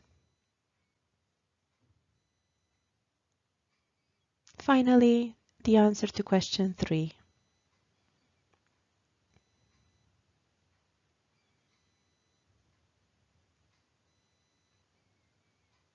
Please notice how the candidate speaks about people in general first, and then they briefly add their opinion at the end, which is no problem at all. It should not be the other way around, however. If you are asked about how people feel about something, you should focus on that, emphasize that aspect, and then briefly mention what you think.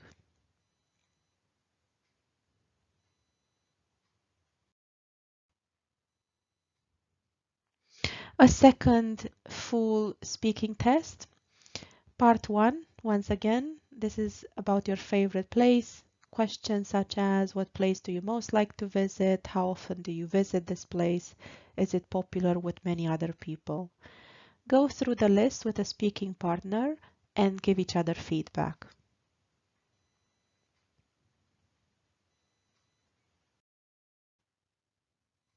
Part 2 is a description of a useful website you've visited. You should say what it is, when you used it first, what the website contains, and why it's useful to you. When you're ready, move on to the next slide and you will see a sample answer for this task.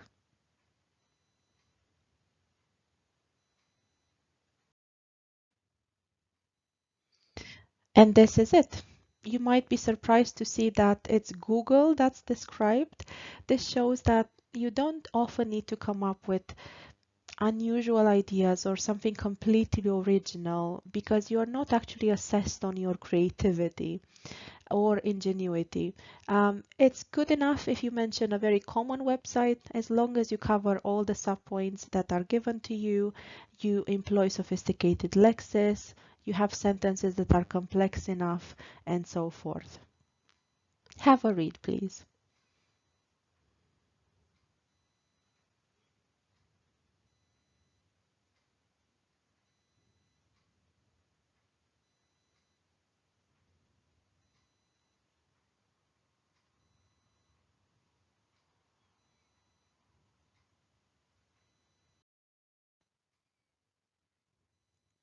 If the topic was describing a useful website, then some part 3 questions would be, what are some advantages of the internet?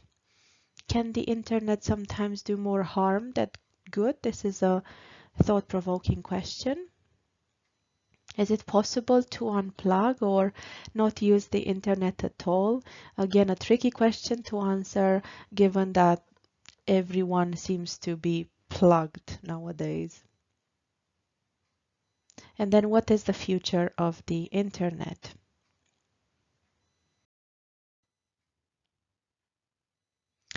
If you did all of these tasks and completed the full speaking tests, well done for you. I'm proud of you and your efforts. You should congratulate yourself and your speaking partner because you're on your way to getting a higher IELTS band in the actual exam.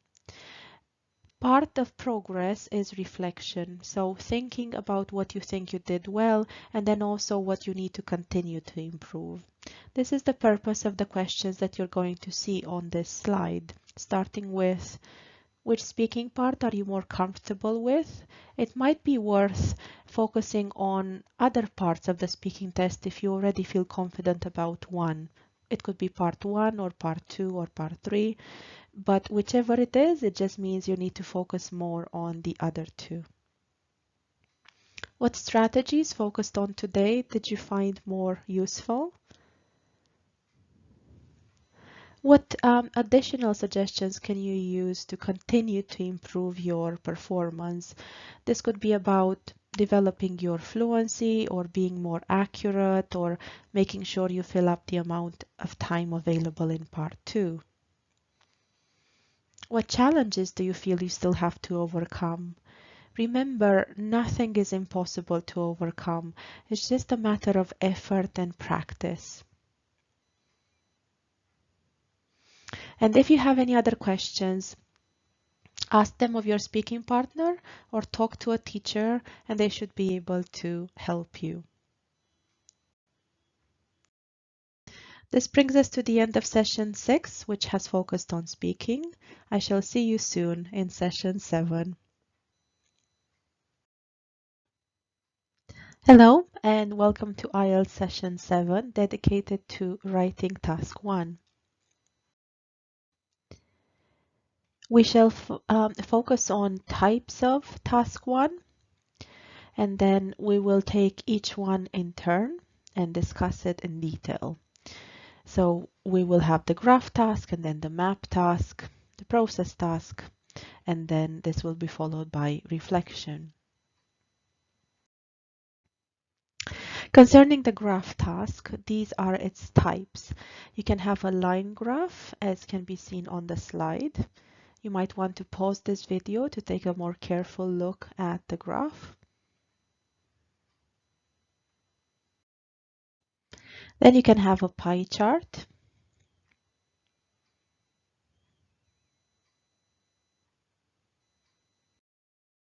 a bar chart,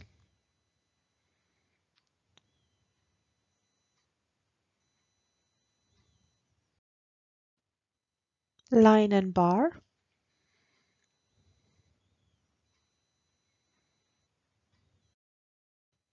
table,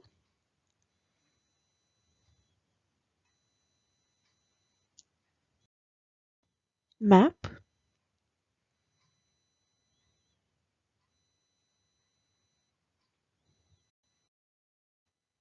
and process. This is it for now. I shall see you in the next bit of the recording. Time to discuss the graph task in more detail now. We shall focus on key terms in connection to it, key tips, an approach to how to deal with this type of task, practice with it. Then we will take a look at the language that you should use, more specifically change and development vocabulary, how to describe graphs and practice with that, and there will be an additional model offered at the end. Key terms then. They are the x-axis, which represents the horizontal arrow that you see here on the slide, and then the y-axis, which is the vertical arrow. You can actually make use of these terms in the description of the graph, so you can include these in your writing. Key tips. Remember that the task is about putting a picture into words. Even if you don't fully understand the information, you must describe what you see to the best of your ability. You also need to include an overview and key features because otherwise you're severely penalized. Write your answer in a continuous format, so sentences, and do not use bullet points. It is acceptable to have a big block of text, unlike task 2, where you are supposed to produce your essay in paragraphs.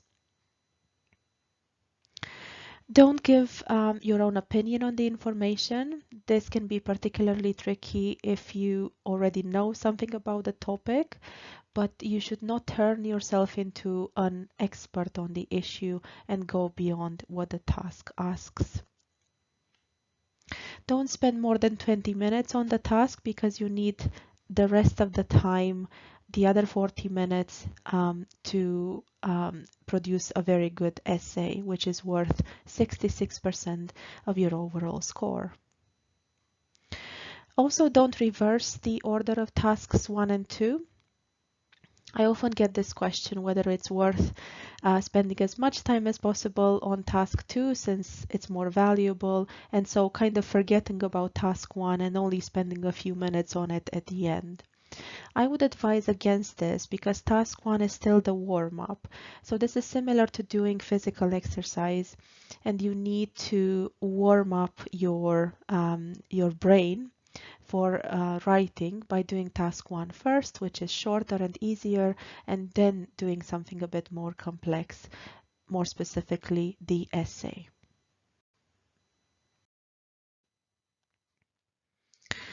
An approach to how to deal with task 1 if it's a graph. The first step is to read the headings, labels, and words carefully.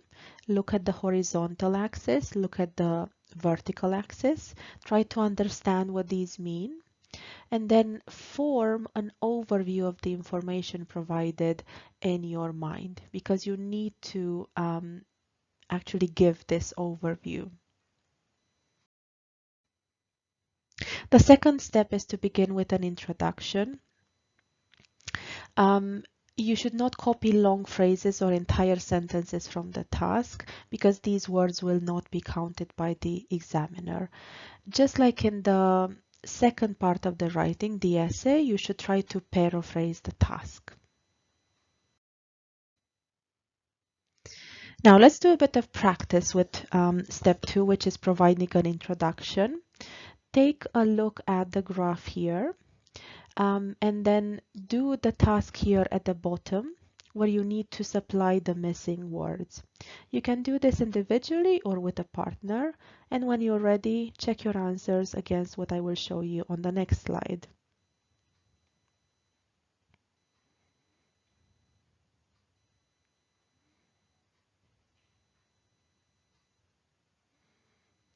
Are you ready?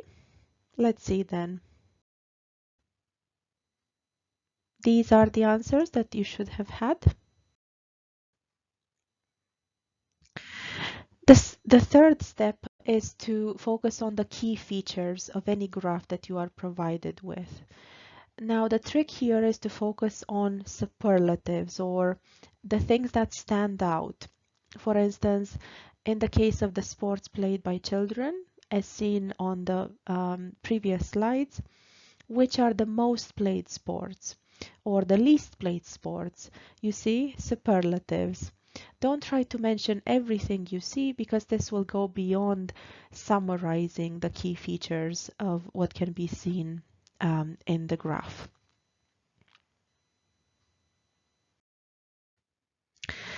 Again, let's do practice with this. If you take a look at what is on the bottom of the slide, fill in the gaps with the missing words. Most popular sports, swimming and non-playing category significant mention percentage, and then least popular sport, that's gap number 4.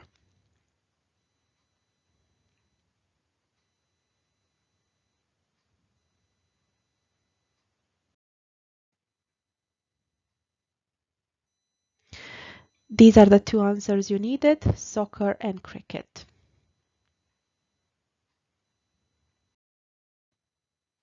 Step number 4 is to exemplify the key features you have selected. If you don't do this, you will lose some marks. However, remember not to include everything here because you only have 150 words. You need to select the most interesting data and focus only on that. On to practice then. You have a few more gaps to fill here from 5 to 10 as seen on the slide.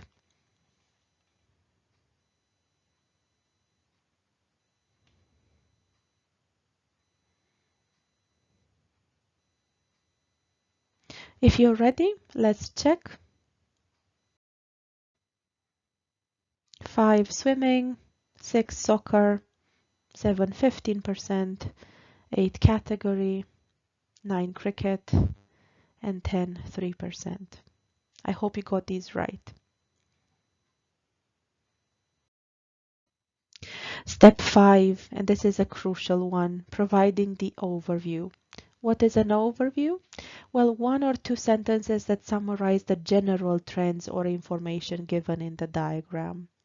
Now, wherever you place the overview, at the beginning, in the middle, or at the end of your summary, it should be clear that it is an overview that I'm reading.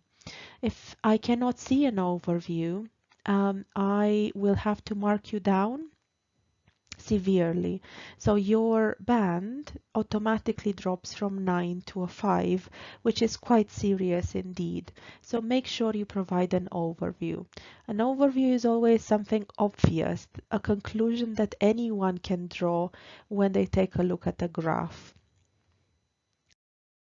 So let's see how this works in practice. The same task that we've been working with. The overview is at the bottom of the slide, but it's incomplete. So you need to fill in gaps 11 and 12 in order to have a complete overview. When you are ready, check your answers against the next slide.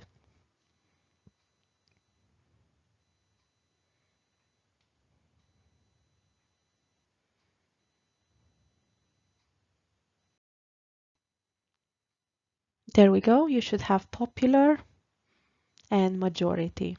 Yes. You might have noticed that the overview is a very clear one and it doesn't have information that is mind-blowing or surprising. It's literally what anyone can see by looking at the graph. In this case, the fact that the majority of children play sports.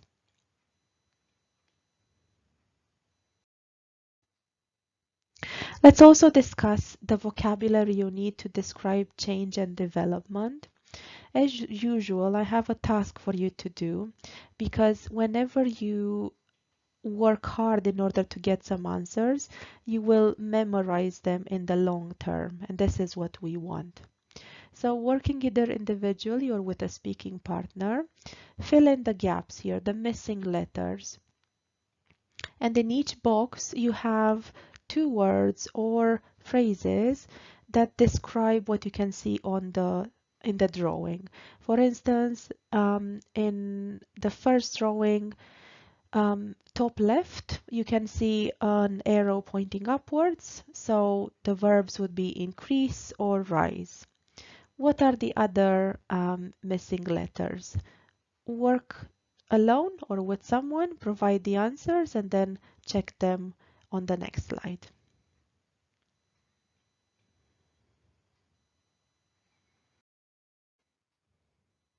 There we go. In case you are not familiar with some of these words, I advise you to look them up and also practice the pronunciation. For instance, number 7 might be unknown, which is plunge. Number 8 as well, slump. Maybe 20, shrink. And here you need to be careful because if you use the verb in the past, keep in mind that it's an irregular verb. And so the form that you need might be shrank or the past participle shrunk if you use the verb as part of a present perfect structure.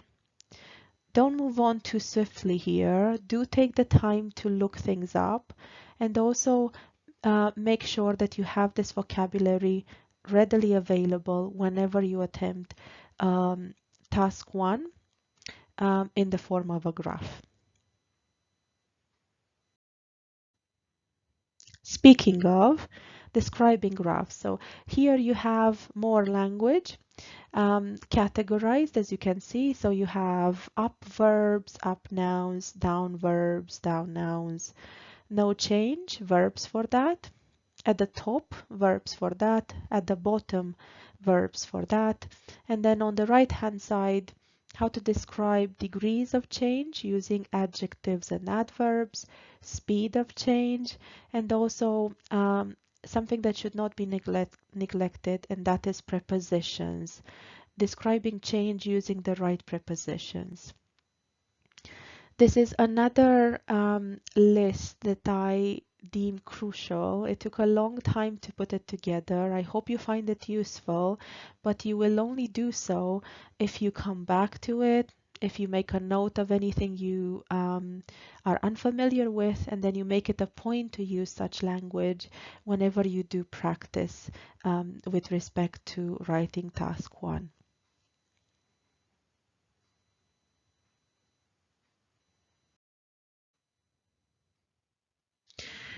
Practice then.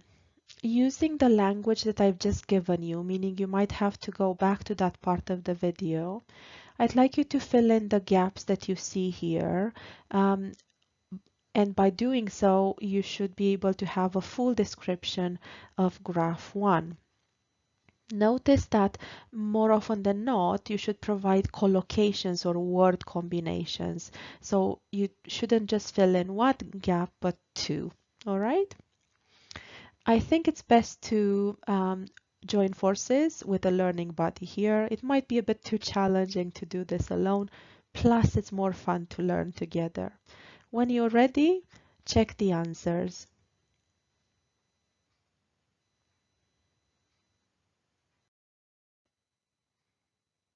There we go.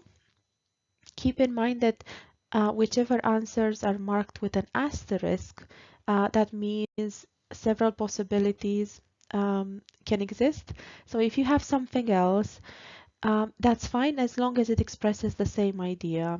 For instance, in number 1, you have significant improvement, but if you said considerable rise, that's kind of the same, so it's all fine.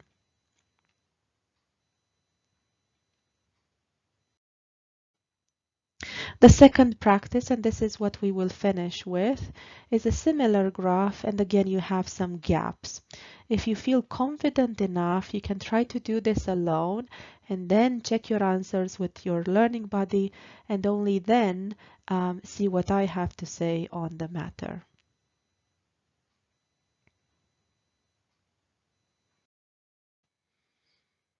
Here are the answers. Again, several possibilities can exist in most cases, so don't worry if you have something else. Remember that it's also crucial to avoid repetition here.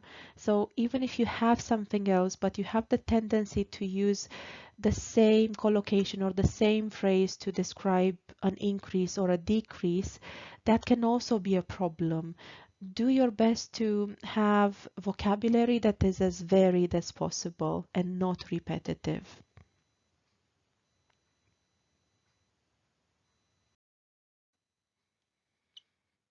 An additional task that you can see here, I'd like you to have a read of it and then see if you can spot the error. And this shows you that, well, no test is perfect, not even IELTS, and even test designers make mistakes, in this case, an obvious one. Can you identify the mistake?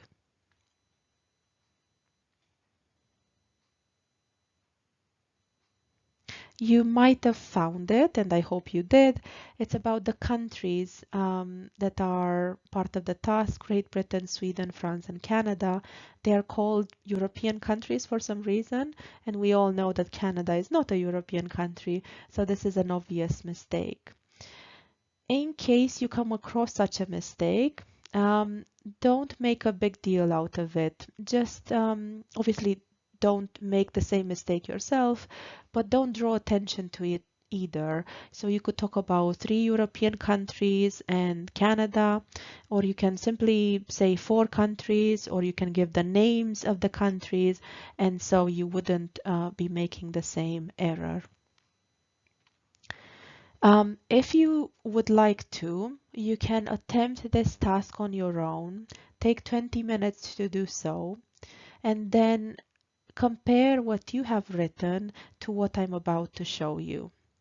If you don't want to do this, that's fine. I will just show you the model, and this is still a very useful learning experience because you know what is expected in terms of such a task. Ready? There we go. Please have a read.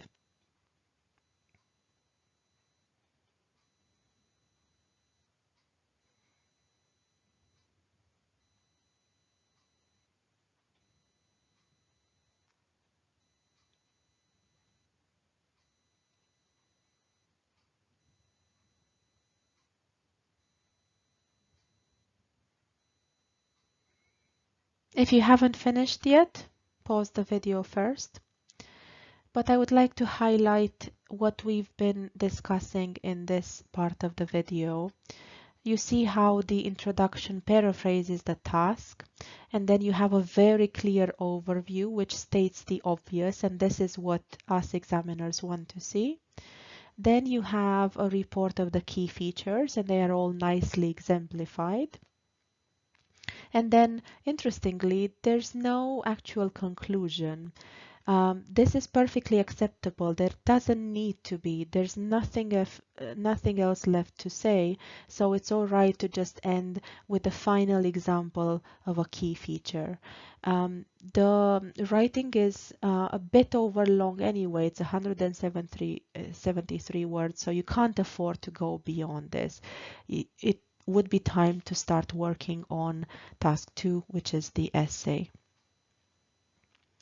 I hope you found this bit of the recording useful. I think it's definitely worth a rewatch because there's a lot of information in it, and overall it should help you deal with writing task 1 quite well. See you in the next video. Let's talk about the map task now. First of all, its types, recommended structure, and then we'll tackle the 2 types one by one. Ready? So type 1 can be comparing a place, the way it looked in the past to the way it looks now. Or the second type could be comparing the way a place looks now to the way it will look in the future.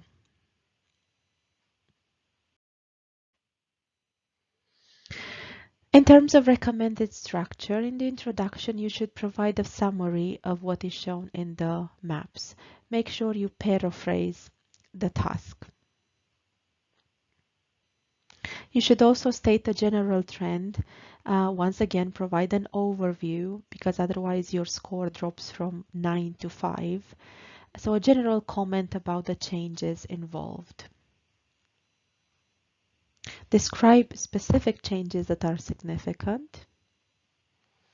And this means you can have either an introduction and the main body, so a very short paragraph followed by a big block of text, or 3 paragraphs in total. Introduction followed by 2 main body sections, each focused on one change. Type 1, first of all. This is an example of it. A place called Boromede, the way it looked in 1990, and you need to compare that to the way Boromede looks today. In terms of grammar, a combination of present simple, present perfect, past simple, and present perfect passive is expected. Please make a note of this.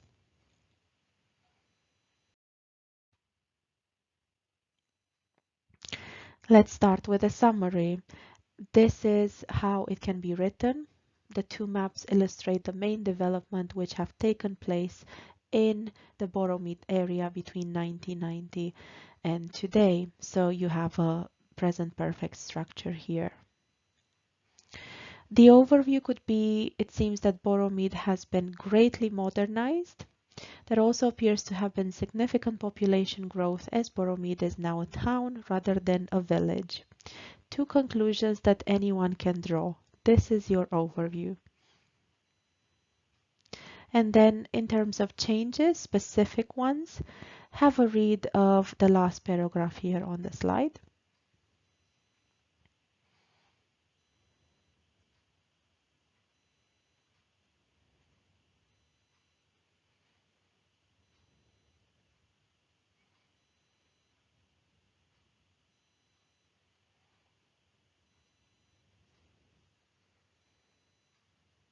I hope this gives you a clear idea of what is expected when you need to compare the way a place looked in the past to the way it looks now.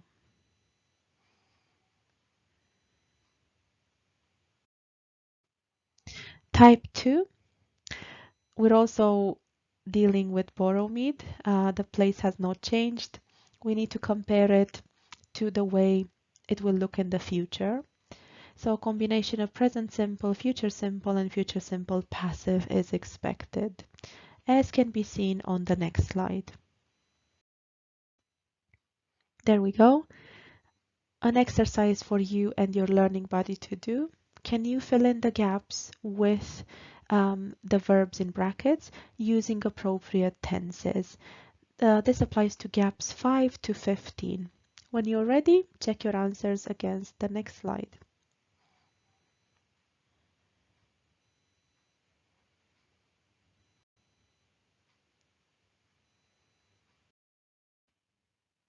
And here are the answers. I feel confident that you got them right because this should not have been a difficult task. A map task is usually more manageable than a graph, some candidates say. So if you prefer this type of task, a bit of practice, such as the one we've just done, should help you perform really well in the actual test. This is it for now. I shall see you in the next recording. Time to discuss the final task, which is the process task. We will talk about expectations in regard to it. We will have a nice focus on sequencers. Recommended structure is next. And finally, there will be models.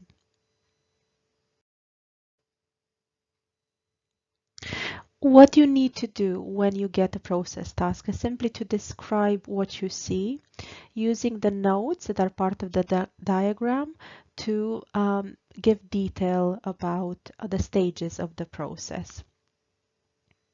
As with all other types of task 1, you need to include an overview. Do not forget about this. In many cases, you might need to employ a passive structure. And remember that sequencers are a crucial part of the answer. That's why we will have to focus on them, starting with this diagram where you have sequencers describing the first stages, what happens next as part of the process, and then what happens in the final stages of a process. Have a look and a careful read of what is in the table.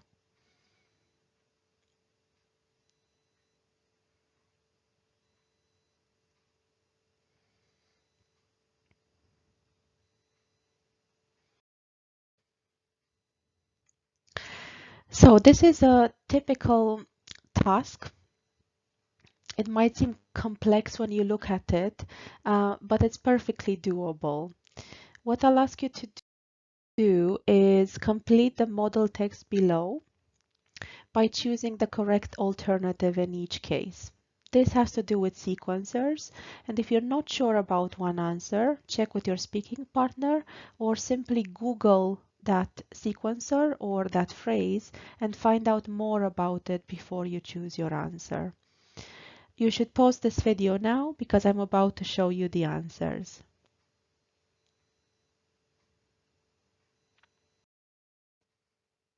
There we go. I hope you made correct choices.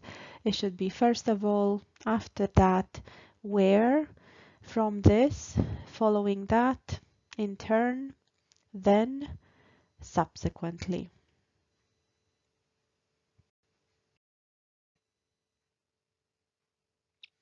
In terms of structure, make sure that you provide a summary or an overview of the process in the introduction.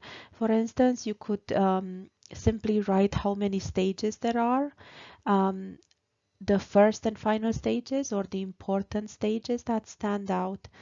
These elements could form part of the overview. In the main body paragraph or paragraphs, you should group the information in a logical order. If there are quite a lot of steps that you see in the illustration, you can ignore the minor ones because otherwise you will have too many words. It's best to focus on the main points instead. So the first model I'm going to show you has to do with the life cycle of the silkworm, as you can see in the diagram. How would you go about this task in light of what we've discussed so far? Have a talk with your speaking partner before proceeding.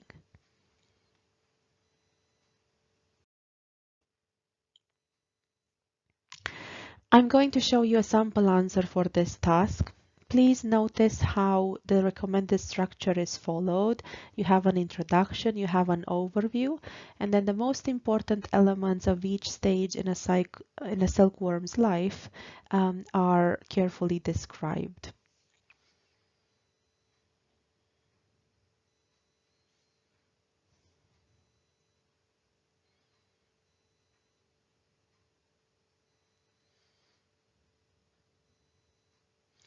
Pause the video in order to continue reading.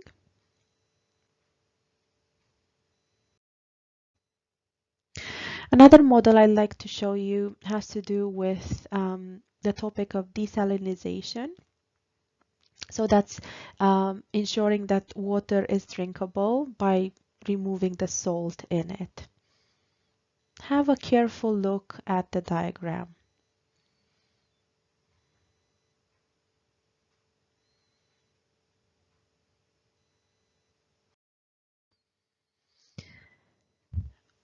The sample answer I'm about to show you comes from a real candidate, and there's a task that goes with this. After you finish reading, I'd like you to give this candidate an IELTS band from 0 to 9. How much do you think they deserve? If you can't make the decision alone, do so with your learning buddy. You should pause this video now.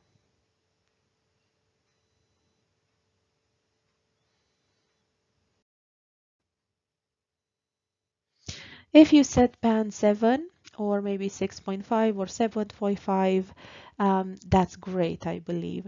So the sample answer is quite good. The examiner said that they liked the flexible use of input language, the wide range of vocabulary, the grammar was sophisticated enough, All stages were covered accurately, although they didn't like that some additions were made. And then the overview should have been the second sentence, they said, and this has to do with coherence or logical development. That's the reason why the candidate lost 2 bands, but it's still a very high score overall, so good for them. Time for a bit of reflection, and this applies to our entire session, not just this recording. I'd like you to ponder these questions. Which of the writing sections, task 1 or task 2, do you prefer and why? Do you think it's ever a good idea to focus more on task 1 than task 2? What have you come to believe are your writing strengths because you need to make sure you employ them in the actual test? Which aspects of writing are easier to deal with than others? What do you think can help you write faster because speed is part of the IELTS test? What do you think can help you expand your lexical repertoire? So this is about vocabulary, making sure you have more sophisticated vocabulary at your disposal to use in the test. And is attitude towards writing important? Now, the reason I ask this is because if you enjoy writing in your own language, you might actually enjoy writing in English just for pleasure, not necessarily in order to prepare for a test. And if you have this positive attitude to writing, it really helps you because it means you will practice writing as often as you can, and you will not find this a burden. On the contrary. That's the secret with IELTS preparation. Of course, you should do it in order to get a good result, but you should also do it because you actually find it enjoyable. And in actuality, the better you get at something, the more you will enjoy it. So the better you will get at IELTS writing, the more enjoyment and joy you will find in it. And this is the place where I'd like you to be. I hope you found this session useful. Please rewatch any parts of the recordings that you feel you need to, and I shall see you in the final session soon.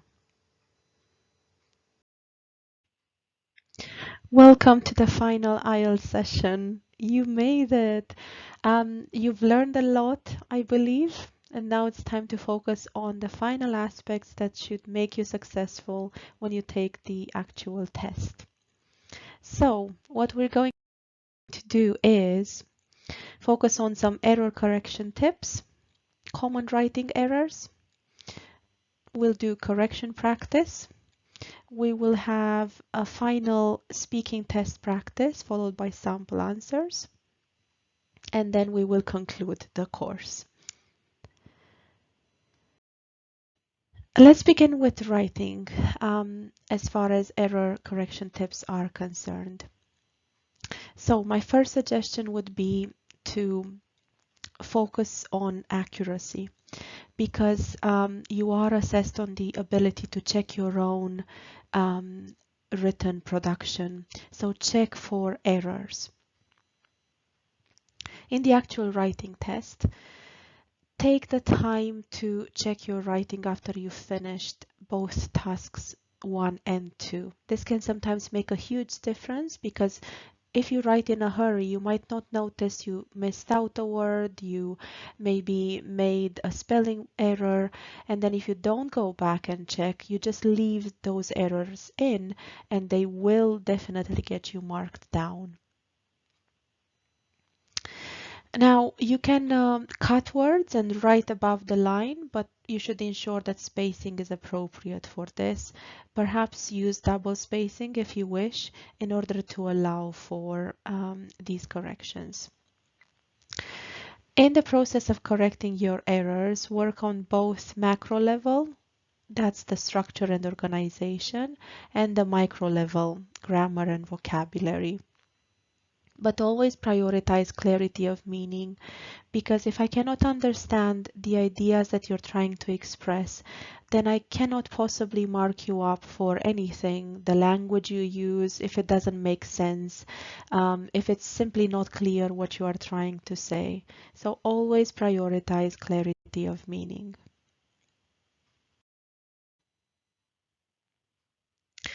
In the speaking test, as you know, there is much less time for correction.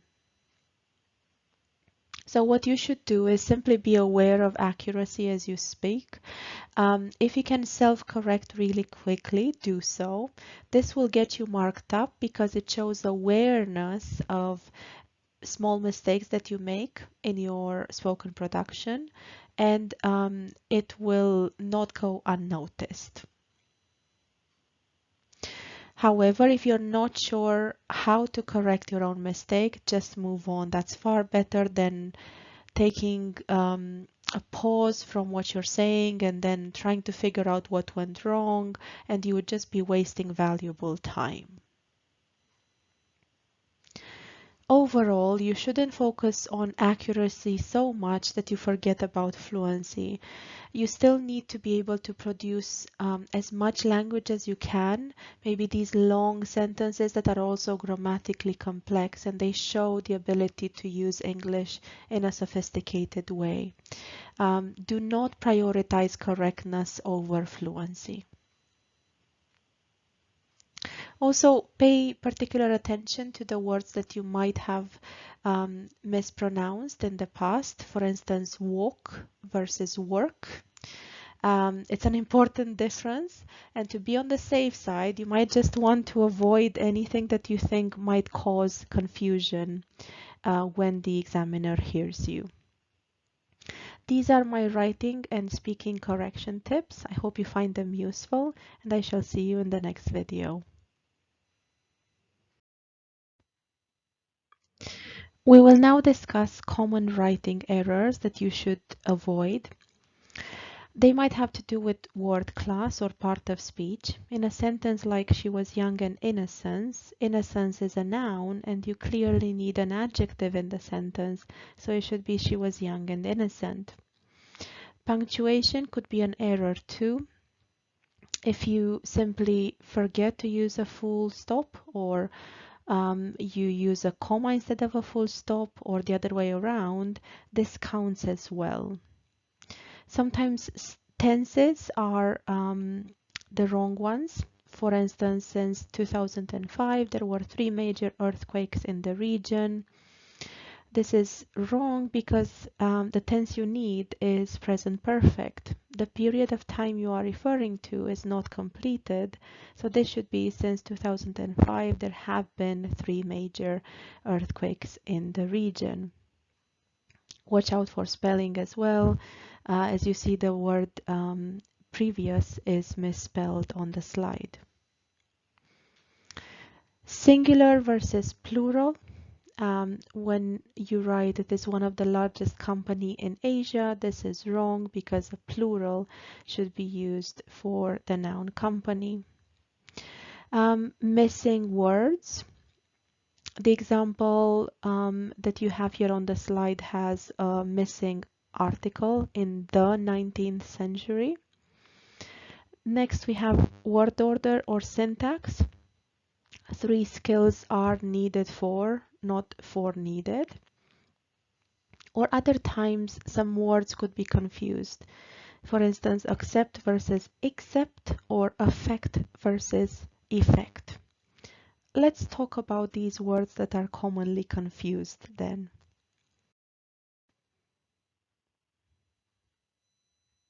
Starting with accept versus accept. Accept is a verb, right? I'm sure you know it, whereas accept is a preposition. When you say, I want all the books except the green one. Advise used as the noun versus advise used as the verb. You see the difference in pronunciation as well. As a noun, you should use it when you talk about a suggestion or a recommendation, whereas as a verb, used as an action, right? I advised her to study hard.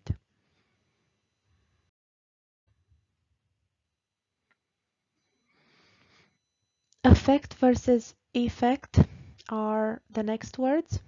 To affect means to influence something. So this is clearly the verb. Effect is the noun. When you talk about cause and effect, for instance, this is what you need. Suppose as a verb versus be supposed to. So to suppose means to think or guess. This is something you might employ in speaking, for instance. Instead of saying I think, you can say I suppose. Whereas the verb phrase simply means should. Are you supposed to drink that? Should you drink that?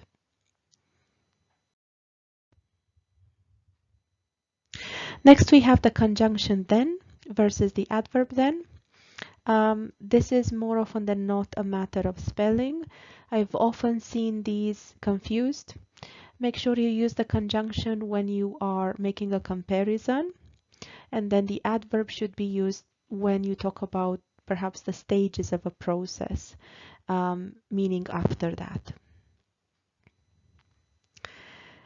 Then we have the preposition to, the adverb to, and the adjective to.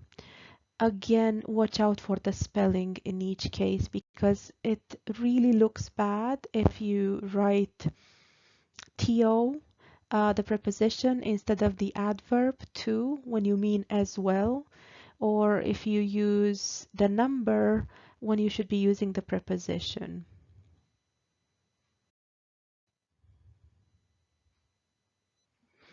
Next, we have there versus there versus there. So the possessive adjective, their new car. There is an adverb when you talk about a location, put the book over there, and then there, the contracted form of they are. Now, mind you, in the case of IELTS writing, you would not be using the contraction at all because you need to employ a formal writing style. So part of the problem goes away, but you should still be careful with the first two items on the list. Finally, we have use as a verb and then used also as a verb, but it's past tense.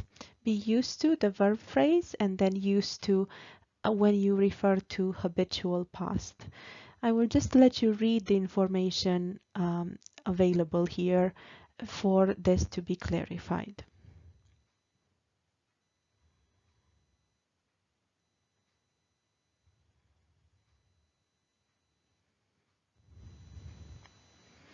There we go. And now you are aware of commonly confused words. Please do not confuse them from now on. See you in the next recording. Time for some correction practice at sentence level. What I have for you and your speaking partner or learning buddy is a set of sentences that need correcting. Some of the sentences are connected in terms of the errors they have. For instance, on this slide, sentences 5 and 6 are connected that way, where the sentences say a number of questions was raised and then the number of burglaries have risen. Now, to give you an example of what I expect, in the first sentence, the mistake is actually a small one. It's a prepositional error. It shouldn't be a decrease of the consumption of fish. It should be a decrease in the consumption of fish. These are the sorts of errors that you're looking for. Have a go at this with your learning buddy.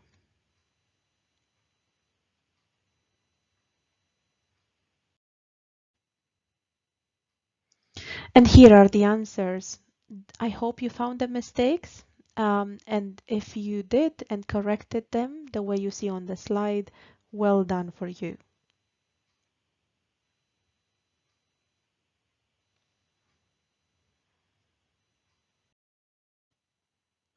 This is the next set of sentences. The task is the same. Find the error, correct it. This time, if you feel confident enough, you can work individually. Remember to pause the video while you're working and only keep watching after you're done making your own corrections.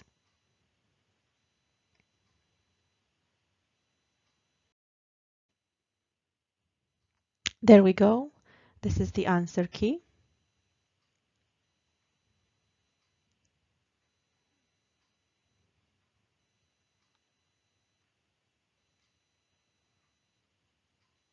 Ready for the next set of sentences? Here they are, 13 to 17. Now, sentences 13, 14, and 15 are connected. So try to find an error in each of them that has to do with the same aspect of language.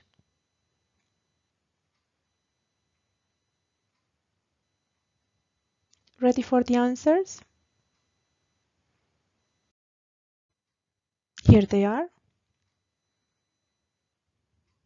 I would actually like to clarify the problem in sentences 13, 14, 15.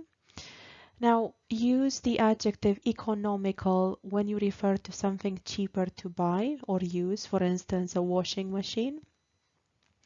Economic would be when you talk about a country's money. So this is something big. It's not limited to an office or a company. It should be a country that's involved. Finally, you should use the term financial when you talk about individuals and organizations. Pause the video in order to read the rest of the explanations associated with the corrections.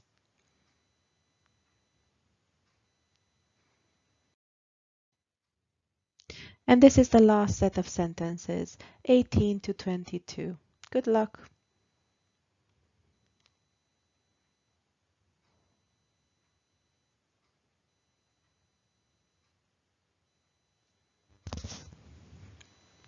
Ready for the answers? These are sentences 18 to 20. I would like to zoom in on sentence 19 and highlight the fact that if you use a contrast linker such as despite or in spite of, there are three grammatical structures that these can be used with. So you can have an ing verb, as you see on the slide, despite the economy being weak. You can have the phrase the fact that after despite or in spite of, and then you can use any tense you wish. In this case, there's a present simple verb, despite the fact that the economy is weak. Or the third option is to use a noun or a noun phrase. So it would be despite the weakness of the economy in this case.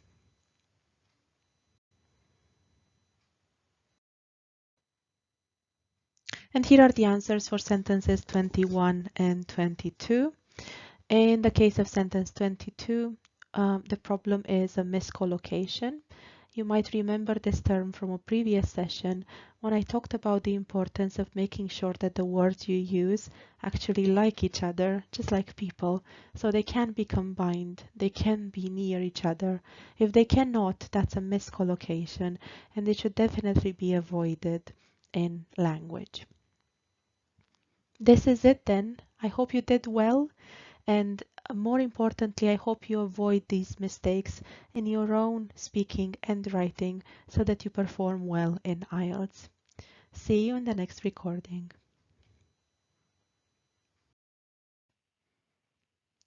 Time for final speaking practice, and this will be the last recording of the course.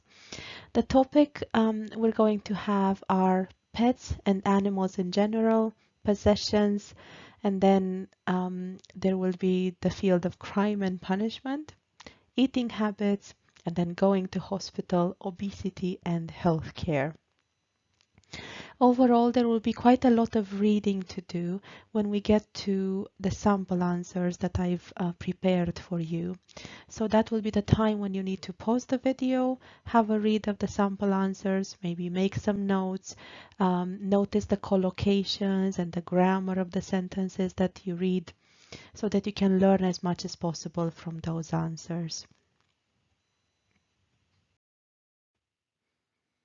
The first topic then, pets, part 1. Some typical questions would be, do you have any pets? Do you like animals? What pet would you get if you could choose any? How does the rest of your family feel about pets? Have a go at answering these questions with a learning buddy and make sure you give each other feedback. Another question, have you ever had a bad experience with an animal? Time to show you some sample answers. So whenever I do this in the recording, remember to pause the video and have a proper read of the answers. Do not move on too fast.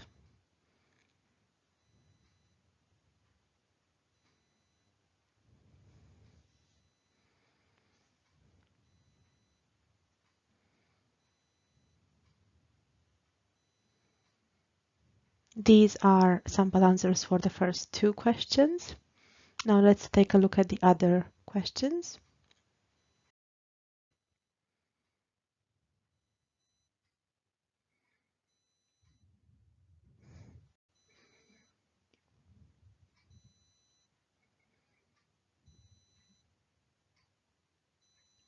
Remember to pause the video.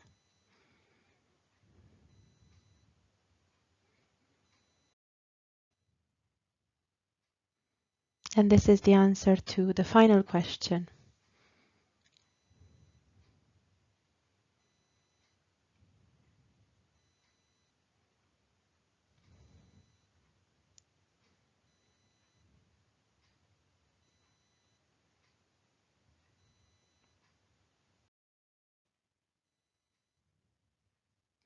Now, before I move on to part two, I'd like to say that sometimes quite a lot of world knowledge is required in parts 2 and 3. So what might help you here is watching the news, watching documentaries about nature, animals, and generally being aware of world issues. Obviously, the more you read about anything, the better off you will be. Now, this is part 2. You'll need to describe your favorite animal, what it is, what it looks like, its location, its behavior, and explain why you like it. You see why I'm saying a lot of world knowledge is needed here, because once you select an animal, you do need to focus on its behavioral features. You do need to know where it lives. You can't really get this wrong. So a bit of technical knowledge is required here. Have a go at the task, and when you're ready, check the sample answer on the next slide.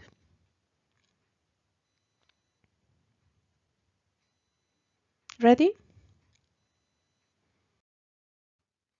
There we go. The animal that has been selected is the penguin, and the description is quite technical, as you can see.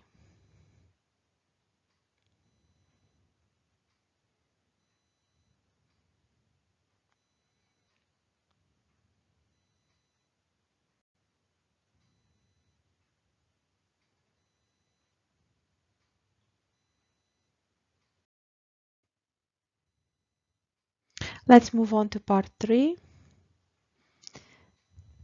And these are the questions you might get. Remember to answer them before seeing the sample answer.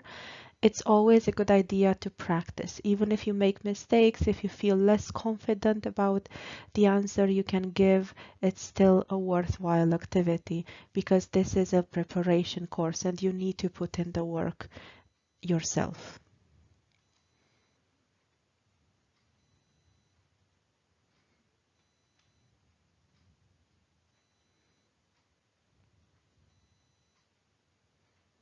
If you're ready, let's take a look at the sample answers.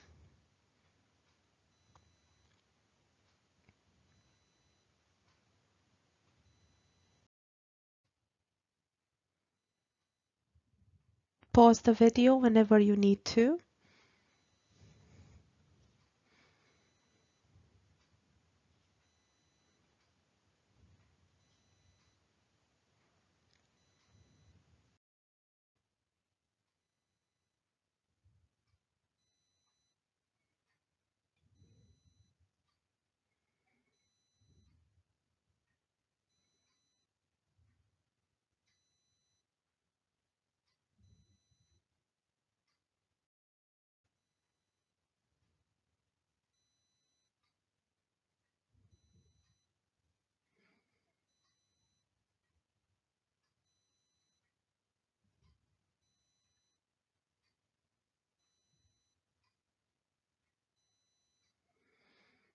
In connection to the last answer, whatever answer you give, remember that you're not judged on it. As long as you're able to justify it, it should be fine. And obviously avoid any extreme opinions.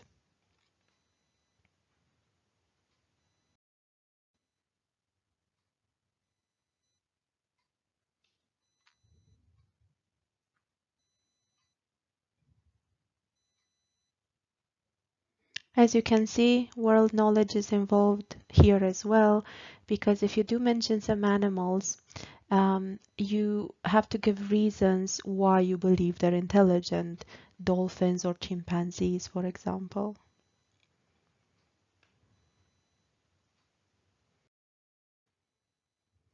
Let's move on to a different speaking test and different topics. For part one, we have possessions, and these are the questions.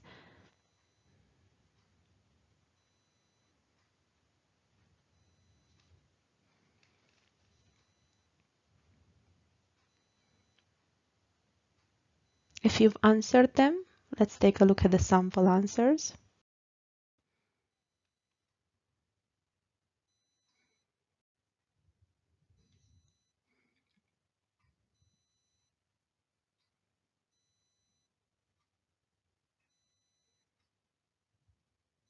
Pause the video if you haven't finished reading.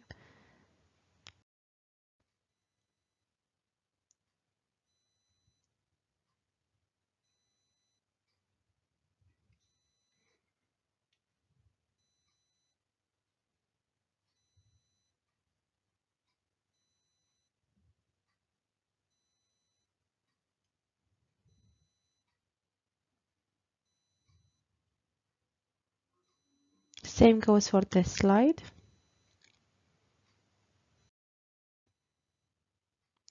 Part two is about describing a time when you got in trouble for something. It could have been a long time ago or a more recent time, and the story doesn't have to actually be real. Do the task with a speaking partner, give each other feedback, and then check the sample answer on the next slide.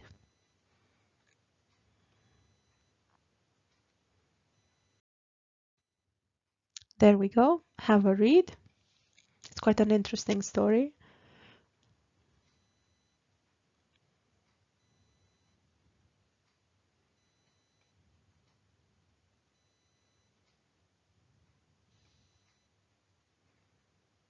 Pause the video, and only after you finish reading, continue.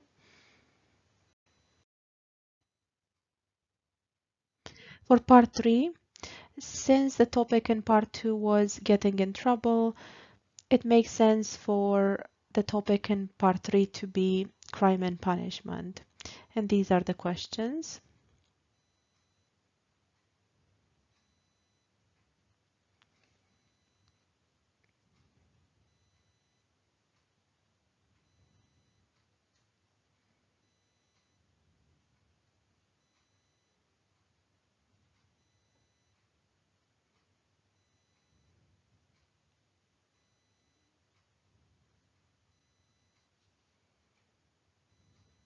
Ready to see the answers?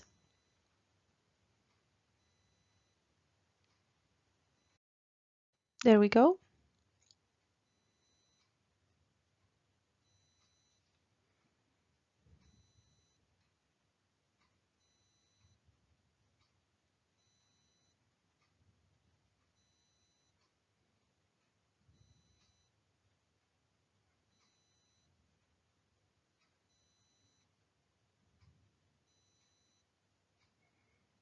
Please notice the structure of these complex answers.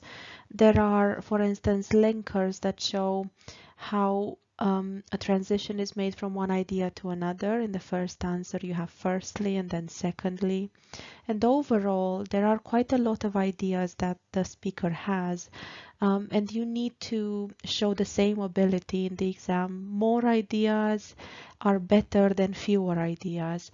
This is where, once again, world knowledge comes in. So make sure you're up to speed on world events, on anything that has to do with politics, economics, history, um, animals, nature, and so forth.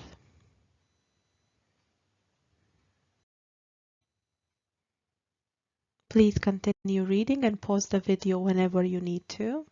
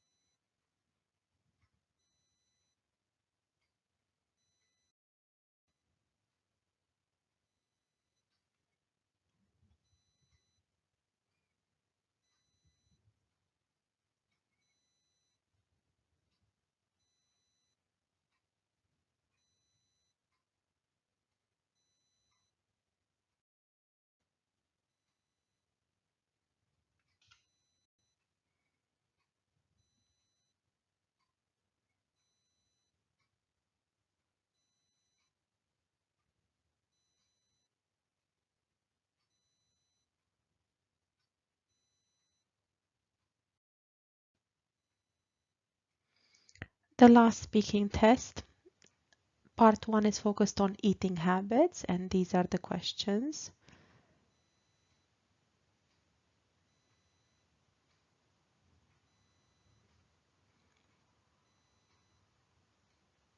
When you've finished answering them, check the sample answers on the next slide.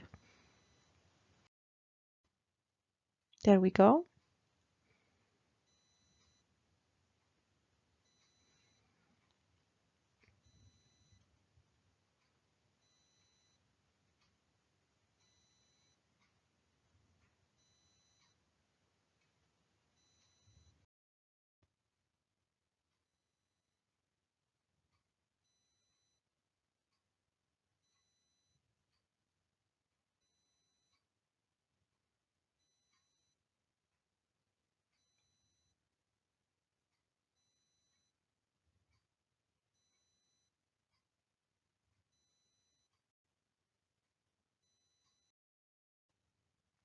For part 2, we have the task of describing a time when you had to go to the doctors or to the hospital. And then there are the usual subpoints to cover. Please attempt this task and then get feedback from your speaking partner.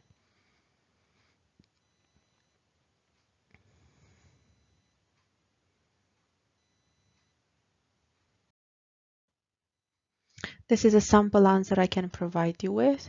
And before you begin reading, I would like to draw your attention to what is in the latter half of the slide.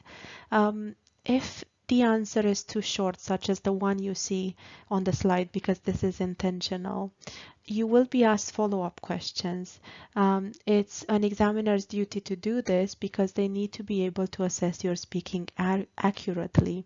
And if you haven't produced enough language, then this is something they need to do. If you manage to answer such follow-up questions successfully, you should still get a good overall score for this task. However, it's ideal if you produce enough language to begin with and you aren't actually asked follow-up questions. I'll let you read what is on the slide. You should pause the video and then continue.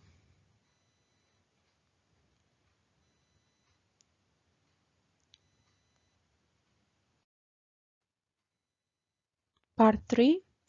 The topic is obesity and healthcare, and these are the questions.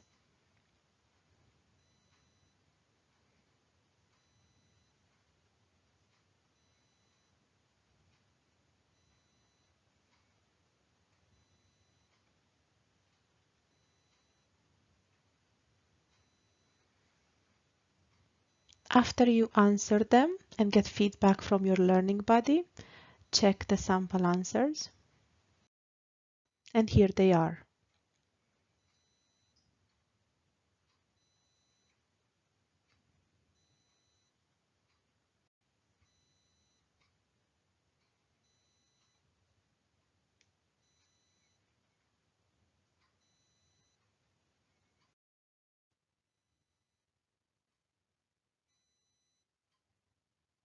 Pause the video whenever you need to.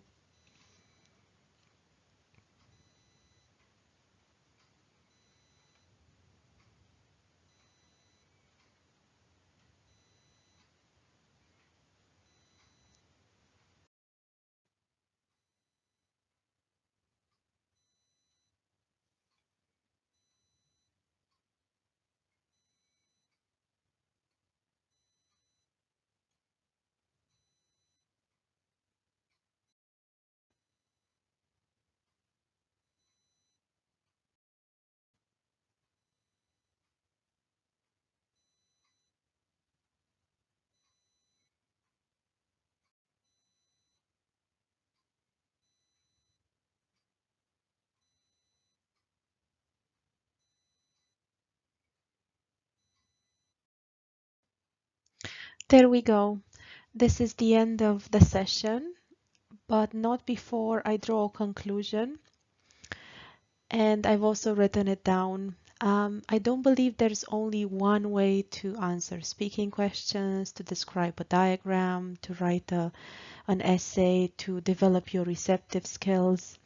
There are various ways to achieve all these objectives. However, it's still a matter of trying and a matter of practice until you find out what works for you, and then you keep doing that. That's the secret to success. Continuing to prepare until you get things right. That's the guarantee that you will do well in IELTS, and I think in life as well. I wish you every success in IELTS. I hope I have helped you in the process of preparing for it. And I also hope that any other language exam you take, the strategies you've learned on this course will prove useful. All the best to you. Bye bye.